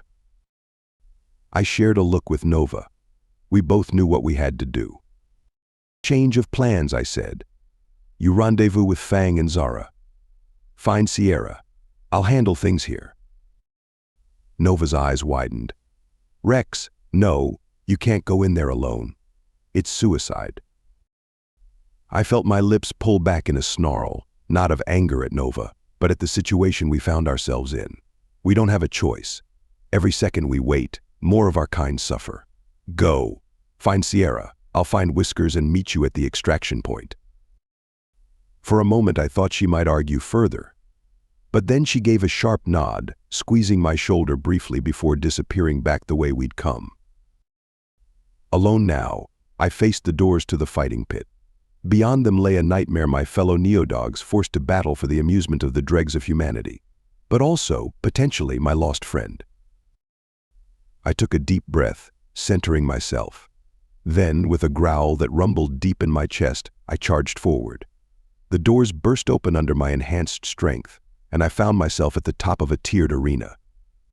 Below, in a pit stained with blood, 2 Neodogs were locked in vicious combat. All around, humans jeered and placed bets, their faces twisted with cruel excitement. For a moment, all activity ceased as every eye turned to me. Then, chaos erupted. "It's Wolfborn," someone shouted. "Security! We've got a Neodog intruder." As guards began to converge on my position, I let out a howl, a sound filled with rage, defiance, and a call to arms. In the pit below, the fighting Neodogs froze, their eyes locking onto me. It was time to show these humans why you should never, ever cage a war dog. The real fight was about to begin. The fighting pit erupted into chaos as I stood at its edge, my fur bristling and a growl rumbling deep in my chest. Guards rushed towards me from all directions, but it was the reaction of the Neodogs in the pit that caught my attention. Their eyes, moments ago clouded with battle rage, now sharpened with recognition. One of them, a scarred Doberman mix, let out a bark that silenced the entire arena. It's Wolfborn, the war hero. In that instant, everything changed. The Neodogs in the pit, instead of resuming their forced combat, turned as one to face the approaching guards. It was as if a spell had been broken, the fog of their captivity lifted by my presence. I didn't waste the moment. "Brothers, sisters," I howled, my voice carrying over the confused shouts of the human spectators. "We are not their weapons. We are not their entertainment. We are Neodogs, and we are free." What followed was a blur of fur, fangs, and righteous fury. I leapt into the pit, my enhanced muscles carrying me easily over the barrier. The other Neodogs rallied around me, and together we faced the oncoming guards. It wasn't a fair fight. For the guards, years of combat experience, coupled with our genetically enhanced bodies, made us a force to be reckoned with. We moved as one, a coordinated pack taking down opponent after opponent. As we fought, I kept my ears pricked for any news of Whiskers. "Has anyone seen a Neodog named Whiskers?" I barked between taking down guards. "Tech expert, likes bad jokes." The Doberman mix, who had first recognized me, responded as he pinned a guard to the ground. "New arrival. They usually keep those in the holding cells below." Just then, my comm crackled to life. Nova's voice came through, tense but excited. "Rex, we've found Sierra. She's in rough shape, but alive. No sign of Whiskers yet." "Copy that," I responded, ducking under a wild swing from a guard and retaliating with a swift uppercut. "I think I know where he might be. Meet me at the lower holding cells." As the last of the guards in the immediate vicinity fell, I turned to the liberated Neodogs. "Anyone who can fight, come with me. We're freeing the rest of our kind. Those who are too injured, head for Docking Bay 3. There's a pirate ship waiting to evacuate you." A chorus of barks and growls of agreement answered me. As we moved out of the pit and into the corridors of the station, I felt a surge of pride. These Neodogs, despite everything they'd been through, were ready to fight not just for themselves, but for others. We battled our way down to the lower levels, our numbers growing as we freed more Neodogs from cells and pens. The station's security forces were in disarray, caught between our assault and the continued distraction caused by Scar's pirates. Finally, we reached the holding cells. Nova, Fang, and Zara were already there, along with a group of freed prisoners. Among them was a thin, tired-looking husky mix who I assumed was Sierra. Rex, Nova called out as we approached. "We've cleared this section, but no sign of." "Took you long enough to get here," boss, a familiar voice interrupted weakly. "I was starting to think you'd forgotten about me." My heart leapt as Whiskers limped out from behind Fang's bulk. He looked battered and exhausted, but very much alive. "Whiskers," I bounded over, nuzzling my friend affectionately. "You okay?" He managed a weak grin. "Been better, but you should see the other guy." As relieved as I was to see Whiskers, I knew we weren't out of danger yet. The station was in upheaval, but it wouldn't be long before they regrouped and came at us with everything they had. "All right, listen up," I barked, addressing our growing group of liberated neo-dogs. "We've got a ship docked and ready for evacuation, but we need to cause enough damage to make sure they can't follow us or continue these operations." Fang stepped forward, a feral grin on his muzzle. "I think I saw their main reactor on the way down here. One well-placed explosive and this whole station goes dark." I nodded. "Good thinking. Fang, take a team and make that happen. Nova, you and Zara get Whiskers, Sierra, and the injured to the ship. I'll lead a group to the command center, wipe their databases so they can't track down any escaped neo-dogs." As we prepared to split up for our final assault, I looked around at the faces of my fellow neo-dogs. In their eyes, I saw fear, yes, but also determination, hope, and a burning desire for justice. "Remember," I said, my voice carrying to every ear, "we're not just fighting for ourselves. We're fighting for every neo-dog who's been abandoned, exploited, or forgotten. We're fighting to show the galaxy that we are not weapons or entertainment. We are living, thinking beings who deserve respect and freedom." A chorus of barks and howls answered me, the sound echoing through the metal corridors of the station. It was a battle cry, a declaration of independence, and a promise all in one. As we moved out to our respective targets, I felt a sense of purpose stronger than anything I'd experienced since the war. This wasn't just a rescue mission anymore. It was a revolution. The humans who ran this operation had made a grave mistake. They thought they could cage us, control us, make us fight each other for their amusement. But they forgot one crucial thing. Every dog has its day, and today, that day had come for all neo-dogs. With bared teeth and steely determination, we surged forward into the final battle. Whatever the outcome, the galaxy would never look at neo-dogs the same way again. The hunt was over. The war for our future had just begun. The white surface of Luna Nova glowed beneath the twin suns as our convoy of ships touched down. Each vessel carried precious cargo freed neo-dogs from the fighting pits, along with supplies and equipment for our new colony. As I watched them disembark, some still bearing the scars of their captivity, I felt a mixture of pride and apprehension.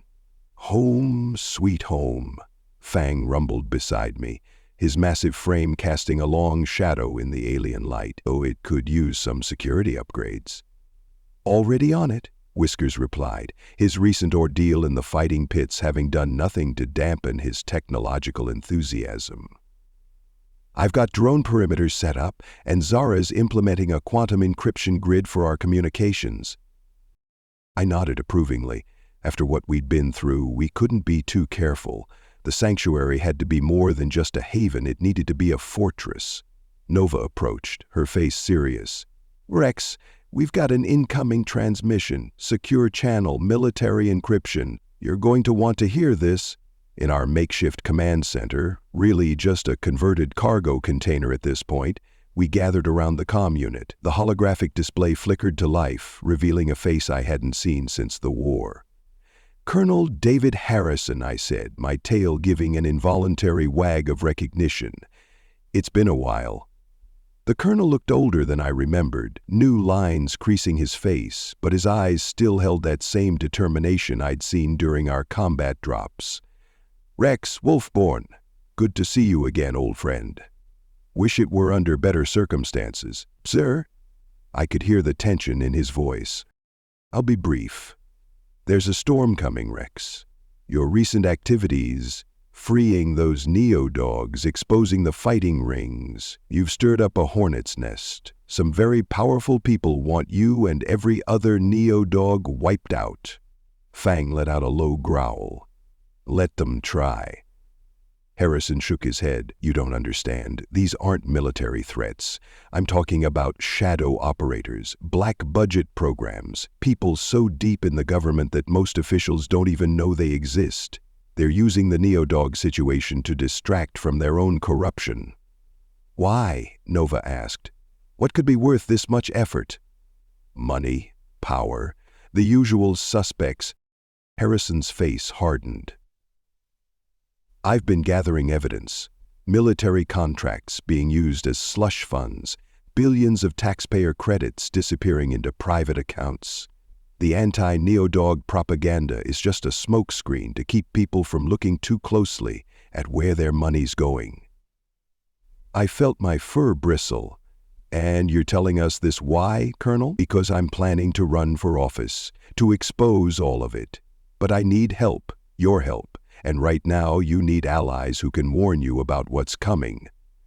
As if to punctuate his words, Whisker's console lit up with alerts. Rex, we've got movement on the outer sensor grid. 3 ships running dark. Already? Harrison's voice was grim. They're moving faster than I thought. Those won't be military ships, Rex. They'll be private contractors, mercenaries, the kind of people who do the dirty work for those who can't afford official attention. I was already moving. Nova, get our defenses online. Fang, organize security teams. Whiskers, I want eyes on those ships.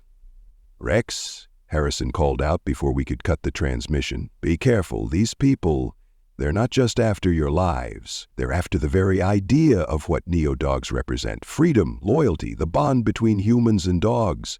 That terrifies them because it's something they can't control. I met his gaze through the hologram. We'll be ready, Colonel. And thanks for the warning. As the transmission ended, I turned to my team. All around us, the sanctuary was coming to life. Neo-dogs and their human allies preparing for battle, defending their new home before it was even fully built. All right, Pack, I growled, feeling the familiar surge of pre-battle adrenaline. Let's show these shadow puppets what happens when you corner real dogs. As we moved to meet the threat, I couldn't help but reflect on Harrison's words. We weren't just fighting for our lives anymore. We were fighting for an idea. The ancient partnership between human and canine evolved into something new, but just as powerful. The sanctuary would stand, not just as a safe harbor for our kind, but as a symbol of what we could be. Free, strong, and loyal to the right causes and the right people. Let them come. We were ready. The approaching ships were unlike anything I'd seen before. No military markings, no official identifiers, just sleek, predatory shapes cutting through the starlit void. They moved with a precision that spoke of professional training, but there was something else about them that made my hackles rise. Those are wet-work ships, Nova said grimly, her fingers dancing over our defense grid controls. Black Ops, the kind that don't officially exist. Whiskers, I barked. What are we looking at for armaments?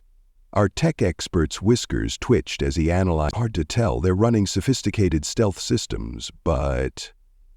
Wait, I'm picking up energy signatures consistent with illegal weapons, nerve gas dispensers, sonic disruptors. Tools for killing without leaving evidence, Fang growled. Cowards' weapons. I nodded grimly. They're not here for a stand-up fight. They're here to make us disappear. Just then, our comm system crackled to life with an incoming transmission. The voice that came through was artificially modulated, cold and emotionless. Attention, Neo-Dog Settlement. This is a cleanup operation. Surrender now, and we'll make it quick. Resist, and, well, we get paid either way. I shared a look with my team, saw the same determination in their eyes that I felt. Whiskers, send them our response. A deep, resonant howl, the combined voices of every neo-dog in the sanctuary, burst through the comm channel. The sound carried centuries of defiance, of loyalty, of the unbreakable bond between dogs and their true human allies. The response was immediate. The ships accelerated, breaking formation to attack from multiple vectors. "They're launching drones," Whiskers called out. "Hundreds of them! Execute Defense Plan Alpha," I ordered. "Show them why you don't corner war dogs." What followed was a demonstration of everything we'd learned in our years of combat. The sanctuary's defenses, hastily assembled but designed by the finest minds among both humans and neo-dogs, sprang to life. Automated turrets tracked and destroyed incoming drones with surgical precision. Electromagnetic pulses, calibrated to protect our own systems while frying enemy electronics, rippled out across the battlefield. Every trick, every tactic we'd developed during the war was put to use. But our attackers were good, very good. Some drones got through, disgorging teams of black-clad operatives onto Luna Nova's glowing surface. They moved like ghosts, their movements suggesting both military and criminal training. "Rex!" Nova's voice was urgent. "They're targeting our environmental systems." Of course, they didn't need to kill us directly, just damage the equipment keeping our atmosphere breathable. These people had done their homework. "Fang, take a team and protect the air processors," I ordered. "Nova, coordinate our defense teams. Whiskers, see if you can trace their command signals." As the battle raged around us, I led a counterattack against their ground forces. It was strange fighting humans who moved like both soldiers and criminals. They had military precision, but fought with the brutality of hardened killers. One of them, caught in my grasp, spat out words that made my blood run cold. "You dogs don't get it. We own the system. The military, the politicians, they're just a front. We're the real power. And we won't let some uppity mutts ruin decades of control." Before I could question him further, he bit down on something in his mouth. His eyes rolled back and he went limp. These people were fanatics, true believers in their own corruption. "Rex!" Whiskers' excited voice cut through my thoughts. "I've got something. They're command protocols. They're linked to private servers on Earth, government servers, but not military. I'm seeing connections to shadow banking accounts, shell corporations." "Download everything," I ordered. "Send copies to Colonel Harrison. This might be the evidence he needs." The battle continued for hours, a desperate defense of our new home against the hidden forces of corruption. In the end, it was our unity that made the difference. Neo-dogs and our human allies, fighting as one, proved stronger than their hired killers and automated weapons. As the last of their ships retreated, leaving their dead and disabled drones behind, we gathered to assess the damage. We'd held them off, but at a cost. Parts of the sanctuary were damaged and several of our defenders were injured, though thankfully none killed. "They'll be back," Nova said softly, watching the ships disappear into the darkness of space. "With bigger guns and better plans," Fang added. I nodded, but felt a grim smile form on my muzzle. Let them come. But first, let's see what secrets their equipment can tell us. As our tech teams began analyzing the captured drones and weapons, a secure transmission came through from Colonel Harrison. "Rex, the data you sent, it's a gold mine. Names, accounts, connections. These people, they've been bleeding Earth dry for decades, using fear and division to keep people distracted while they steal billions." "And we're their latest distraction," I growled. "Exactly. But now we have proof. Not enough yet, but it's a start." Harrison's face was set with determination. "Keep digging, Rex. The deeper this goes, the more desperate they'll become. And desperate people make mistakes." After the transmission ended, I looked around at our sanctuary, damaged but unbowed, its inhabitants already working to repair and strengthen our defenses. We'd won this round, but the real fight was just beginning. These hidden enemies, these parasites feeding off humanity's fears and resources, had shown their fangs. Now it was our turn to show ours. The hunt was on, and this time we weren't just fighting for our survival. We were fighting for the very soul of Earth itself. The holoscreen flickered with images that made my blood boil. News reports painting neo-dogs as dangerous threats to society. Carefully edited footage of fighting pit matches presented as typical neo-dog behavior, and endless talking heads debating the neo-dog problem. "They're going all out with the propaganda," Nova observed, her face grim as she watched the feeds. "Every major network, social media platform, even entertainment channels." "Of course they are," Colonel Harrison's hologram replied from our secure command center. "You're hurting them where it counts, their bank accounts. The data you pulled from those attack drones led to 3 shell companies being exposed. They lost billions." I nodded, my ears flicking in irritation at a particularly venomous news anchor calling us genetic abominations. "But it's not enough, is it?" "No," Harrison confirmed. "These people, they're like a hydra. Cut off one head, 2 more take its place. We need to strike at the heart." Whiskers, who had been unusually quiet, suddenly perked up. "Speaking of hearts, I think I found something interesting in the financial data. Look at this." He pulled up a complex web of transactions on another screen. To my enhanced brain, trained to recognize patterns, something seemed off. "The military contracts," I growled, seeing it now. "They're not just inflated, they're completely fabricated." Harrison leaned forward, his holographic form showing intense interest. "Explain." "These contracts," Whiskers continued, his whiskers twitching with excitement. "They're supposedly for advanced weapon systems, defensive installations, fleet maintenance. But look at the delivery dates, the specifications. They're impossible," Nova finished, catching on. "No one can build a Mark 7 neural interface in 3 days, or refit an entire battle cruiser for less than the cost of its fuel." "Exactly," Harrison said. "They're counting on the fact that most people's eyes glaze over at technical specifications. The money goes out, but nothing gets delivered because it was never meant to be delivered." Just then, our perimeter alarms blared. Fang burst into the command center, his fur bristling. "We've got incoming, but it's different this time." "Different how?" I asked, already moving to battle stations. "They're not trying to hide.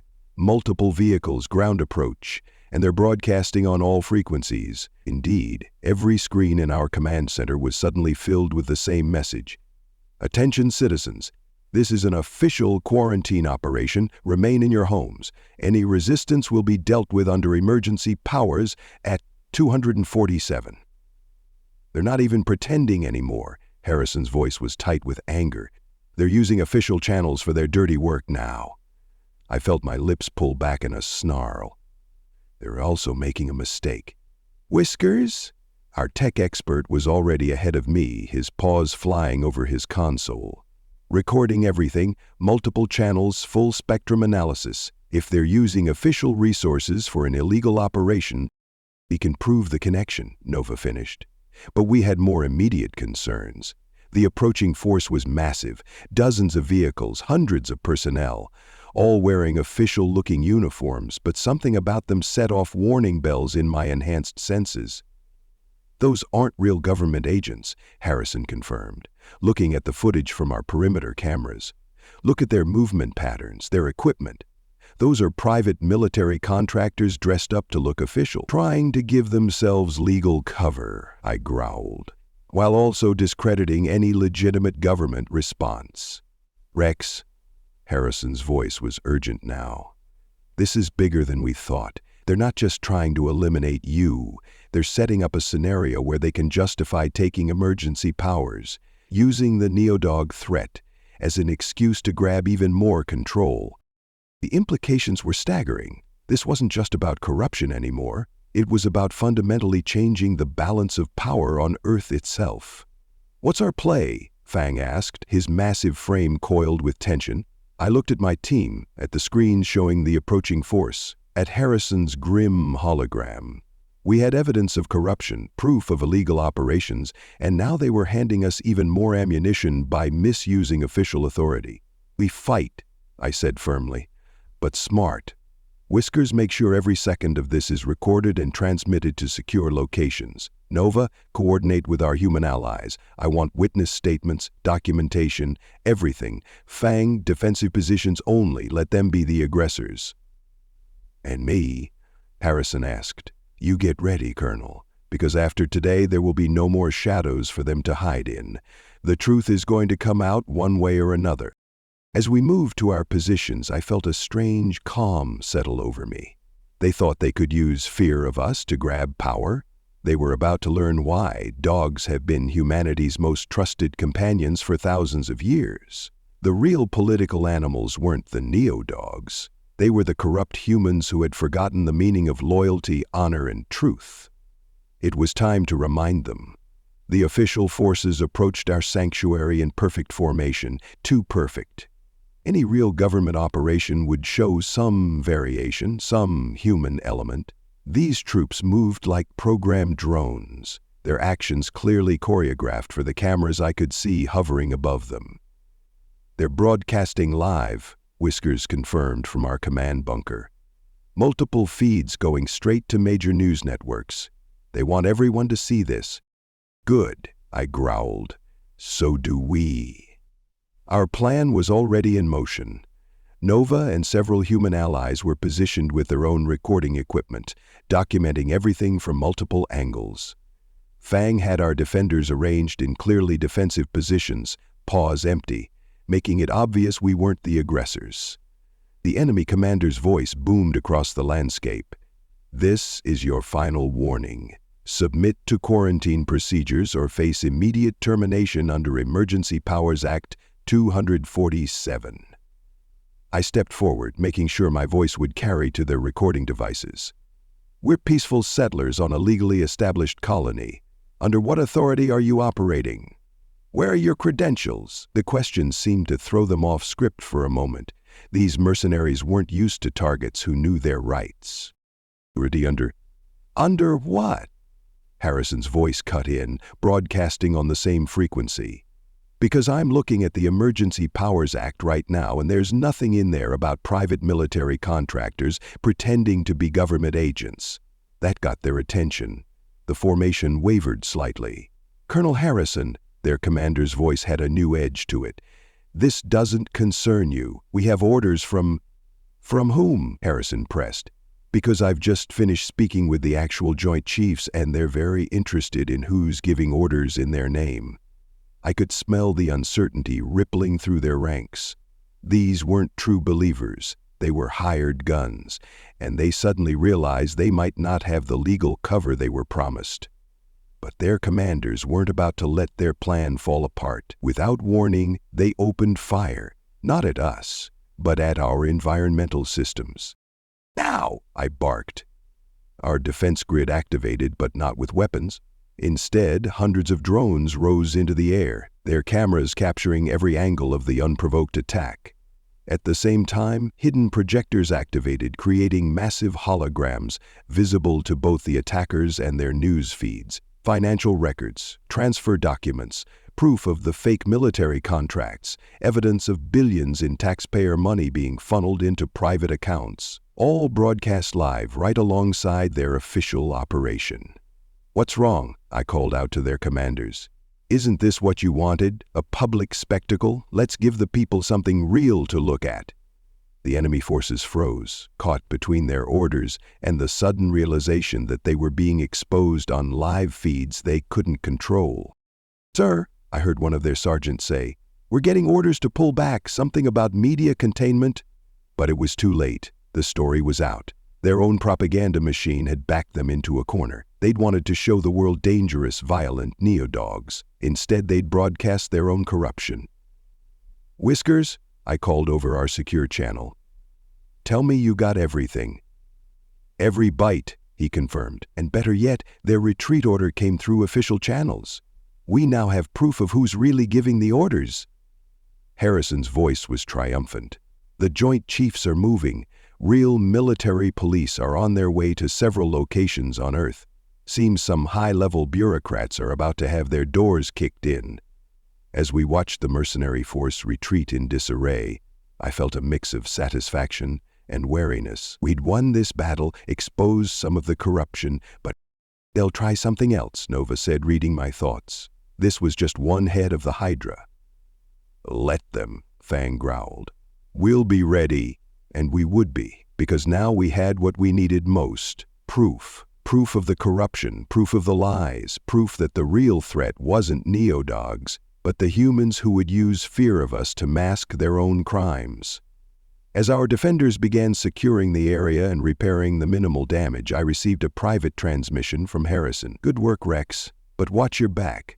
We've hurt them bad today, cost them billions in contracts, exposed their operations. They'll be desperate now." I nodded grimly. Let them come. They wanted to show the world what neo-dogs are really like. Well, they're about to learn. We're loyal, we're smart, and we never abandon our true friends. The sun was setting on Luna Nova, casting long shadows across our sanctuary. We'd scored a major victory, but we all knew the war was far from over. The corrupt powers that had tried to use us as their scapegoats would strike back.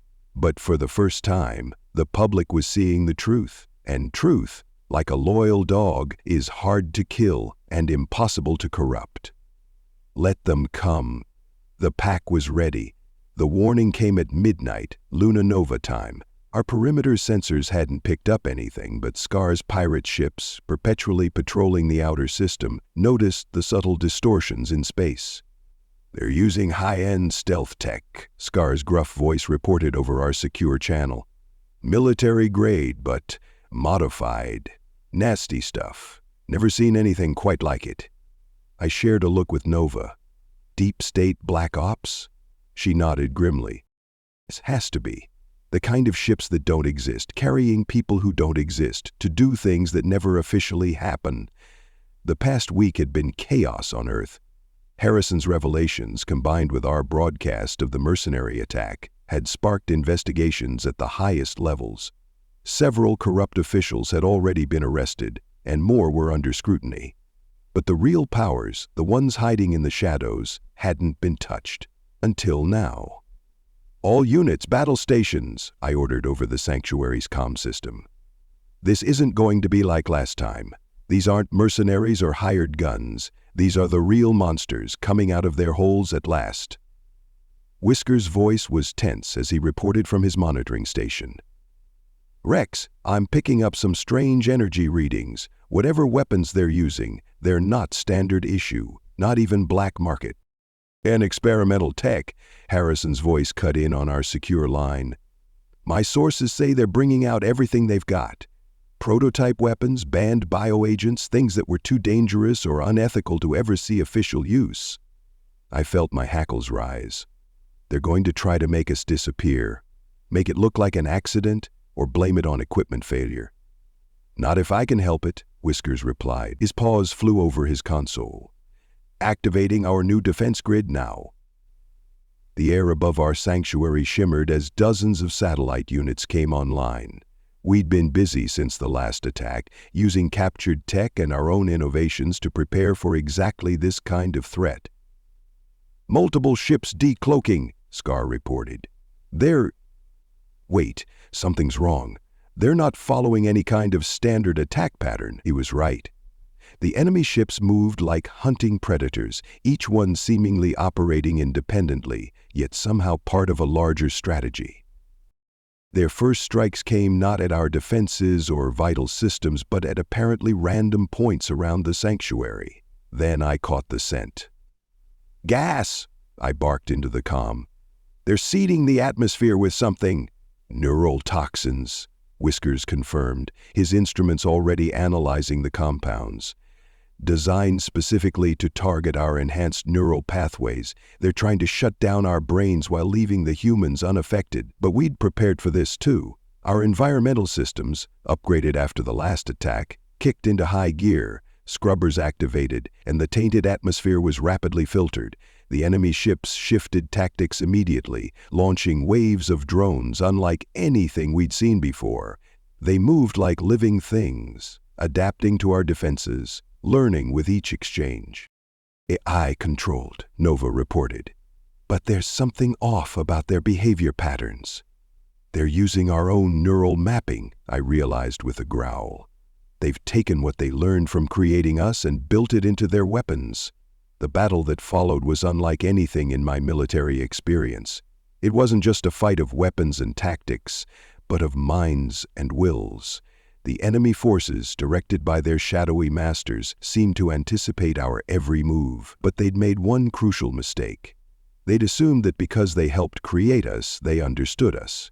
They thought our enhanced abilities, our tactical minds, our very nature was just programming and genetics. They were wrong.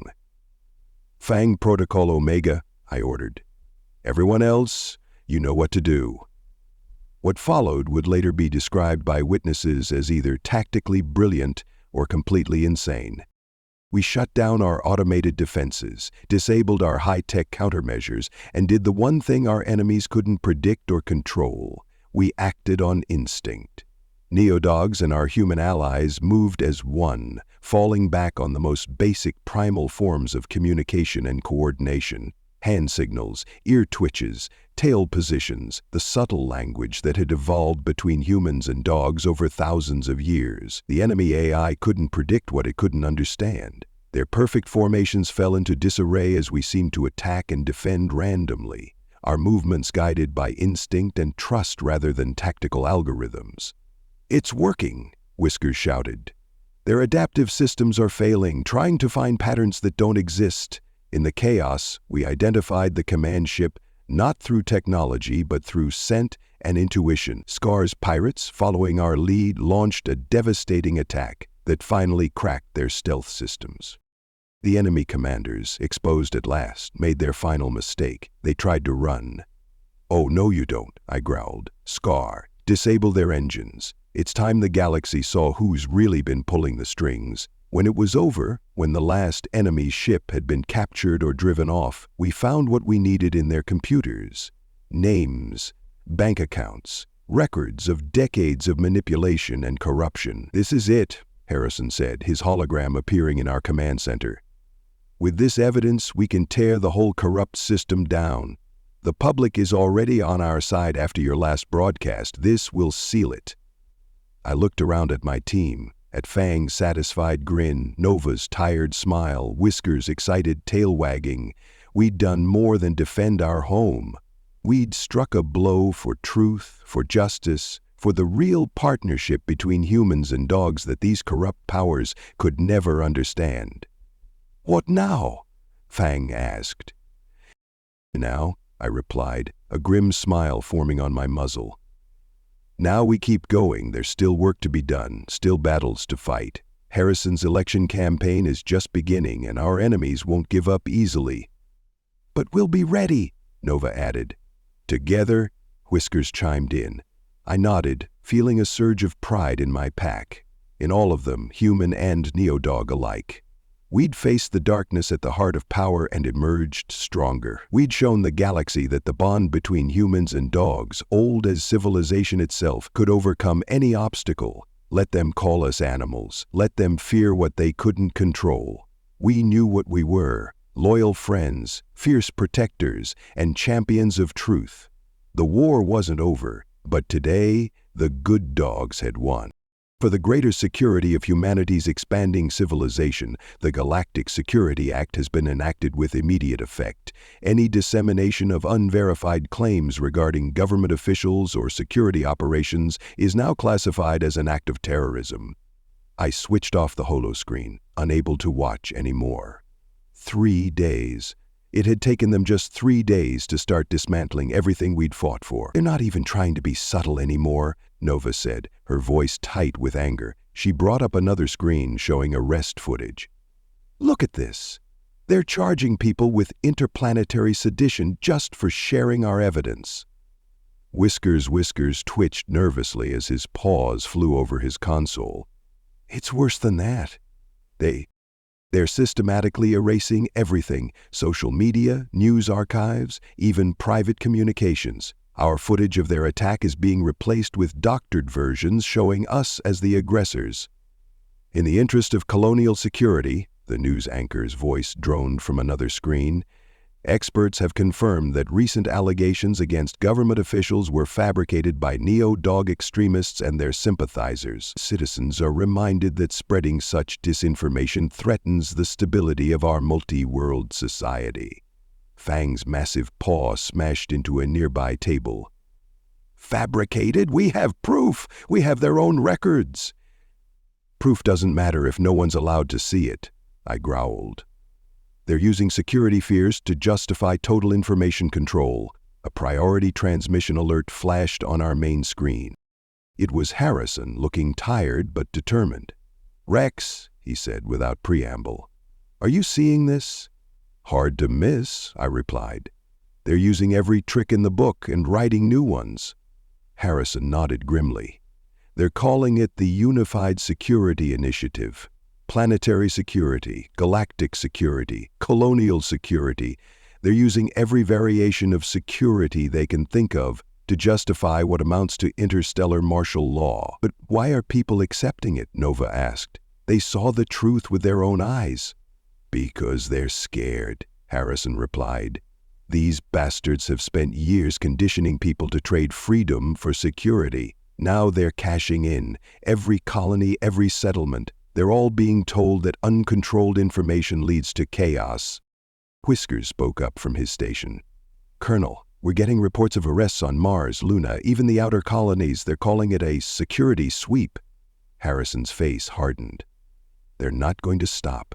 This isn't just about covering up their corruption anymore. They're using this situation to grab power they've always wanted, total control over human civilization wherever it spreads." "So what do we do?" I asked, feeling an unfamiliar sense of helplessness. We were warriors, fighters. But how do you fight an enemy that can make truth itself illegal? "We keep speaking out," Harrison said firmly. "I'm organizing a series of public appearances. People need to hear the truth, even if—" "That's too dangerous," I cut in. "They're calling truth-tellers terrorists now. They'll come after you." Harrison smiled grimly. "Let them try. Some things are worth dying for, Rex. The freedom to speak truth is one of them." As the transmission ended, I looked at my team. We'd faced down alien armadas, corrupt officials, and brutal criminals. But this was different. Our enemies weren't just trying to kill us now. They were trying to erase us, to make the very idea of resistance impossible. "Rex," Nova said softly, "what's our play?" I stared at the screens showing news broadcasts from across human space, all spouting the same lines about security and stability, about how questioning authority threatened humanity's future among the stars. "We fight," I said finally. "But smart. They want to paint us as dangers to security? Fine. Let's show humanity what real threats look like. Let's remind them why dogs have been protecting humans for thousands of years." "And Harrison?" Fong asked. "We watch his back, whether he wants us to or not, because that's what loyal friends do." As we began planning our next move, I couldn't shake a sense of foreboding. Our enemies had shown their true face, not just corrupt officials, but would-be tyrants who would use fear of the future to control humanity's present. The dark days were here, but even in darkness, a dog's loyalty never wavers, and we were about to show them just how dangerous loyal dogs could be. In a landmark ruling expanding the Galactic Security Act, the High Council has declared that harboring or aiding neo-dogs now constitutes a threat to interplanetary security. Citizens are reminded that the stability of human civilization across the stars depends on strict adherence to these new security protocols. The message played on repeat across every channel, every feed, every communication network in human space. But it wasn't the words that chilled me, it was watching their impact. "They're turning everyone who ever helped us into a criminal," Whiskers said, his voice hollow as he monitored the arrests. "The families who hid us during the exile, the doctors who treated our wounded, even the merchants who sold us supplies." Nova's hand clenched into a fist as another alert came in. "They just arrested Dr. Rhett. Remember her, the veterinarian who helped us set up our medical facility? They're charging her with providing aid to potential security threats." The hits kept coming. Every hour brought news of more allies being targeted. The corrupt officials weren't just silencing the truth, they were punishing anyone who had ever dared to help us. A secure transmission cut through our grim monitoring. It was Scar, his cybernetic eye glowing with barely contained rage. "They're shutting down everything," the pirate captain growled. "Our information networks, our safe ports, even our encrypted channels. They're calling it a comprehensive security sweep of colonial space." "How are they finding everything so fast?" Fang asked, his massive frame tense with frustration. "Because they've been planning this," I realized. "Everything. The attack on our sanctuary, the evidence we exposed, they're using it all as justification for powers they've wanted all along." Another alert flashed, this one from a face I hadn't expected to see again. Captain Yara of the freighter Boundless, the ship we'd saved from the slime aliens. "They came for my crew," she reported, her face drawn with worry. "Anyone who spoke about your help, about what really happened that day. They're calling it spreading destabilizing narratives that threaten galactic security. Even the freed fighting pit dogs were being targeted. We received desperate messages from those we'd rescued, now forced into hiding as the authorities labeled them dangerous escaped military assets." "Rex," Nova called out suddenly, her voice urgent. "You need to see this." She brought up footage from a public square on Mars Colony. A group of humans had gathered to protest the new security measures. As we watched, security forces moved in. But these weren't regular police. They moved with the precision of special operators, their uniforms unmarked. "For the safety and security of all colonial citizens," a mechanized voice announced, "this unauthorized gathering has been designated a threat to public order." What followed was brutal efficiency. Protesters disappeared into unmarked vehicles, their names instantly added to lists of potential security risks. "They're not even pretending to follow legal procedures anymore," Whiskers observed, his whiskers drooping. "These new security measures let them do anything they want." A private channel activated, Harrison again, his face grim but determined. "It's getting worse," he said without preamble. "They're pushing through more amendments to the Security Act. Soon they'll be able to detain anyone anywhere in human space just by invoking security concerns." "Colonel," I started, but he cut me off. "I'm not stopping, Rex. Someone has to keep speaking the truth. I'm scheduling more public appearances. The people need to know what's really happening." "They'll kill you," Nova said bluntly. Harrison's smile was tired but firm. "Maybe, but every time they try to silence us, they prove we're telling the truth. Why else would they need such extreme measures?" After the transmission ended, we sat in heavy silence, watching the feeds of more arrests, more lives destroyed for the crime of knowing the truth. "We can't let this stand," Fang growled finally. "We're warriors, not witnesses," I finished for him. "You're right, but we need to be smart about this. They're not just trying to silence the truth. They're trying to prove that everyone who stands with us is a threat to security." "So what do we do?" Whiskers asked. I looked at my team, seeing the same mix of anger and determination I felt. "We document everything," I said. "Every arrest, every lie, every abuse of power. They think they can erase the truth? Fine. We'll make so many copies, spread them so far, that they'll never find them all."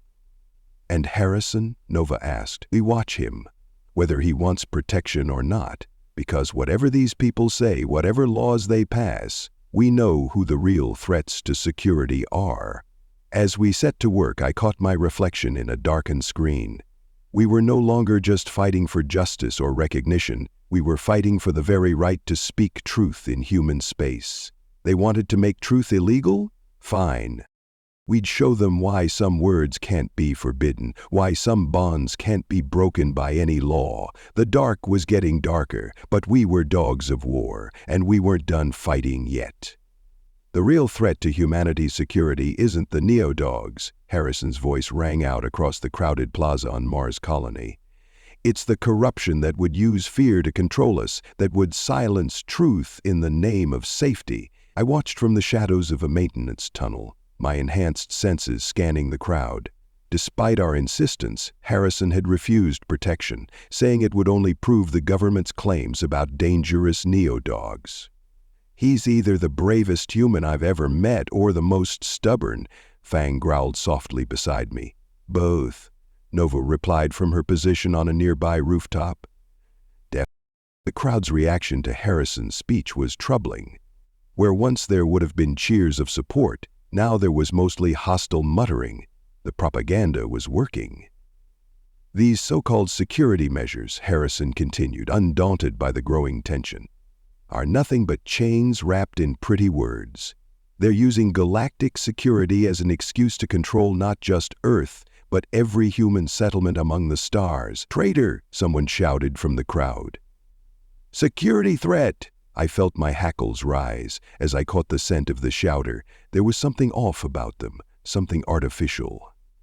Checking the crowd again, I noticed more like them scattered throughout. "Whiskers?" I subvocalized into our secure comm. "Are you seeing this?" "Already scanning," our tech expert replied from his hidden position. "At least 20 individuals showing signs of professional training. They're here to make the crowd turn ugly." On stage, Harrison was hitting his stride. "They tell you we need these laws to protect humanity's future in space. But ask yourselves, what kind of future are we protecting if we sacrifice our fundamental rights to get there?" More hostile shouts now, clearly coordinated. The planted agitators were doing their job, riling up the genuine civilians around them. "Remember the neo-dogs?" Harrison's voice rose above the growing chaos. "Remember how they fought for us, bled for us? They were created to be humanity's guardians, and now we repay them with persecution, with lies." "Rex?" Nova's voice was tense in my ear. Movement on the north roof. Someone just changed positions. I scanned the indicated area, my enhanced vision picking out a subtle distortion. "I see it. Could be nothing. Could be a shooter," Fang finished grimly. Part of me wanted to rush in, to get Harrison off that stage, but we'd promised to stay hidden, to let him make his stand. More importantly, we couldn't give the authorities what they wanted: footage of dangerous neo-dogs disrupting a public gathering. "The truth can't be silenced," Harrison declared, his voice steady despite the increasingly hostile crowd. "No matter how many laws they pass, no matter how many people they arrest, the truth will—" A bottle flew from the crowd, missing Harrison's head by inches, then another. The planted agitators were making their move. "Security forces incoming," Whiskers reported. But something's wrong. They're not moving to protect Harrison. They're holding back. My blood ran cold as I realized what was happening. They wanted this to turn violent. They wanted Harrison discredited, humiliated, or worse. "Nova," I barked, "that movement you saw on the north roof." "Still there," she confirmed, "and now I'm picking up similar patterns on the east and west. They're boxing him in." The crowd was at a breaking point now, the agitators having done their work well. What had started as a peaceful speech was about to become exactly what our enemies wanted: proof that dissenters were dangerous, that more security was needed. "This isn't about planetary security or galactic stability. This isn't about planetary security or galactic stability," Harrison shouted over the growing roar. "This is about power, about control, about silencing anyone who dares to speak." "Rex!" Whisker's voice was urgent. "Multiple energy signatures converging. Whatever's going to happen, it's happening soon." I made a split-second decision. "Nova, maintain overwatch. Fang with me. We're moving closer to the stage. Whiskers, be ready to—" A new sound cut through the chaos, a whine of more ships approaching. But these weren't security forces. The design was familiar. "Cavalry's here." Scar's gruff voice came through our comm. "Sorry we're late. Had to negotiate some flight restrictions." The pirate ship's appearance caused exactly the distraction we needed, drawing all eyes skyward. In the confusion, I caught a glimpse of something that made my fur stand on end, a glint of metal from the north roof, professional, precise. Everything in me screamed to act, to leap onto that stage and protect our ally, but I knew that would only serve our enemy's purpose. They wanted us to show ourselves. to prove that neo-dogs were dangerous interventionists who needed to be controlled.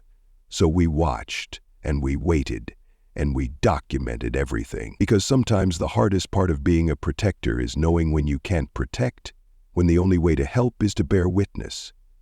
As Harrison launched into his final points, I caught the subtle shift in the air that meant something was about to happen.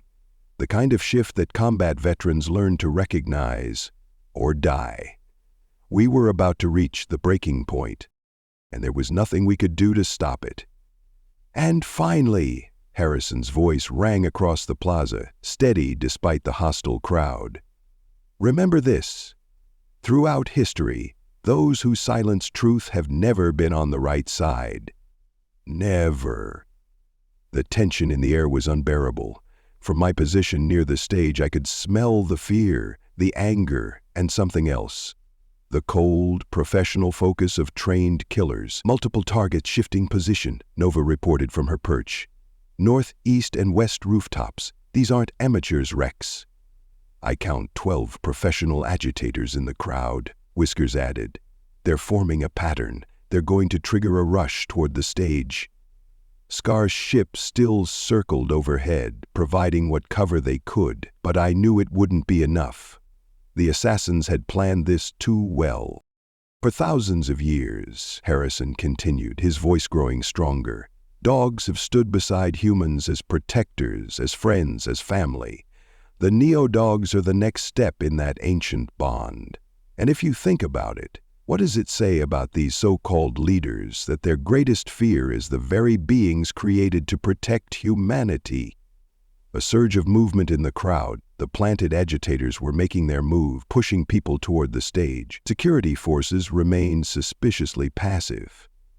Rex, Fang growled beside me, we have to do something. But we couldn't, not without proving every lie they'd told about us, not without giving them exactly what they wanted. Footage of dangerous neo-dogs interfering in human affairs. Harrison raised his voice over the growing chaos. They call it galactic security, but ask yourselves, what are they really securing? Their power, their corruption, their right to movement. Nova's urgent whisper cut through our comms. North roof, shooters taking position. I spotted it, the subtle shift of a stealth field, the glint of a weapon being raised. We were out of time. These people want to control humanity's future among the stars. Harrison's words came faster now, as if he knew what was coming. They want to decide who gets to speak, who gets to think, who gets to...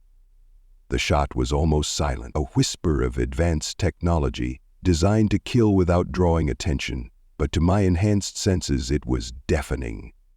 Harrison's words cut off mid-sentence. For a moment he just stood there, a look of surprise crossing his face. Then he looked down at the spreading red stain on his chest. No! I couldn't stop the growl that escaped my throat. Around us the crowd erupted into chaos. Exactly as planned. We were moving before conscious thought, our cover blown but no longer caring. Nova was already tracking the shooter, but they were gone, dissolved into the panicked crowd like ghosts. Multiple vehicles converging, Whiskers reported, his voice tight. Not medical. They're here to make sure the job is finished. Harrison crumpled to his knees as we reached the stage, blood soaked through his shirt, a through-and-through shot to the chest. Professional, precise, meant to send a message. Rex, he gasped as I reached him, his eyes focusing on mine. Don't let them silence. His words trailed off as he slumped forward. The plaza had become a scene of carefully orchestrated chaos. Screaming civilians, suspiciously late security forces, and news drones capturing everything. Tomorrow's headlines would call it a tragedy. They'd blame unknown extremists or maybe even try to pin it on us. They'd use it as justification for even tighter security measures, more controls, more silence. But as I stood there on that blood-stained stage, watching Harrison's life pour out onto the cold ground of a Mars colony, I made a silent vow. This wouldn't be the end. This wouldn't be another truth they could bury. The corrupt powers behind this thought they could silence one voice? Fine. We'd give them a chorus they couldn't ignore. But for now, all we could do was watch and wait and hope that the man who had dared to speak truth still had enough life left in him to keep fighting. Above us, Scar's ships continued their patrol, a reminder that we weren't alone. Around us, the carefully orchestrated chaos played out exactly as our enemies had planned. And somewhere in the gathering darkness of space, the real power brokers celebrated another victory in their war on truth. They thought they'd won. They thought they'd silenced another voice of resistance. They were wrong.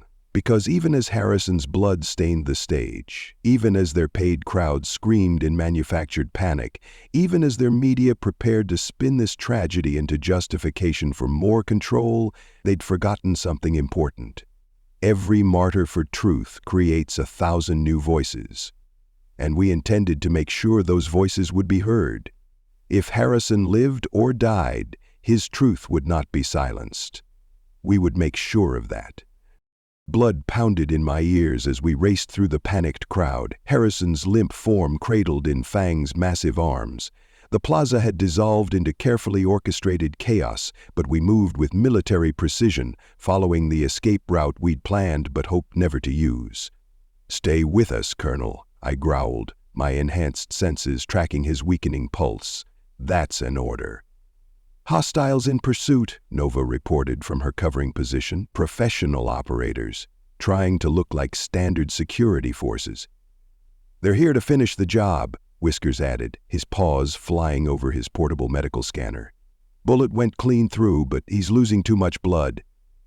Above us, Scar's ships provided cover, forcing the pursuers to keep their distance. The pirate captain's voice crackled over our secure comm. "Medical bay prepped and ready. Just get him to the extraction point." Harrison's eyes fluttered open, his voice barely a whisper. "The speech.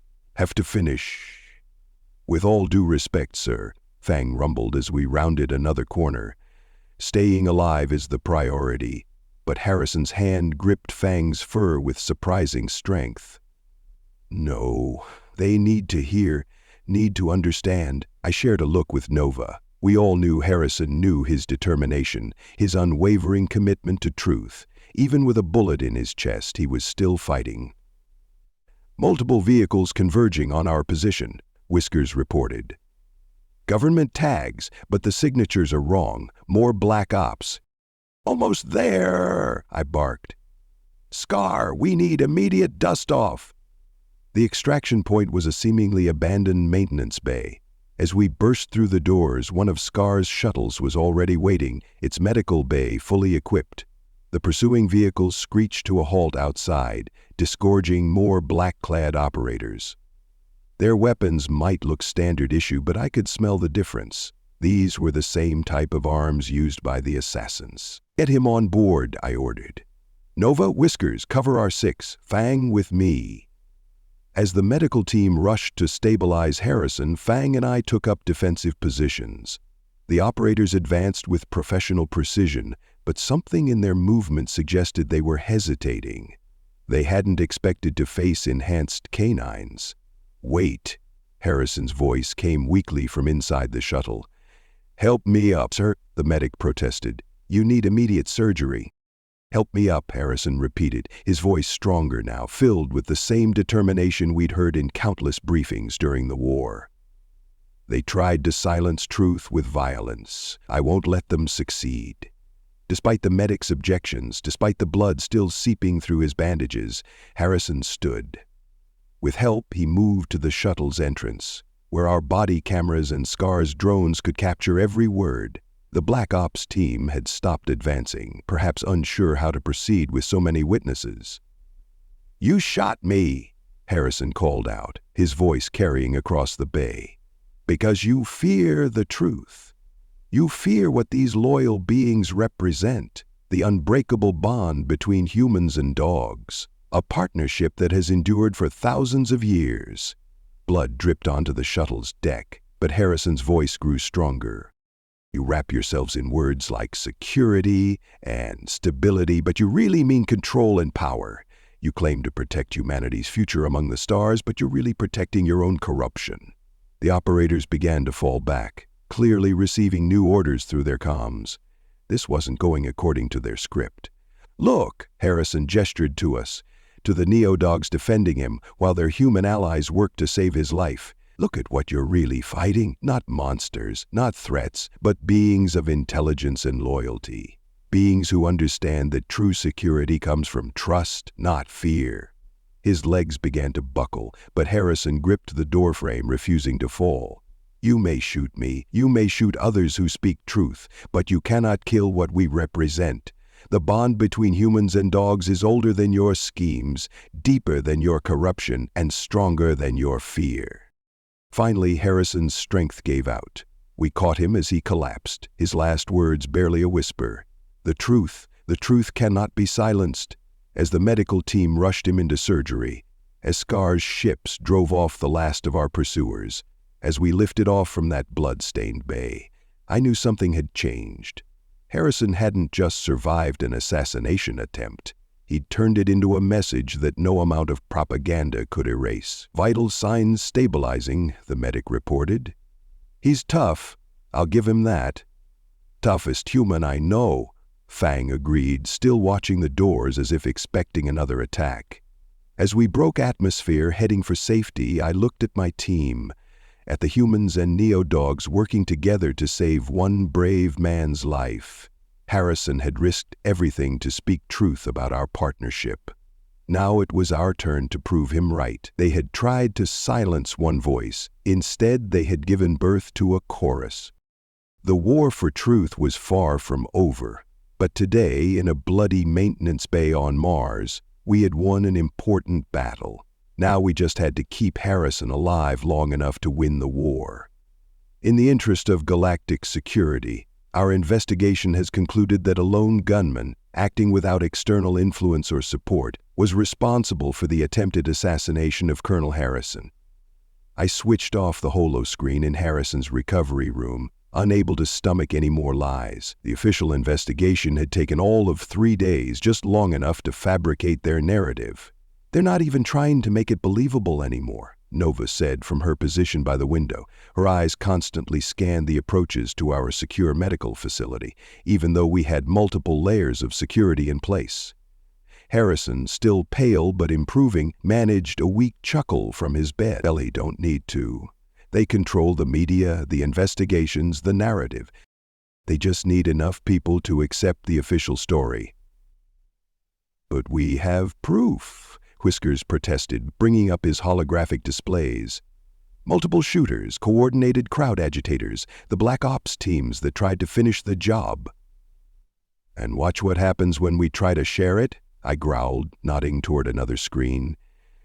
As if on cue, the news anchor's voice filled the room. "Social media platforms are working diligently to remove unauthorized and unverified claims about the assassination attempt, citing concerns about interplanetary security and the spread of dangerous misinformation." Fang's massive paw clenched into a fist.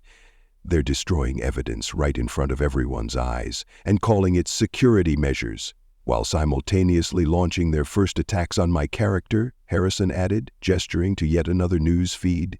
"Look."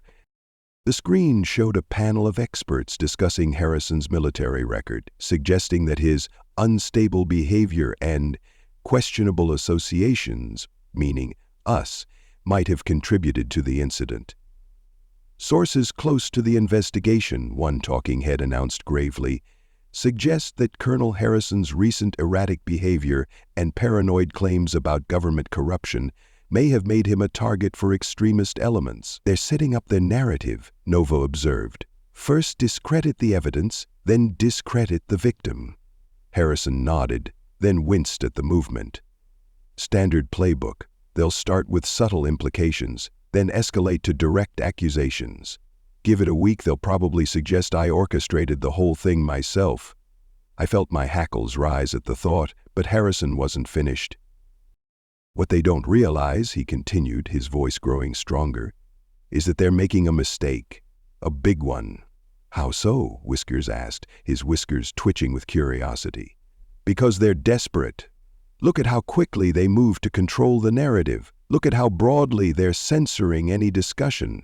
They're scared." Of what? Fang wondered. Of the truth getting out? Nova suggested. No, I said, suddenly understanding. They're scared because the truth is already out. Harrison finished his speech. People saw us, saw neo-dogs, protecting him, saving him. They saw what real loyalty looks like. Harrison smiled. Exactly. They can spin all the official stories they want, but they can't erase what people saw with their own eyes. Every time they try to paint me as unstable or you as dangerous, they remind people of what really happened. A priority alert flashed on our screens, more official findings being released. As we watched, the government's story grew more elaborate, more carefully constructed, and more obviously false to anyone paying attention. Single shooter acting alone, Whiskers read aloud, his tone incredulous.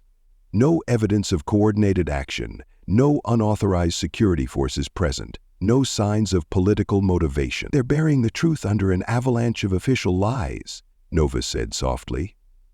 No, Harrison replied, his voice firm despite his weakness.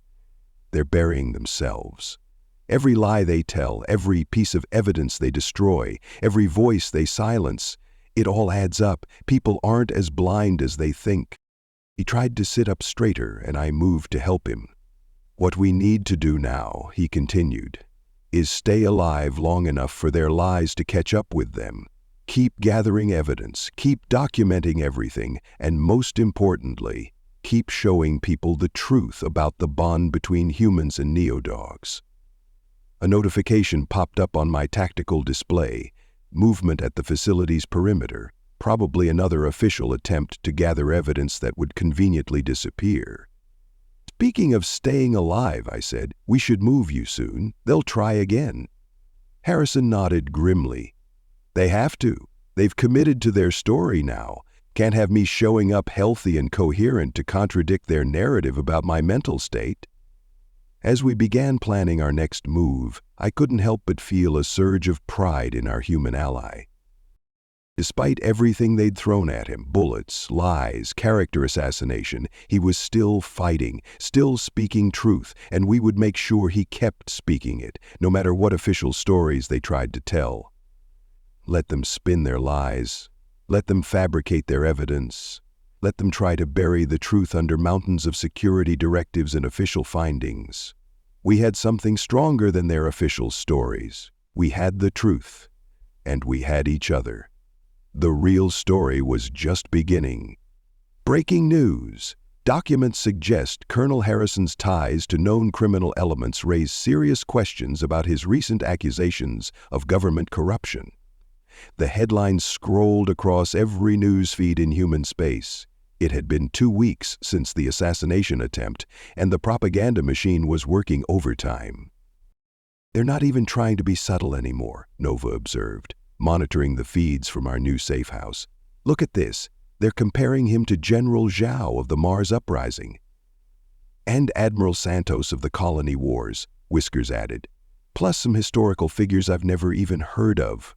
That's because they made them up, Harrison said from his recovery chair. He was looking stronger every day, much to our enemy's evident frustration. Create fictional dictators, insert them into the historical record, then compare me to them, standard tactic. I felt my fur bristle as another expert appeared on screen, solemnly discussing Harrison's dangerous rhetoric and threats to colonial stability. Notice what they're actually accusing me of, Harrison continued, his voice taking on the tone he used during military briefings. Corruption, power grabs, destabilizing society for personal gain. Sound familiar? They're accusing you of everything they're actually doing, Fang growled, understanding dawning in his eyes. Exactly. It's called projection. They take their own crimes, their own intentions, and project them onto their enemies. Makes it harder for people to believe the truth when it comes out. The media assault was relentless. Every hour brought new revelations about Harrison's past, new concerns about his mental state, new evidence of his supposed crimes. Colonel Harrison's association with dangerous genetic experiments, the so-called neo-dogs, suggests a pattern of reckless behavior that I switched off that particular feed before Fang could smash another holoscreen. We'd already gone through 3 this week. "Ah, sir," Whiskers called out suddenly, his whiskers twitching with excitement. "You need to see this." He brought up a series of documents, internal communications from the very people attacking Harrison. The timestamps and security protocols were unmistakable. "Where did you get these?" I asked, already knowing the answer. Let's just say some of SCAR's more technically inclined crew members have been busy, Whiskers replied with a slight grin. The documents were damning. Detailed plans for the smear campaign, laid out weeks before the assassination attempt. Lists of false accusations to be made, complete with fabricated evidence to support them, even scripts for the independent experts to follow. Look at this, Nova pointed to one particular communication. They're actually complaining that Harrison's survival is making their job harder. They had obituaries and posthumous character assassinations already written. Harrison leaned forward, studying the documents with intense focus. This is good, very good, but we need to be careful how we use it. Sir, I asked, they're expecting us to try to counter each accusation, to defend against each attack. That's what they want, to keep us so busy defending that we can't attack. Harrison's eyes took on a familiar gleam. So we don't do that. We let them keep projecting, keep accusing, and we gather everything. Building a case? Nova asked. Building a pattern, Harrison corrected. Every false accusation, every projected crime, we document it. Then, when the time is right, we show how each lie corresponds to their own actions, turn their projection tactics back on them. As if to underscore his point, another news alert flashed across our screens. This one accused Harrison of undermined colonial security for financial gain. Whiskers immediately pulled up financial records showing massive payments to media outlets from shell companies linked to our enemies. Perfect, Harrison said with a grim smile. Add it to the pile. Every projection is a confession if you know how to read it. Just then our perimeter alerts pinged, multiple vehicles approaching, trying to look casual and failing. Looks like they're tired of character assassination, Fang growled, moving to defensive positions, back to regular assassination. Sir, I said to Harrison, we need to move you. He nodded, already reaching for the go bag we kept ready. They're getting desperate. The projection isn't working as well as they hoped. People are starting to see through it. As we evacuated through our pre-planned routes, watching the random criminal elements who just happened to find our safe house, I couldn't help but feel a surge of hope. Yes, they had the media. Yes, they had the power to blast their lies across human space. Yes, they could project their own crimes onto Harrison and try to bury the truth under an avalanche of accusations. But with every projection, they revealed themselves. With every lie, they showed their hand.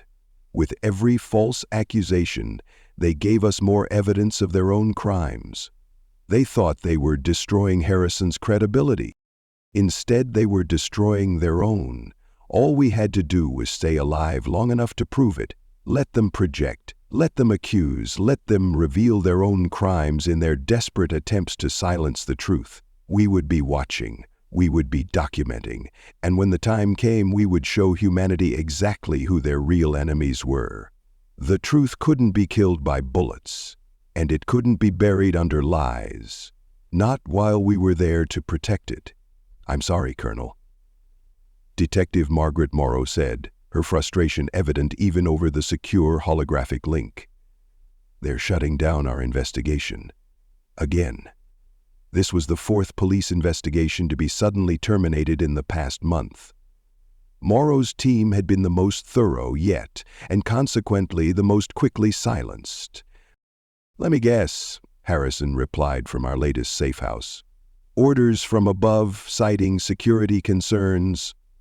Interplanetary security this time, Morrow confirmed bitterly. Apparently, investigating an assassination attempt on a colonial citizen threatens the stability of human space. I watched Harrison's face carefully. The past month had aged him, though not in the way our enemies had hoped. Instead of breaking him, each failed investigation, each suppressed truth had only hardened his resolve. They ordered us to turn over all our evidence, Morrow continued, including our backups. Nova, who had been monitoring the call, smiled grimly. But not including the copies you already sent us. Morrow's answering smile was equally grim. I don't know what you're talking about. I'm a law enforcement officer. I would never violate security protocols by preserving evidence of multiple attempted murders. As she signed off, Whiskers began analyzing the latest data package she had definitely not sent us. His whiskers twitched with growing excitement. "This is good," he said, "really good." Morrow's team found direct links between the random criminals who keep attacking us and certain government offices. Payment records, communication logs, even an alert from our perimeter sensors cut him off. "Speaking of random criminals," Fang growled, moving to defensive positions. "We've got company. 2 vehicles trying to look civilian. Failing. I checked the sensor readings. Same profile as the last 3 attempts. They're not even bothering to change their tactics anymore." "Because they don't have to," Harrison said, already moving to our evacuation route with practiced efficiency.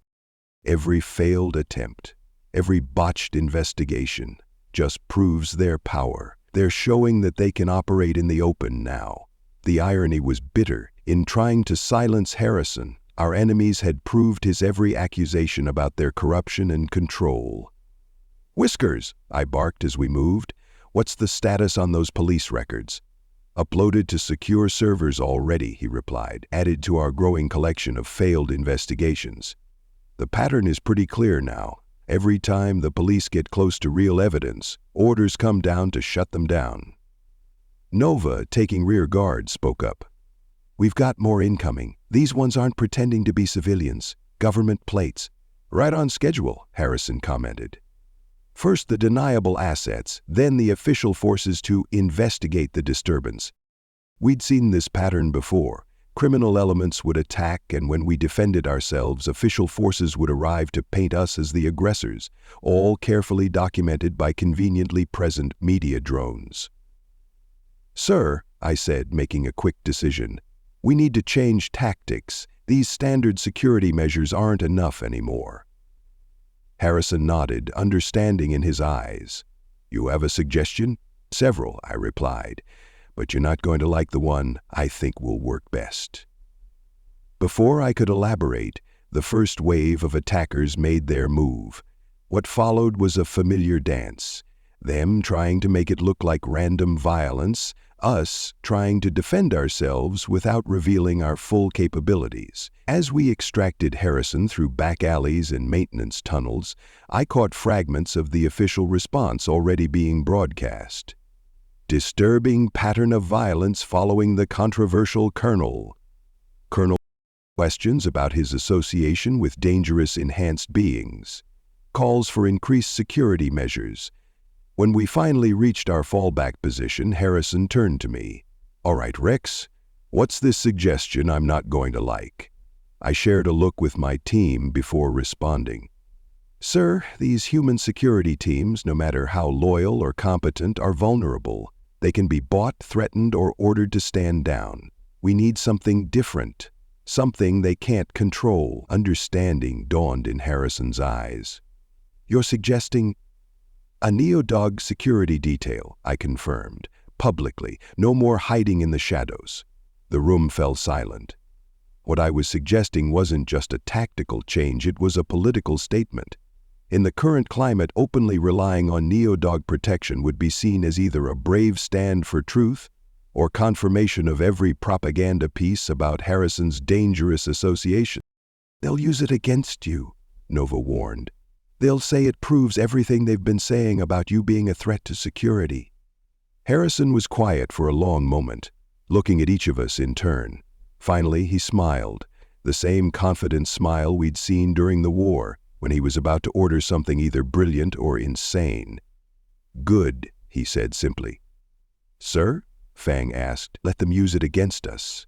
Let them scream about security threats and dangerous alliances. Every time they do, people will see the truth, that the most dangerous things in human space aren't loyal neo-dogs, but corrupt officials who fear what that loyalty represents. As if to punctuate his point, another alert warned of approaching forces.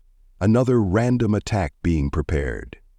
"Well," Harrison said, standing straight despite his fatigue, "shall we give them something real to be afraid of?" Looking at my team, at the mix of determination and fierce loyalty in their eyes, I knew we were ready for this next phase. Let our enemies send their deniable assets and official forces. Let them spin their tales of security threats and dangerous associations. We would show humanity what real security looked like, what real loyalty meant. The next attack was coming, but this time, we wouldn't hide what we were. This time, we would show them exactly why dogs had been humanity's protectors for thousands of years. Colonel Harrison's decision to employ enhanced canines as his personal security detail raises serious concerns about judgment and stability. The news anchor's voice droned on as we prepared for Harrison's first public appearance since announcing his decision. The media reaction had been swift and predictable, exactly as we'd expected. "They're really pushing the unstable judgment angle," Nova observed, checking her equipment. Unlike before, we weren't hiding our presence anymore. Today, we would stand openly as Harrison's protectors. "Of course they are," Harrison replied, adjusting his collar. The wound in his chest had healed well, though he still moved carefully. "Trusting neo-dogs is the ultimate proof of my instability, at least according to their narrative." Whiskers, monitoring the security feeds around the conference center where Harrison would speak, suddenly perked up.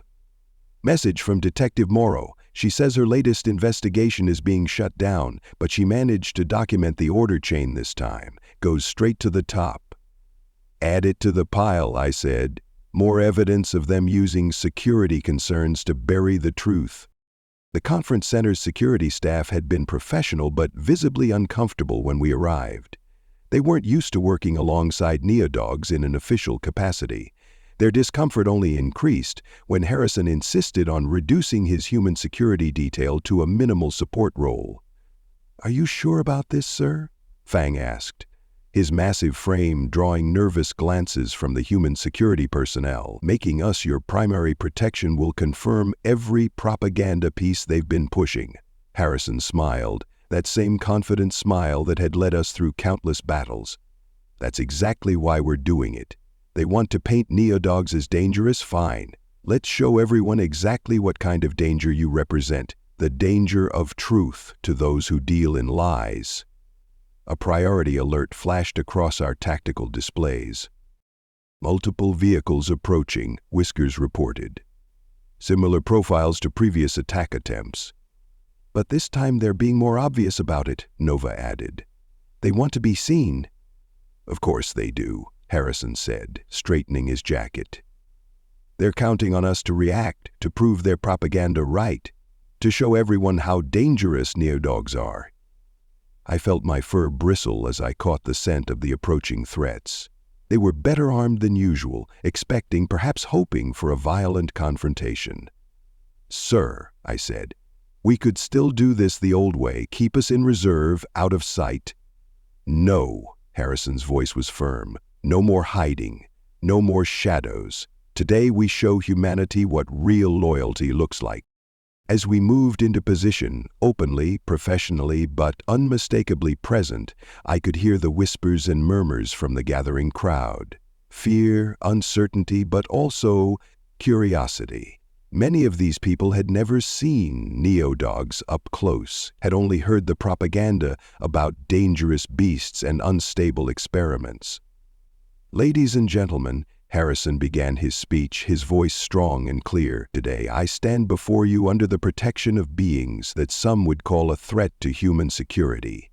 They want you to fear these neo-dogs, to see them as dangerous weapons that need to be controlled or destroyed." He paused, gesturing to where we stood, alert but disciplined. "Look at them. Really look. These are beings created to protect humanity, who have fought and bled for Earth and her colonies.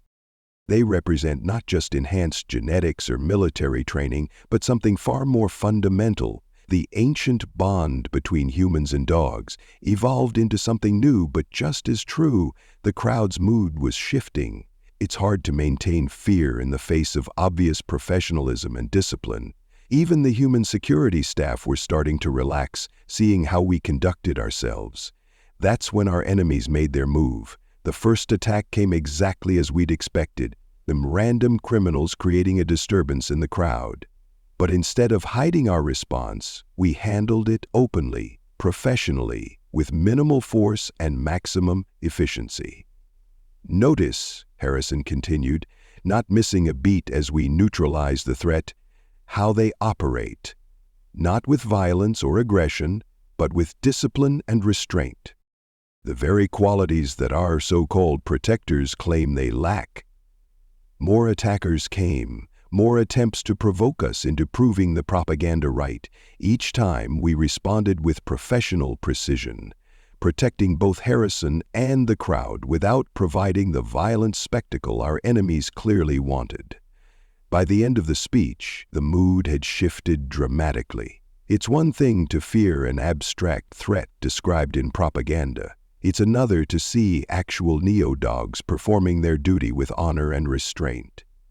"Sir," Nova reported as we prepared to leave, "you'll want to see the social media feeds. People are starting to ask questions. The right questions." Harrison nodded, satisfied. "Good. Let them question. Let them think. Let them see the difference between propaganda and reality."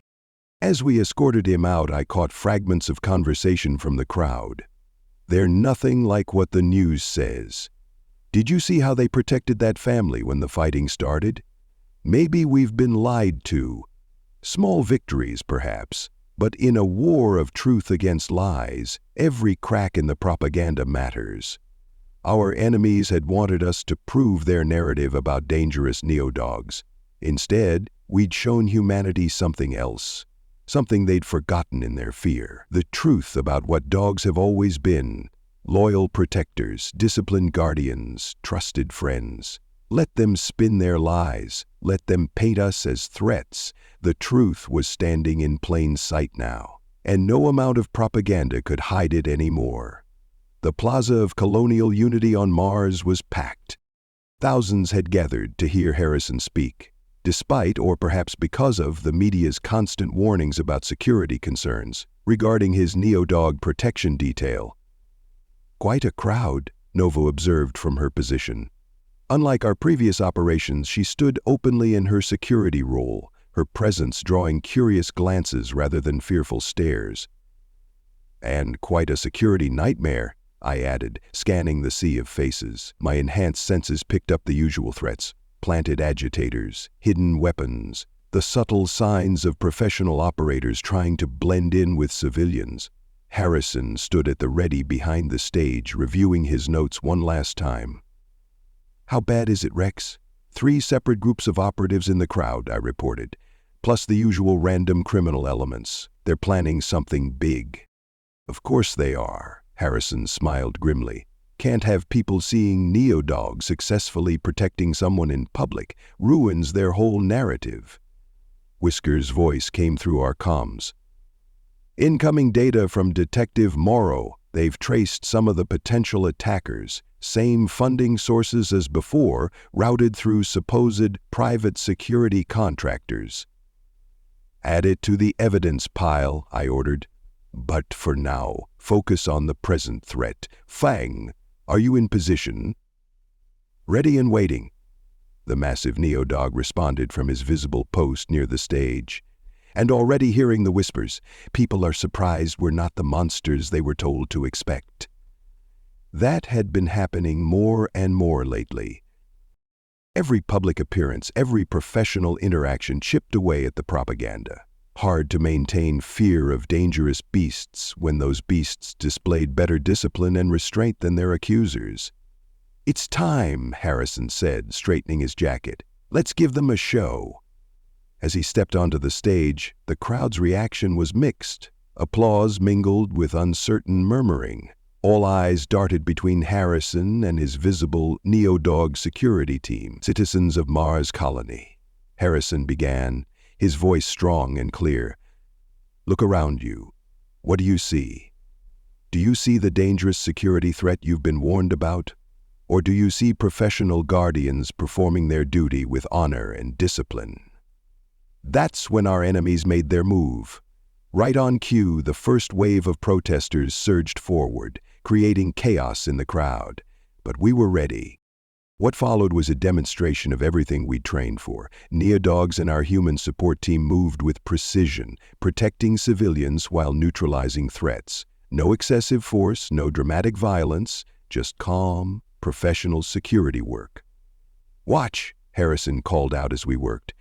"Watch how they protect not just me, but you.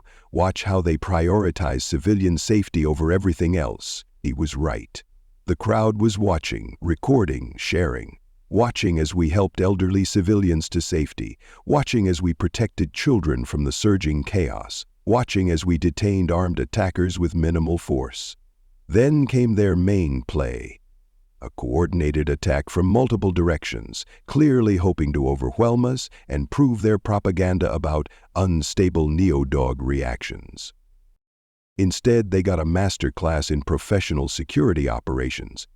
"Hostile with weapon, north section," Nova called out calmly. "Fang, contain. Whiskers, evacuate civilians from that zone." We moved like a well-oiled machine, each action precise and measured. The attackers, expecting violent chaos, found themselves facing disciplined resistance that made their own actions look crude and desperate. "Sir," I reported to Harrison as we countered another thrust, "they're getting frustrated, might try something desperate." "Good," Harrison replied, continuing his speech without missing a beat. "Let them show everyone who the real threats to security are." The desperate move came minutes later, a suicide charge by multiple attackers, clearly hoping to force us into lethal response. Instead, they got an object lesson in neodog capabilities. Working together, we disabled and contained the entire group without a single fatality. Professional, precise, everything their propaganda said we couldn't be. As security forces finally arrived to take custody of the attackers, the crowd's mood had completely shifted. The fear was gone, replaced by something else: admiration, respect, and dawning understanding. Look at their restraint. Did you see how they protected those kids? Nothing like what the news tells us. The whispers spread through the crowd, across social media, through the colonies. Our enemies had tried to prove their narrative about dangerous neodogs. Instead, they'd proved ours about professional guardians. As we secured the area and prepared for Harrison's exit, Detective Morrow's voice came through on a secure channel. "You'll want to see this. Public opinion tracking is showing a major shift. People are asking questions about why they were told to fear you." Harrison's smile was tired but satisfied. "Good. Let them question. Let them think. Let them see the difference between propaganda and reality."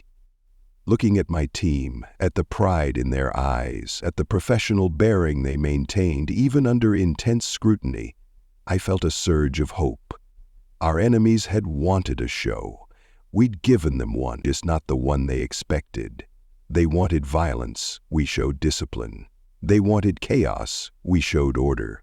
They wanted fear, we showed protection. The truth about neodogs was on display for all to see now. The tide was turning.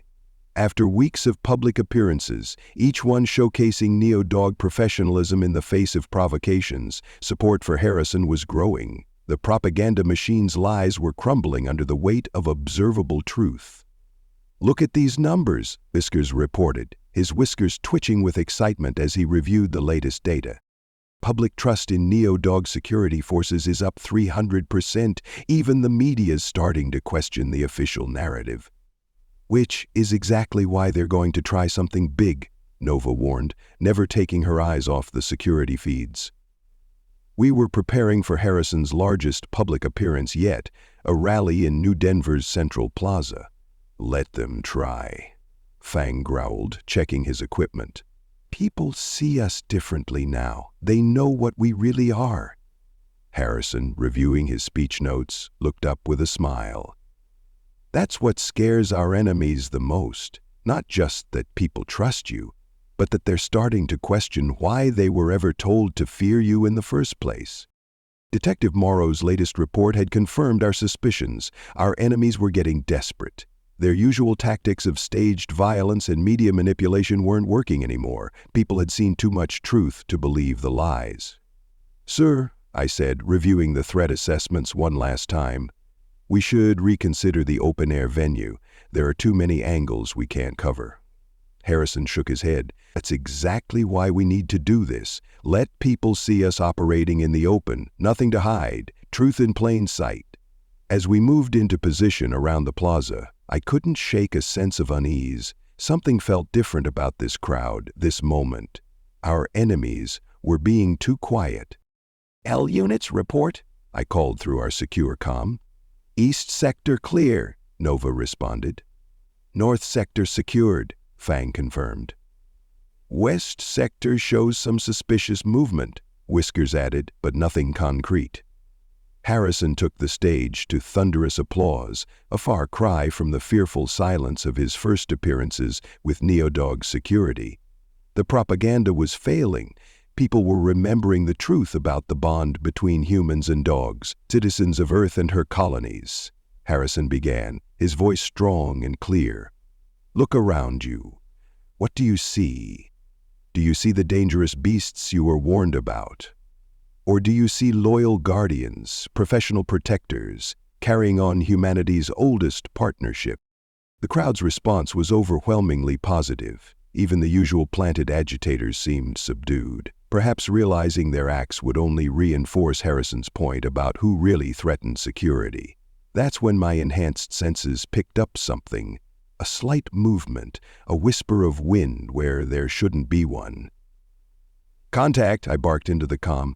"Multiple stealth fields detected." There, the shot came from nowhere, a hypervelocity round that somehow pierced our best detection systems. One moment Harrison was speaking, the next he was staggering back, red blooming across his chest. "Sniper!" Nova shouted, already moving to cover. "Get him down!" I roared, leaping toward the stage as chaos erupted. The crowd panicked, but we maintained our discipline. Even as more shots rang out, even as our enemies finally showed their hand, we did our duty, protecting civilians, securing the area, getting Harrison to safety. "Stay with us, sir," I growled as we rushed him toward the medical response team. "That's an order." Blood soaked his shirt, too much blood. The shot had been precise, professional, not meant to wound but to kill. "Cap!" "Going," Harrison gasped, his voice weak but determined. Don't let them bury the truth." The plaza had become a war zone. Our enemies, realizing their assassin had failed to kill Harrison instantly, launched their backup plan. Explosions, smoke, more shooters activating stealth fields. But we didn't break. We didn't rampage or panic like their propaganda said we would. We maintained our discipline, protected our charge, secured the civilians. Even as Harrison's blood stained my fur, even as the medical team rushed him toward emergency surgery, we showed everyone exactly what Neodogs were. Professionals, protectors, guardians. The last thing I saw before the medical transport doors closed was Harrison's face, pale but determined. His lips moved, forming words too quiet for anyone but a Neodog to hear. "Keep fighting, keep showing them the truth."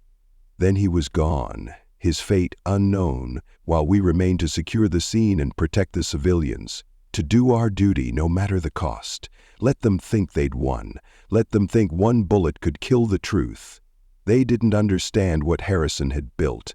Not just a security team, but a symbol, a living reminder of humanity's oldest partnership, of loyalty that transcended fear and propaganda. The dawn had turned blood red, but it was still a new dawn, and we would make sure Harrison's truth lived to see it. 3 months had passed since a sniper's bullet had torn through Harrison's chest. 3 months of recovery, of physical therapy, of his enemies claiming he was finished, but they had underestimated him. Again. "You're not seriously considering this," Nova said, watching Harrison check his suit in the mirror. The scar on his chest was still visible as he buttoned his shirt. "The last rally nearly killed you." "Nearly being the operative word," Harrison replied with that familiar determined smile. Besides the elections in 2 weeks, people need to hear this message directly. I shared a concerned look with Fang. Since the last assassination attempt, we'd upgraded every aspect of our security. Better sensors, better protocols, better everything. But Harrison's enemies had also stepped up their game. "Sir," I said carefully, "the medical team hasn't cleared you for—" "The medical team," Harrison cut me off, "doesn't get to decide if I let these corrupt bureaucrats steal an election. Some things are worth the risk, Rex." Whiskers, monitoring our security feeds, spoke up. "Speaking of risks, you should see the crowd gathering at Victory Plaza. It's massive." He wasn't exaggerating. The feed showed thousands of people flooding the area, more than any previous rally. The attempted assassinations, rather than frightening people away, had only strengthened their resolve. "Your last speech really struck a nerve," Nova observed. "People are starting to understand what's really at stake." Harrison nodded, finally satisfied with his appearance. The past months had aged him, but there was a new steel in his eyes. "They understand because they've seen the truth. They've watched their so-called leaders try to kill me rather than let me expose their corruption. They've seen neo-dogs protect civilians while government forces stood by. Truth, once seen, can't be unseen." A priority alert flashed across our tactical displays. Detective Morrow's face appeared on our secure channel.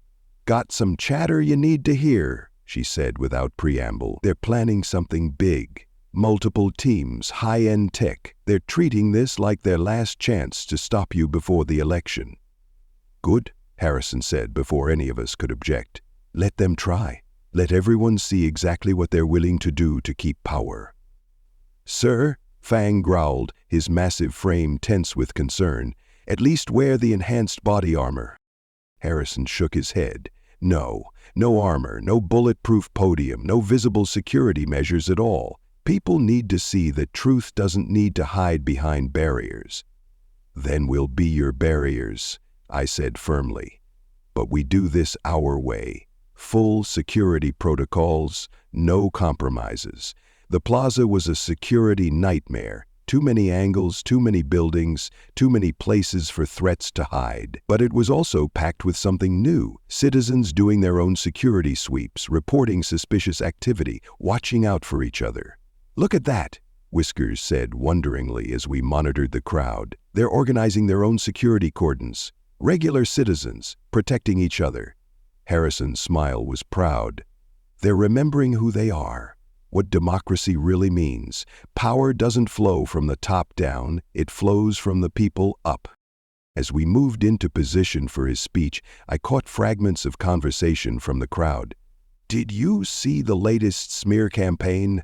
They're getting desperate. Must mean Harrison's telling the truth.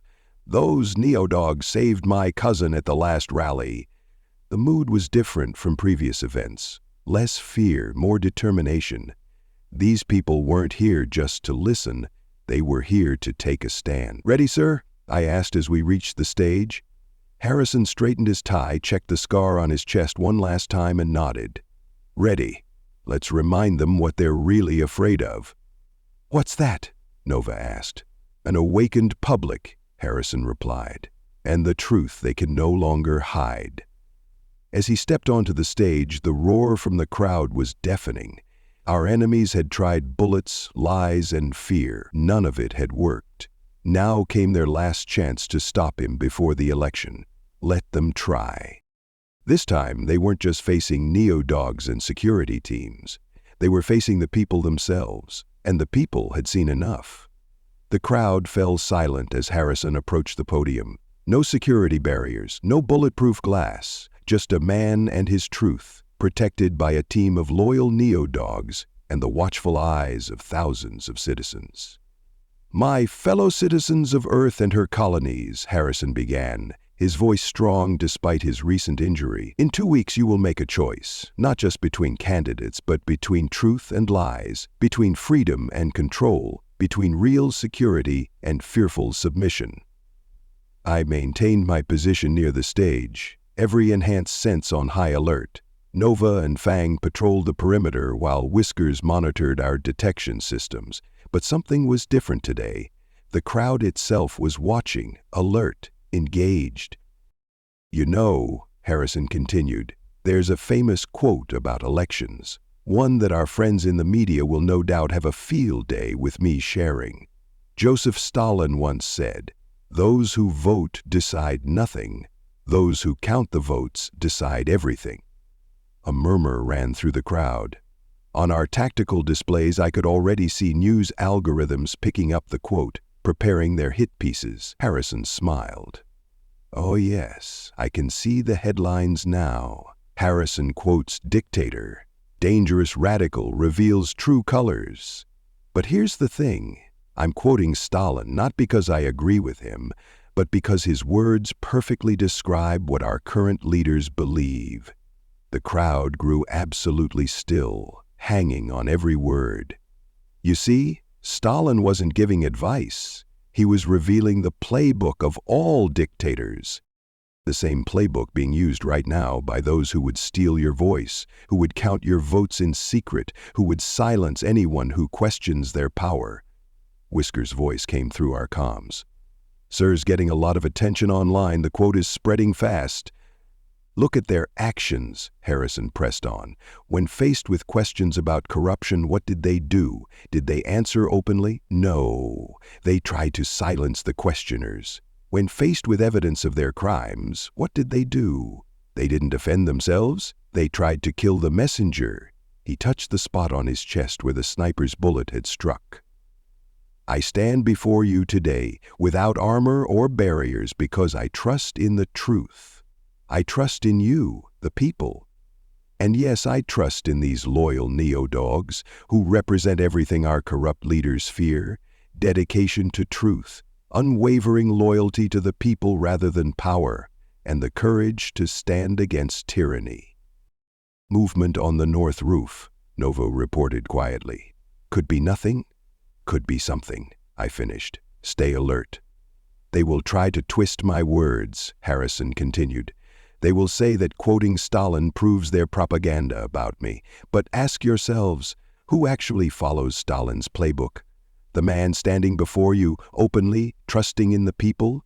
Or those who hide in shadows, who kill to keep secrets, who would control the counting of your votes?" The crowd's response was thunderous. They understood exactly what he was saying. "I stand before you as a simple candidate asking for your vote. They stand in darkness, preparing to steal it. I quote Stalin to warn you of their methods. They quote security to justify their control. I trust you to see the truth. They trust only in your fear."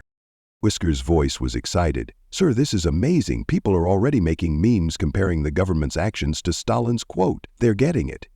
"Remember," Harrison's voice grew more intense. "In 2 weeks they will try to steal your voice. They will count votes in secret, declare results that serve their power, and call anyone who questions them a threat to security, just as they called me a threat for questioning their corruption, just as they called these loyal neo-dogs a threat for protecting the truth." He paused, letting his words sink in. "But Stalin was wrong about one thing. Those who count the votes only decide everything if we let them. If we stay silent, if we accept their lies, if we let fear of their power overcome our love of truth." The plaza had become so quiet you could hear a pin drop. Every eye was fixed on Harrison, every ear straining to catch his words. "I'm not asking you just to vote. I'm asking you to watch, to record, to stand witness, to make sure that those who count the votes remember that they answer to those who cast them." The roar that went up from the crowd was like nothing I'd ever heard. Not approval or agreement, but determination, resolution, purpose. Our tactical displays lit up with social media activity. Harrison's message was spreading faster than any algorithm could suppress it. The truth was breaking free. Let them try to twist his words. Let them spin their propaganda. The people had heard the truth. The first sign that something was wrong came not from our security systems, not from our enhanced senses, but from the crowd itself. "Look!" someone shouted. In the maintenance uniform, my head snapped toward the direction of the voice. A man in workers' coveralls was pushing through the crowd, hand reaching inside his jacket. But before we could even move, something extraordinary happened. The crowd acted. "Get him!" came a shout, and suddenly the would-be assassin was surrounded by civilians. A construction worker tackled him from behind. A grandmother swung her handbag with surprising force. A teenage girl kicked the weapon from his hand. "Threat contained, West Sector," Nova reported, already moving to secure the area. The crowd has him pinned." Harrison, never missing a beat in his speech, allowed himself a small smile. "Look at that," he said into the microphone. "Look at what they fear most. Not just neo-dogs or security teams, but you, the people themselves, awake and aware." I reached the scene just as Fang helped the civilians secure the assassin. The man's face was a mask of shock. He clearly hadn't expected resistance from his soft civilian targets. "Whiskers," I barked into our comm. "Full scan. This can't be their only play." "Already on it," our tech expert replied, getting some weird readings from his equipment. "This is high-end stuff, Rex. Military grade, but modified?" The construction worker who'd made the initial tackle stood up, brushing off his clothes. "Been waiting for something like this," he said grimly. "Saw what they did to the colonel last time. Not happening again. Not on our watch." All around the plaza I could see people organizing themselves, forming impromptu security cordons, watching the rooftops and windows. They weren't just audience members anymore, they were participants. "Sir?" Detective Morrow's voice came through our secure channel. "You need to see what we found on him. This isn't just another assassin. This guy's connected, really connected." "How connected?" I asked, examining the sophisticated equipment we'd taken from the would-be killer. "Let's just say his comm unit has encryption that's only supposed to exist in certain, very high places. Places with lots of flags and official seals." Harrison's voice continued to ring out over the plaza. "They thought they could silence truth with violence, but they forgot something important. Truth doesn't need guards or guns. Truth just needs people brave enough to see it and share it." The assassin, now secured by proper restraints, glared up at me. "You don't understand what you're dealing with," he spat. "The power they have." "The power they're losing," I corrected him. "Look around. Look what you're really fighting. Not just neo-dogs or security teams, but humanity itself." Whisker's excited voice cut through our comms. "Rex, the encryption on his equipment, it's failing. Some kind of dead man switch must have triggered when he was caught. I'm getting names, dates, communication logs." "Secure everything," I ordered. "Every byte of data. Get it to Detective Morrow immediately." The crowd had resumed listening to Harrison's speech, but there was a new energy in the air. They had faced down a threat themselves, had proven they weren't helpless spectators in this fight. "Multiple vehicles approaching," Nova reported. "Government plates. Looks like they're trying to extract their asset before we can question him." "Too late," Fang growled with satisfaction. "Evidence is already copying to secure servers. Let them try to bury this one." Harrison's voice rose over the plaza. "Look at what you've done today. Look at how you've proven that the power of the people is stronger than all their schemes and lies." The assassin's face had gone pale as he realized what was happening, how completely his mission had failed, how much evidence was now exposed. "Your masters can't help you now," I told him quietly. "But you can help yourself. Detective Morrow will be very interested in what you have to say about who really gave you those orders." As official vehicles screeched to a halt at the plaza's edge, as Harrison's voice continued to rally the crowd, as our evidence servers filled with undeniable proof of high-level corruption, I felt a surge of fierce pride, not just in our team's performance, but in the people themselves. They had become what our enemies feared most: active participants in their own democracy, unwilling to stand by while truth was attacked. The assassin had failed, the crowd had risen, the truth had won, and this was just the beginning. "The encryption is military grade plus," Whiskers reported, his whiskers twitching with excitement as data streamed across his screens. Not just military, we're talking cabinet-level security protocols, the kind only top government officials are supposed to have. We had secured a temporary command post near the plaza, where Detective Morrow was coordinating with her most trusted officers to process the evidence.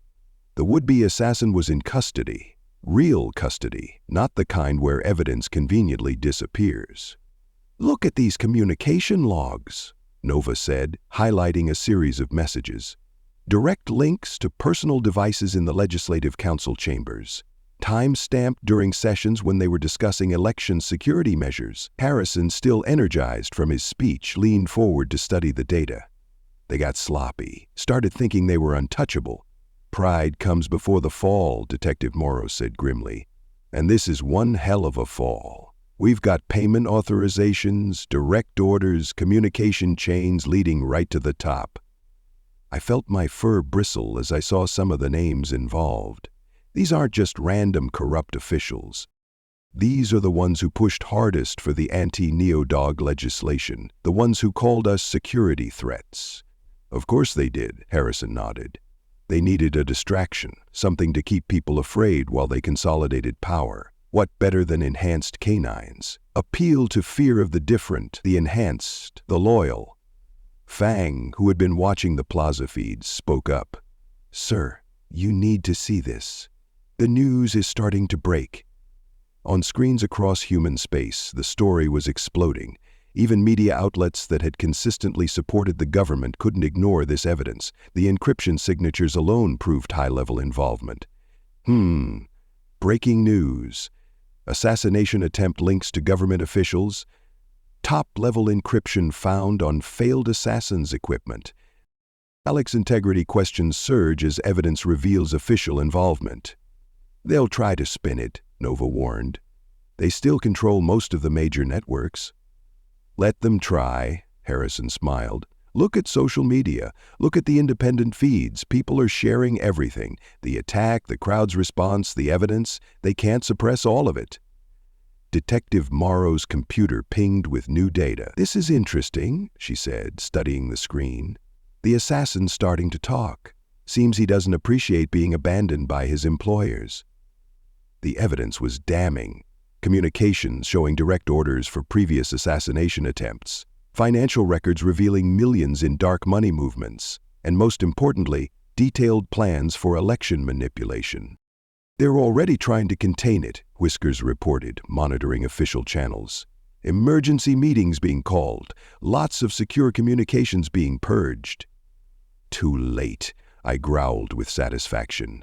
"We've got it all. Every delete command just makes another copy on our secure servers." Harrison straightened, his wound apparently forgotten in the excitement. "Get everything to every news outlet, every social channel, every colony network. Let them try to suppress it all." "Sir," Nova said cautiously, "they'll come at you hard for this. They've got nothing left to lose now." "Good," Harrison replied. "Let them show everyone exactly who they are. Let them prove everything I've been saying about corruption and control." The plaza was still full of people, now watching the news break on their devices, sharing evidence faster than any algorithm could suppress it. The truth was spreading like wildfire through human space. "Look at these polling updates," Whiskers said wonderingly. "Support for election monitoring is skyrocketing. People are organizing their own observation teams, planning to record and stream every voting station." Harrison nodded with satisfaction. That's what they really feared. Not just losing an election, but losing control, losing the ability to manipulate from the shadows. Detective Morrow's face was grim but satisfied. "This is what we needed. Proof that can't be buried or spun. Proof that shows exactly who's really threatening security." As we watched the evidence spread, as we saw the public's reaction build, I felt a fierce pride, not just in our team's success, but in the people themselves. They had risen to protect Harrison. They had helped catch his would-be killer. Now they were ensuring the truth couldn't be hidden. "Sir," I said, "what's our next move?" Harrison's smile was tired but determined. "Now? Now we keep pushing, keep sharing truth. Keep showing people what real security looks like, not control from above, but protection from within, from loyal guardians, both human and neo-dog. The election was still 2 weeks away. Our enemies were exposed but not defeated. They would strike back harder than ever. But something had changed. The people were awake now, aware, involved. They had seen the truth, and they wouldn't unsee it. Let our enemies come. Let them try their worst. Let them show everyone exactly who they really are. The truth was out. The people were watching, and the dogs of war stood ready. The real fight for democracy was just beginning. The election numbers still glowed on the main screen in Harrison's transition headquarters. 73% of the popular vote, victories in every major colony, unprecedented turnout across human space. But it was the smaller screens that told the real story. Another fraud attempt exposed in the Mars colony, Whiskers reported, his whiskers twitching as he monitored incoming data. Local citizens caught them trying to tamper with voting machines. Everything documented, everything streamed live. That makes 17 major attempts caught and stopped, Nova added. Not counting the hundreds of smaller incidents. The people really stepped up. Harrison nodded, studying a different set of reports, ones detailing the ongoing arrests of former government officials. Detective Morrow's been busy. 3 more cabinet members taken into custody this morning. Good, I growled, remembering the assassination attempts, the lies, the corruption that had nearly destroyed everything. They need to face justice, all of them. They will, Harrison assured me. No deals, no political compromises. We have evidence of their crimes, and they will answer for them in public courts. The people deserve to see justice done. Fang, watching security feeds from outside, spoke up. Speaking of the people, sir, the protests are getting louder. Both sides. He was right. The streets were filled with celebrations in most places, but there were also angry demonstrations by those who still believed the media's lies about Harrison being a dangerous radical. Can't blame them entirely, Harrison sighed. They've been fed propaganda for years. It'll take time for truth to sink in. Some of them don't want the truth, Nova observed. The media's still spinning everything we do. According to the morning shows, these arrests are political persecution rather than justice for actual crimes. Harrison stood, moving to the window to watch the crowds below. Let them spin. We have evidence, we have witnesses, we have truth, and most importantly, we have an awakened public who won't let justice be denied this time. Sir, Whiskers called out, you should see this. First batch of seized documents from the Interior Ministry. The corruption? It's worse than we thought.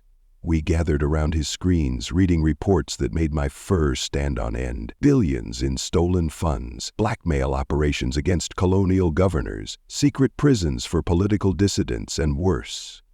They didn't just steal and kill, Harrison said quietly. They were dismantling democracy itself, piece by piece, building an authoritarian empire while wrapping it in flags and security rhetoric. All the more reason to prosecute them fully, I stated firmly. Show everyone what happens when you betray the public trust. Harrison nodded. Agreed. But we have to do it right. Everything in the open, every piece of evidence public, every trial broadcast across human space. Let people see exactly what they voted to end. Some won't believe it, Nova warned. That 30% who still think you're the villain? They'll call it all fake evidence. Let them, Harrison replied. We're not doing this to convince everyone. We're doing this because it's right, because justice matters, because examples must be set. A priority alert flashed across our screens. More arrests being made, more evidence being secured. The wheels of justice were turning, and this time no one could stop them. Sir, I said, watching the feeds of former officials being led away in restraints. They'll say you're being too harsh, that maybe some compromises. No, Harrison cut me off firmly. No compromises with corruption, no deals with criminals, no political calculations about justice. They tried to kill democracy itself. They need to face the consequences. Fang's tail gave an approving wag. The people will support that. They've seen too much, learned too much, to accept anything less now. Harrison turned back to his transition plans. Good, because this is just the beginning. Prosecuting the criminals is important, but rebuilding what they tried to destroy, that's the real challenge ahead. As if to emphasize his point, more reports flooded in. Colonial governments requesting audits, citizen groups organizing oversight committees, evidence of corruption being exposed at every level. The people had woken up. They had caught the election fraud attempts. They had voted for change. Now they were demanding justice, and justice would be served. Let the media spin, let the protesters shout, let the defeated corruption try to hide. Truth had won. Democracy had survived. Justice was coming. And this time, nothing would stop it. The problem isn't just the corruption, Harrison said, standing before the holographic display of human-controlled space. It's the system itself. Look at how everything flows to Earth, how every decision requires central approval. We were in the Presidential Transition Office, deep in discussion about the future of human civilization among the stars. The room's walls were covered in data streams showing colonial reports, economic analyses, and social metrics. They built it this way on purpose, Nova observed. Easier to control an empire when everything has to go through one central point. Whiskers nodded, his paws manipulating the holographic display. Look at these resource flows. Every colony, no matter how self-sufficient, is forced to route their trade through Earth-based corporations. It's not just inefficient, it's designed for control. And exploitation, I added, remembering the evidence we'd uncovered during the campaign. Every bottleneck is a chance for corrupt officials to take their cut. Harrison studied the display intently. So we don't just replace the corrupt officials, we replace the system that enabled them, sir? Fang asked, his ears perking up with interest. Instead of an empire controlled from Earth, we build a true federation of worlds. Each colony gets real autonomy, real representation, direct trade between colonies, local control of resources, their own security forces. The traditionalists will fight that, Nova warned. They'll say it weakens Earth's position. Harrison smiled grimly. Earth's position is already weak. We just pretend it isn't. These colonies are growing, developing. Try to hold them too tight, and they'll eventually break away entirely. Better to reform now, voluntarily, than face revolution later. What about security, I asked. The whole justification for central control was protecting against alien threats. That's where you come in, Harrison replied, turning to face us. Neo-Dogs directly. What if each colony had its own Neo-Dog security force, not controlled by Earth, but part of a Federation-wide network? Local protection with interplanetary coordination. The idea was revolutionary. Neo-Dogs had always been Earth's creation, Earth's tool. The thought of us serving the colonies directly, being integrated into local security, it would change everything, Whiskers said softly. Not just security, but how people see us. We'd be part of their communities, not outside enforcers. Exactly, Harrison nodded, and it fits with the larger reform. Instead of power flowing from Earth outward, we build connections between worlds. Trade, security, culture, all flowing naturally, not forced through artificial bottlenecks. The holographic display shifted, showing potential new trade routes, security arrangements, political structures. A true federation, built on cooperation rather than control. There will be resistance, Nova pointed out. Not just from Earth's old guard, but from entrenched interests in the colonies too. Some people profit from the current system. Let them resist, Harrison said firmly. We have something they don't. Public trust. People have seen what the old system produced. They're ready for change. Fang's tail gave an approving wag. And they've seen what real security looks like. Not control from above, but protection from within. Like when they helped catch the election fraudsters. Exactly, Harrison smiled. We're not imposing this from above. We're building on what people have already shown they want. Real democracy, real participation, real security. The discussion continued deep into the night. Details needed to be worked out, transitions planned, opposition prepared for. But the core vision was clear, a fundamental transformation of human civilization in space. "Sir," I said as we wrapped up, "this is more than reform. This is revolution." Harrison nodded. Peaceful revolution built on law and democracy. The kind that comes from hope, not hate, from trust, not fear. As we prepared to leave, a final alert caught our attention. More evidence being uncovered, more corruption being exposed. The old system's rot ran deep. But looking at our plans, at the future we were preparing to build, I felt a surge of hope.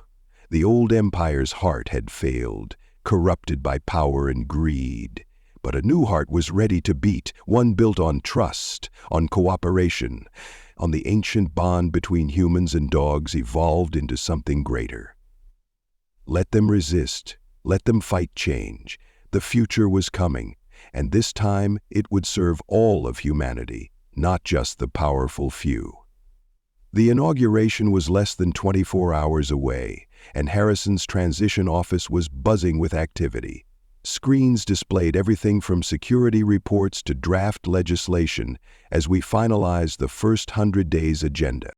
Colonial Autonomy Act ready for introduction on day 1, Whiskers reported, his whiskers twitching as he organized the data. Followed by the Anti-Corruption Enforcement Act on day 3.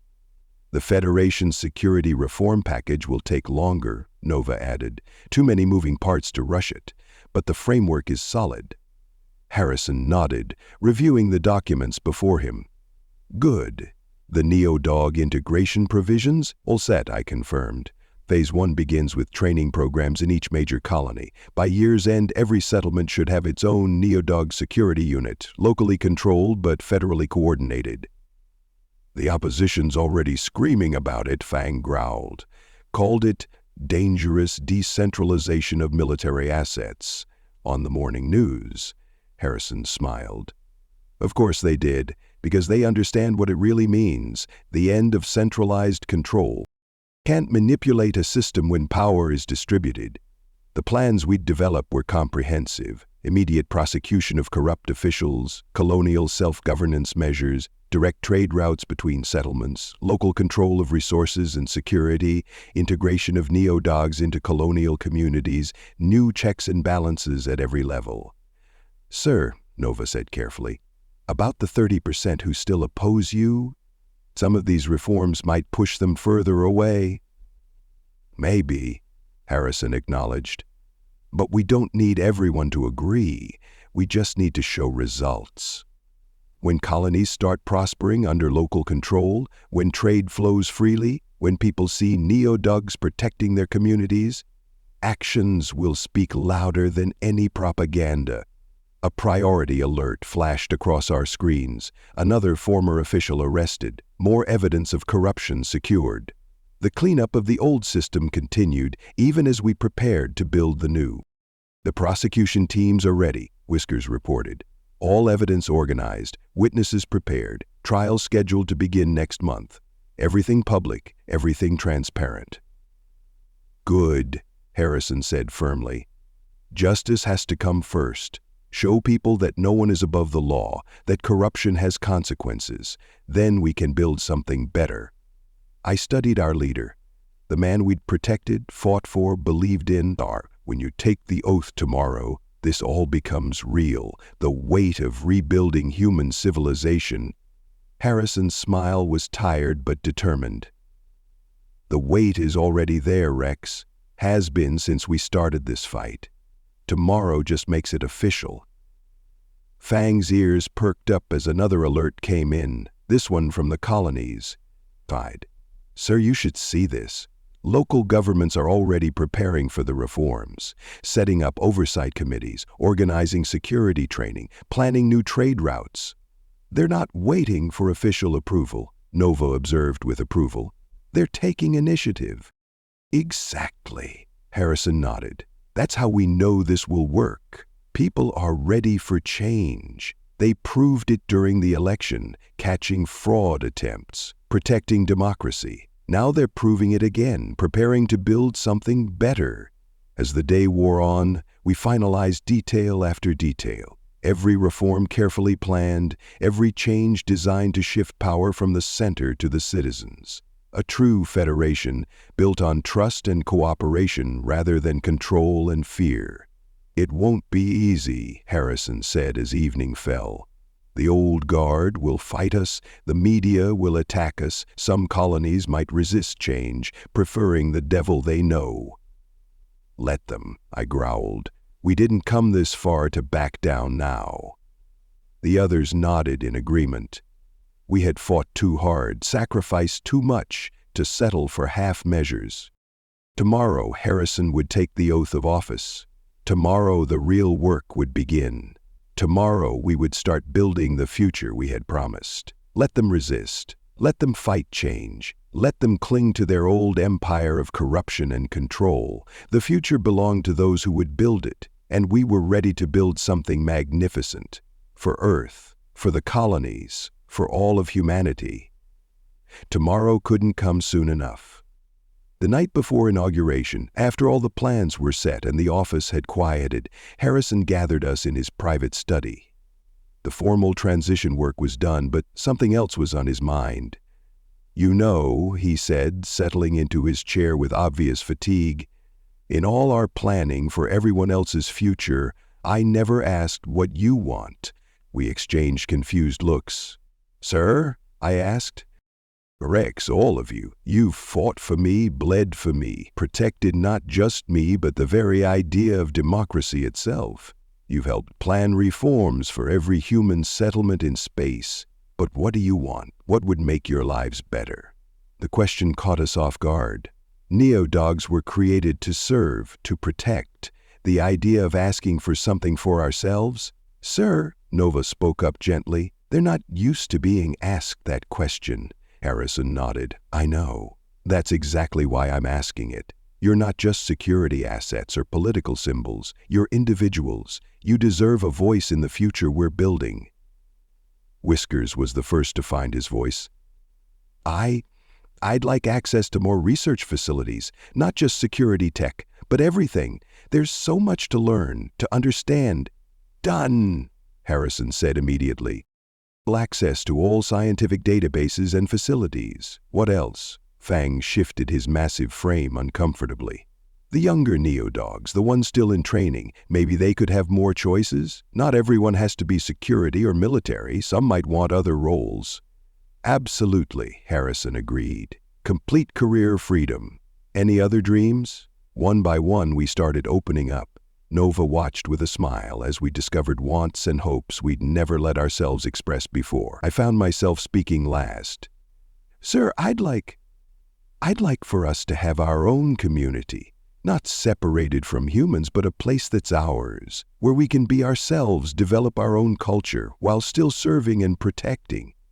Harrison's eyes lit up. "A neo-dog settlement, with full rights, full citizenship, full autonomy?" "Yes," I said, surprised by how much I wanted this. A home, not just quarters. A community, not just a unit. "Consider it done," Harrison said firmly. "In fact, consider it a priority. Every reform we're planning for human colonies, you'll get the same rights, the same freedoms, the same opportunities." Fang's tail gave an uncertain wag. "Some will say we're overreaching, that we should be grateful for what we have."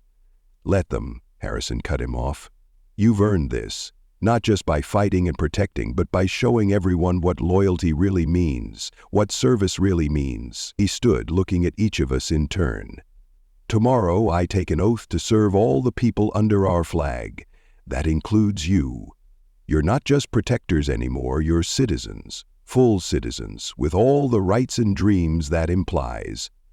I felt something wet on my muzzle and realized I was crying. Looking around, I saw similar reactions from my pack. We'd fought so hard for everyone else's rights, never thinking about our own. "Sir," Nova said softly, "you'll face opposition for this too." Harrison smiled that familiar, determined smile. "Good. Let them oppose it. Let them show everyone exactly who they are and what they stand for. We'll show them what we stand for. equality, justice, and the right of every thinking being to pursue their dreams.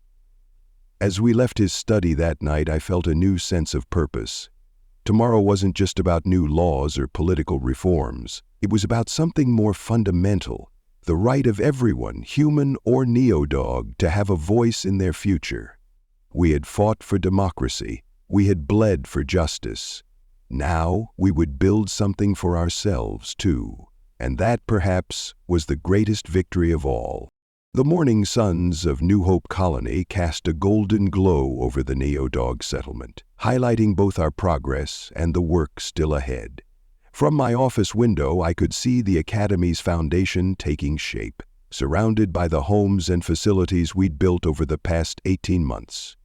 The construction teams estimate another 3 months for the Academy's main building, I reported to Harrison's hologram. Training facilities are already operational. Harrison nodded, looking as tired but determined as ever. Even after 18 months in office, he hadn't lost his drive.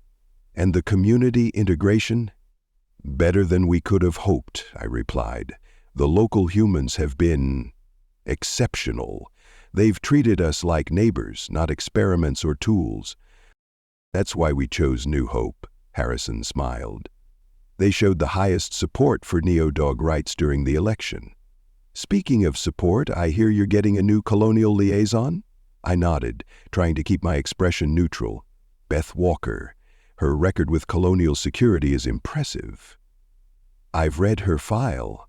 Harrison's eyes twinkled with something that made me suspicious. She was instrumental in catching election fraud attempts in 3 different colonies, very dedicated to the cause. Before I could respond, Whiskers burst into my office, his whiskers twitching with excitement. Rex, the liaison shuttle just entered atmosphere, and you'll never guess who's with her. A familiar scent reached my nose moments before Nova appeared behind Whiskers. Surprise, old friend. Nova! I moved to greet her, genuinely pleased. Didn't think we'd see you until the Academy's opening.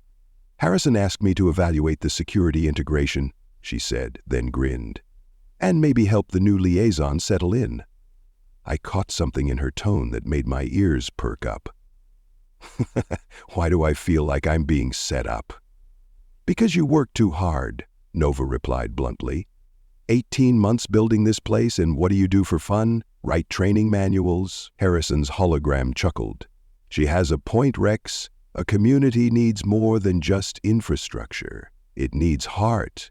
Before I could protest that I had plenty of heart, it was just focused on duty, Fang's voice boomed through my comm. Liaison shuttle on final approach. You might want to see this landing, Rex. She's flying it herself. Just pulled a combat spiral through atmospheric turbulence. My ears perked up despite myself. A combat spiral was an advanced military maneuver, not something civilian liaisons typically knew. Better go greet our new arrival, Nova said innocently. Too innocently. As Harrison's hologram winked out, was he smirking? I made my way to the landing pad, Nova and Whiskers falling in beside me. The settlement sprawled around us, housing units, community centers, training facilities, all built with a blend of military efficiency and comfortable living in mind. The shuttle touched down with perfect precision, its engine cycling down with practiced efficiency. The hatch opened and I'm not one for love at first sight. Military training and genetic engineering tend to favor rational thought over emotional responses. But something about the neo-dog who emerged made my tail wag without conscious input. Beth Walker stood with perfect military posture, her fur a rich brown with intelligent eyes that seemed to take in everything at once. Her colonial security uniform was impeccable, but she moved with a natural grace that no amount of training could instill. Sergeant Rex Wolfborn? She asked, approaching with a professional smile that somehow managed to be warm at the same time. Beth Walker, your new colonial liaison. I've heard a lot about what you're building here. Welcome to New Hope, I managed, suddenly very aware that I'd been up since dawn reviewing construction plans. We're glad to have you. I'm glad to be here, she replied, and something in her voice made me think she meant it. I've followed your work since the election. What you're building here, it's more than just a settlement. It's a future. Nova cleared her throat. Beth, let me show you to your quarters. Rex needs to finish his reports. As they walked away, I caught Beth glancing back once. Our eyes met briefly, and I felt that tail-wagging response again. You know, Whiskers said thoughtfully beside me, statistical analysis suggests that working relationships are more efficient when there's personal compatibility between— Don't start, I growled, but without heat. We have work to do. But as I headed back to my office, I found myself taking a route that offered a view of the visitor quarters. For security purposes, of course. Purely professional interest, really. The Academy's training grounds need to be expanded here, I said, pointing to the holographic display. The first major class arrives in 3 weeks, and we'll need— Space for advanced tactical exercises, Beth finished, her tail wagging slightly as she manipulated the projection. What if we adjusted the layout like this? It would give you the space you need while leaving room for future expansion. We'd been working together for 2 weeks now, and each day brought new reasons to be impressed. Beth didn't just understand the administrative side of her role, she thought like a tactical commander. That could work, I admitted, trying not to notice how her eyes lit up when she was solving problems. But what about the colonial zoning regulations? She grinned. Already handled. I submitted the paperwork yesterday. The local government is actually eager to help. They see the Academy as an investment in their own security future.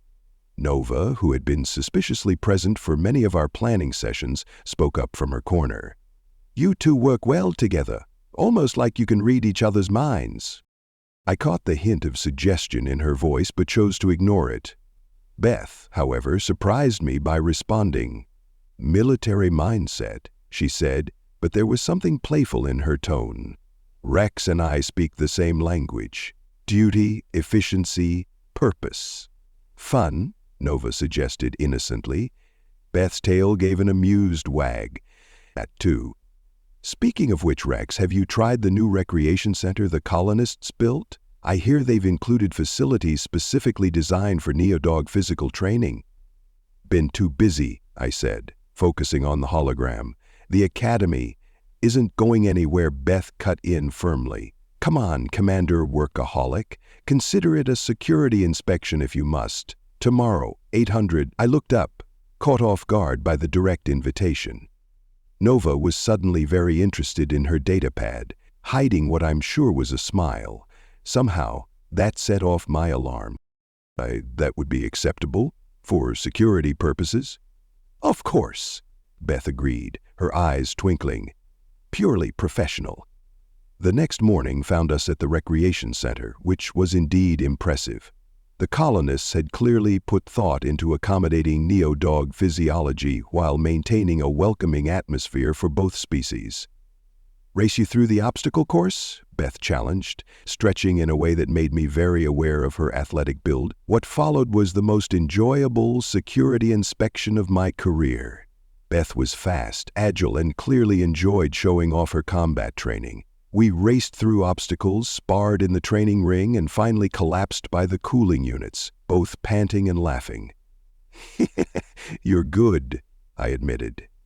Where did you learn that reversal move? Colonial security had some interesting challenges during the election, she said. Had to get creative sometimes. Speaking of which, she hesitated, then continued. I never thanked you properly. For what? For inspiring us. When you and your team stood up against the corruption, protected Harrison, it showed everyone what Neodogs could be, what we should be. Something in her voice made my ears perk up. There was admiration there, yes, but something more personal, too.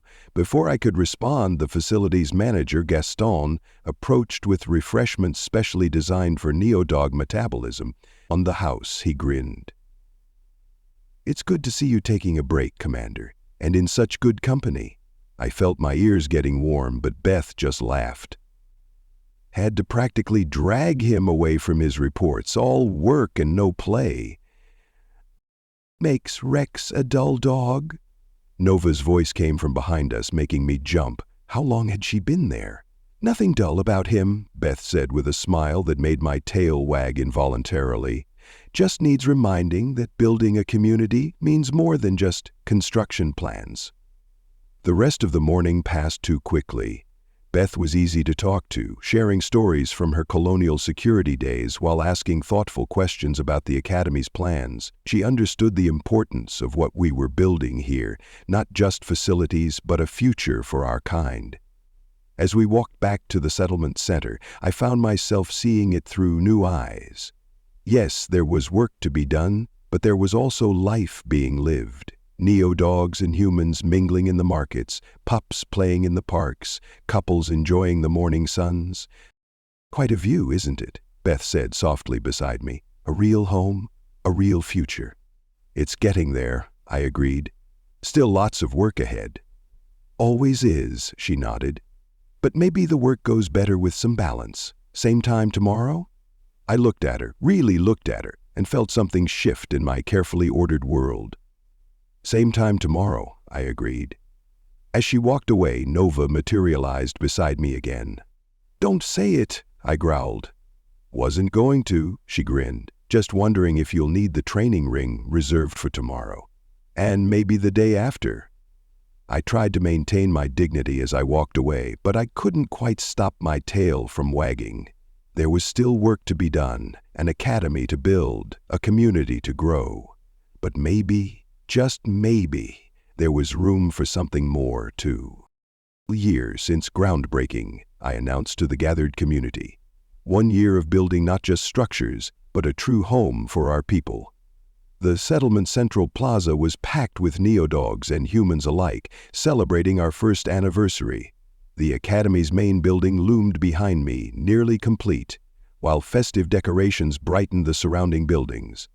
From my podium, I caught sight of Beth in the front row, her eyes shining with pride. Over the past month, our training sessions had become daily occurrences, and somehow she'd managed to work her way into every aspect of the settlement's planning.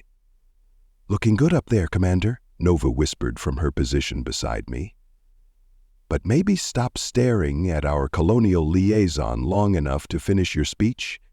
I cleared my throat, my ears warming. As we look to the future, I continued, we see not just an academy or a settlement, but a vision of what humans and neo-dogs can accomplish together. The celebration that followed was unlike anything in my military experience. Humans and neo-dogs mingled freely, sharing food, music, and stories. Someone had even created a traditional earth cake modified for neo-dog consumption. "Quite a change from military rations," Beth said, appearing beside me with 2 plates. "Try it." Gaston's daughter made it specially. As we found a quiet corner to enjoy the treats, I couldn't help but marvel at how natural this felt.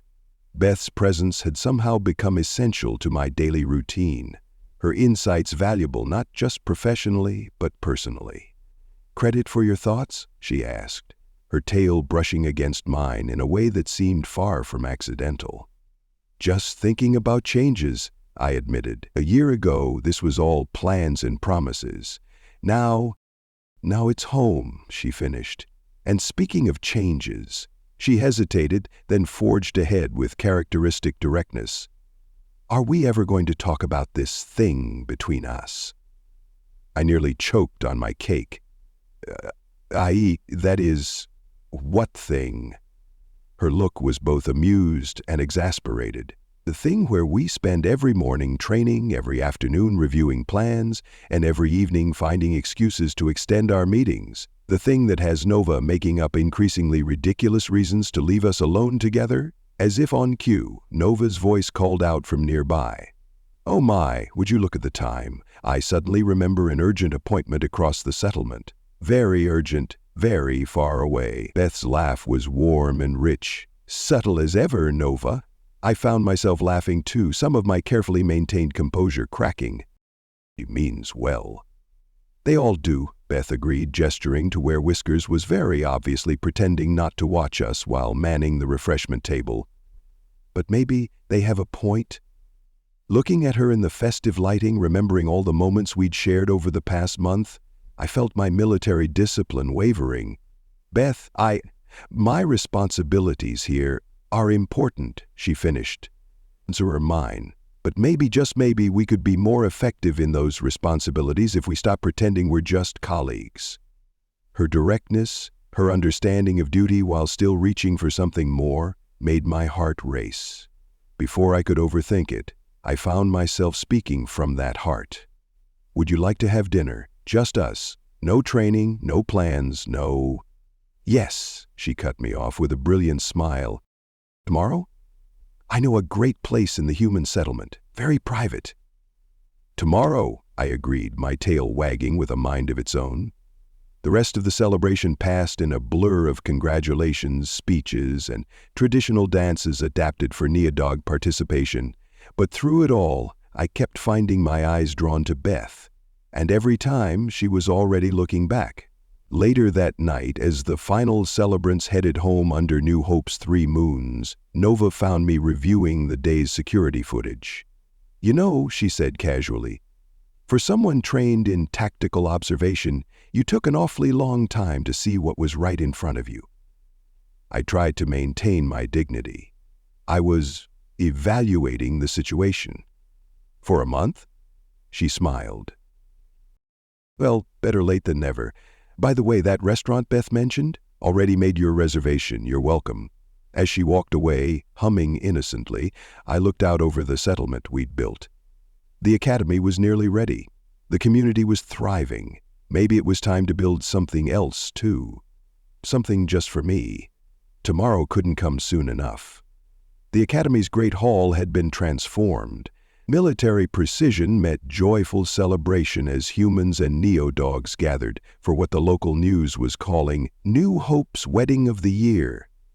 "Stop fidgeting," Nova scolded as she adjusted my formal uniform. "You've faced down corrupt governments and alien threats. Surely you can handle getting married." "Different kind of nervous," I admitted, my tail betraying my anxiety despite my best efforts at control. "Good nervous," she assured me. "I've watched you two fall in love over the past 6 months." "This is right." The ceremony we'd planned blended military tradition with newly created Neodog customs.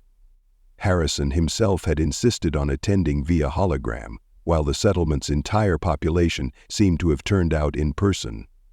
When Beth appeared at the hall's entrance, my heart nearly stopped.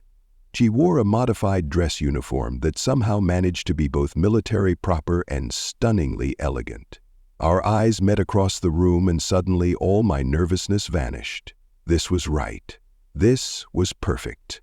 The ceremony itself passed in a blur of joy. We exchanged both traditional vows and ones we'd written ourselves, promising to be partners in all things: duty, community, and love. When the colony's chief administrator pronounced us married, the cheers from both humans and Neodogs nearly shook the building. At the reception, Harrison's hologram raised a toast to 2 of our finest, proof that doing one's duty and following one's heart aren't mutually exclusive. Later, as we danced, yes, Neodogs can dance, we'd worked out some interesting adaptations. Beth leaned close to whisper something that made my world spin. "I have some news," she said softly. "I confirmed it yesterday. We're going to have puppies." I nearly missed a step. We're... Her eyes sparkled.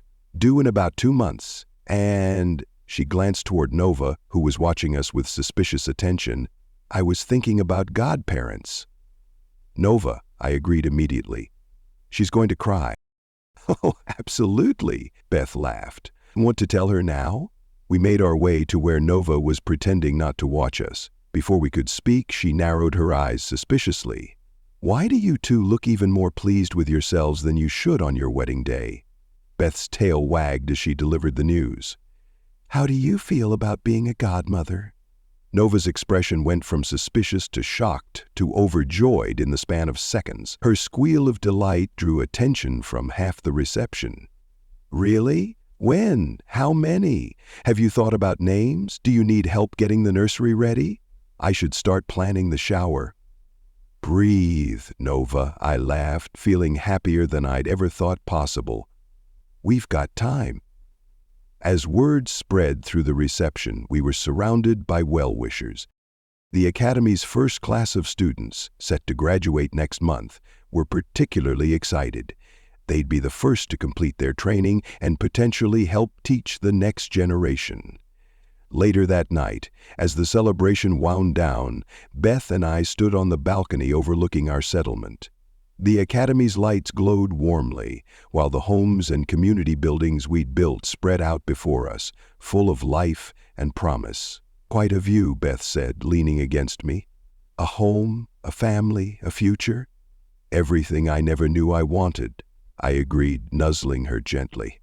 "Until you showed up and rearranged all my carefully laid plans." She laughed. "Admit it, my plans were better." "Always," I conceded. "Think we're ready for puppies?" "We've built an academy, trained the next generation of neo-dog leaders, and helped create a whole new society," she said confidently. "I think we can handle a few puppies." Nova appeared at the balcony door. "A few? The medical scan shows 5. 5 puppies. I'm already planning their training schedules, their play dates." As Beth and I laughed at our friend's enthusiasm, I felt a profound sense of rightness. This was more than I'd ever dreamed possible when we first broke ground here. Not just a settlement or an academy, but a true home, a family, a future filled with love and purpose. The stars shone brightly over New Hope Colony, promising tomorrow would bring new adventures, new challenges, and new joys. I couldn't wait. The Academy's graduation ceremony was scheduled for tomorrow, but right now all my attention was focused on 5 tiny bundles of fur squirming in their nursery. Beth lay curled nearby, tired but radiant, while Nova fussed over her godchildren with unrestrained joy. "They're perfect," Nova declared, carefully adjusting a blanket. "Have you decided on all the names?" Beth and I exchanged glances. We'd chosen names that honored both our military heritage and our hopes for the future. "Liberty," Beth said, touching our firstborn daughter's head gently. "Then Victoria, honor, faith, and hope." Nova grinned. "The next generation of leaders." A chime from my comm unit announced Harrison's daily check-in. His hologram appeared and his face broke into a wide smile at the scene. "They're beautiful," he said warmly. "How's the new mother?" "Ready to get back to work," Beth replied with a tired laugh. "Though Nova might have something to say about that." "Absolutely not," Nova declared firmly. "You're on maternal leave for at least another week, both of you," she added, fixing me with a stern look. I started to protest that tomorrow's graduation ceremony needed me, but Beth's knowing look silenced me. She was right. We'd earned this time together. Through the window, I could see the settlement bustling with life. The Academy's first class would graduate tomorrow, ready to take their places as leaders and protectors across human space. But they weren't just soldiers or security officers. They were the first products of a new way of thinking, a new integration of human and neo-dog society. "You know," Harrison's hologram said thoughtfully, "when we first planned this settlement, I hoped it would become a symbol of what humans and neo-dogs could achieve together. But you've built something even better. A real community, a real home." Beth nodded, nuzzling our daughters. "A place where our children can grow up proud of both their military heritage and their civilian future." Nova, who had somehow produced tiny uniforms for all 5 puppies, for special occasions, looked up from her godmotherly duties. "Speaking of futures, wait until you see what the community's planning for the puppies' naming ceremony next week." The naming ceremony, another new tradition we'd created, blending military precision with family celebration. The entire settlement would gather to welcome its newest members, showcasing how far we'd come from the days when neo-dogs were seen as just enhanced soldiers. Alert from my tablet showed messages pouring in from across human space, congratulations from other neo-dog communities, from human allies, from the Academy's extended family. We weren't just building a local community anymore, we were part of something much larger. Liberty, our firstborn, opened her eyes and let out a tiny yip that somehow managed to sound commanding. Her sisters stirred in response, and soon the nursery was filled with puppy sounds that made my heart swell with pride. "They're gonna be handful," Beth observed, her tail wagging contentedly. "Good thing they have the best godmother in human space," Nova replied, already making notes on her tablet. "I'm thinking we start basic training around—" "Nova!" Beth and I chorused in mock horror. Kidding. Mostly. She grinned unrepentantly. But seriously, it's never too early to start planning their futures. The Academy's junior program. As Nova launched into her plans for our daughter's eventual education, I looked around at my family, Beth, our puppies, our honorary human sister who had become so much more. Through the window, I could see the community we'd built, the academy that would shape the future and the endless possibilities that lay ahead. Harrison's hologram watched it all with obvious satisfaction. You know, Rex, when I first met you, you were all about duty and service. Now look at you. Husband, father, community leader. Still serving, I said quietly. Just in a different way. Beth's tail wagged in agreement, building a future worth protecting. Liberty yipped again, somehow managing to sound like she was giving orders to her sisters. Nova immediately began taking notes, muttering something about natural leadership qualities.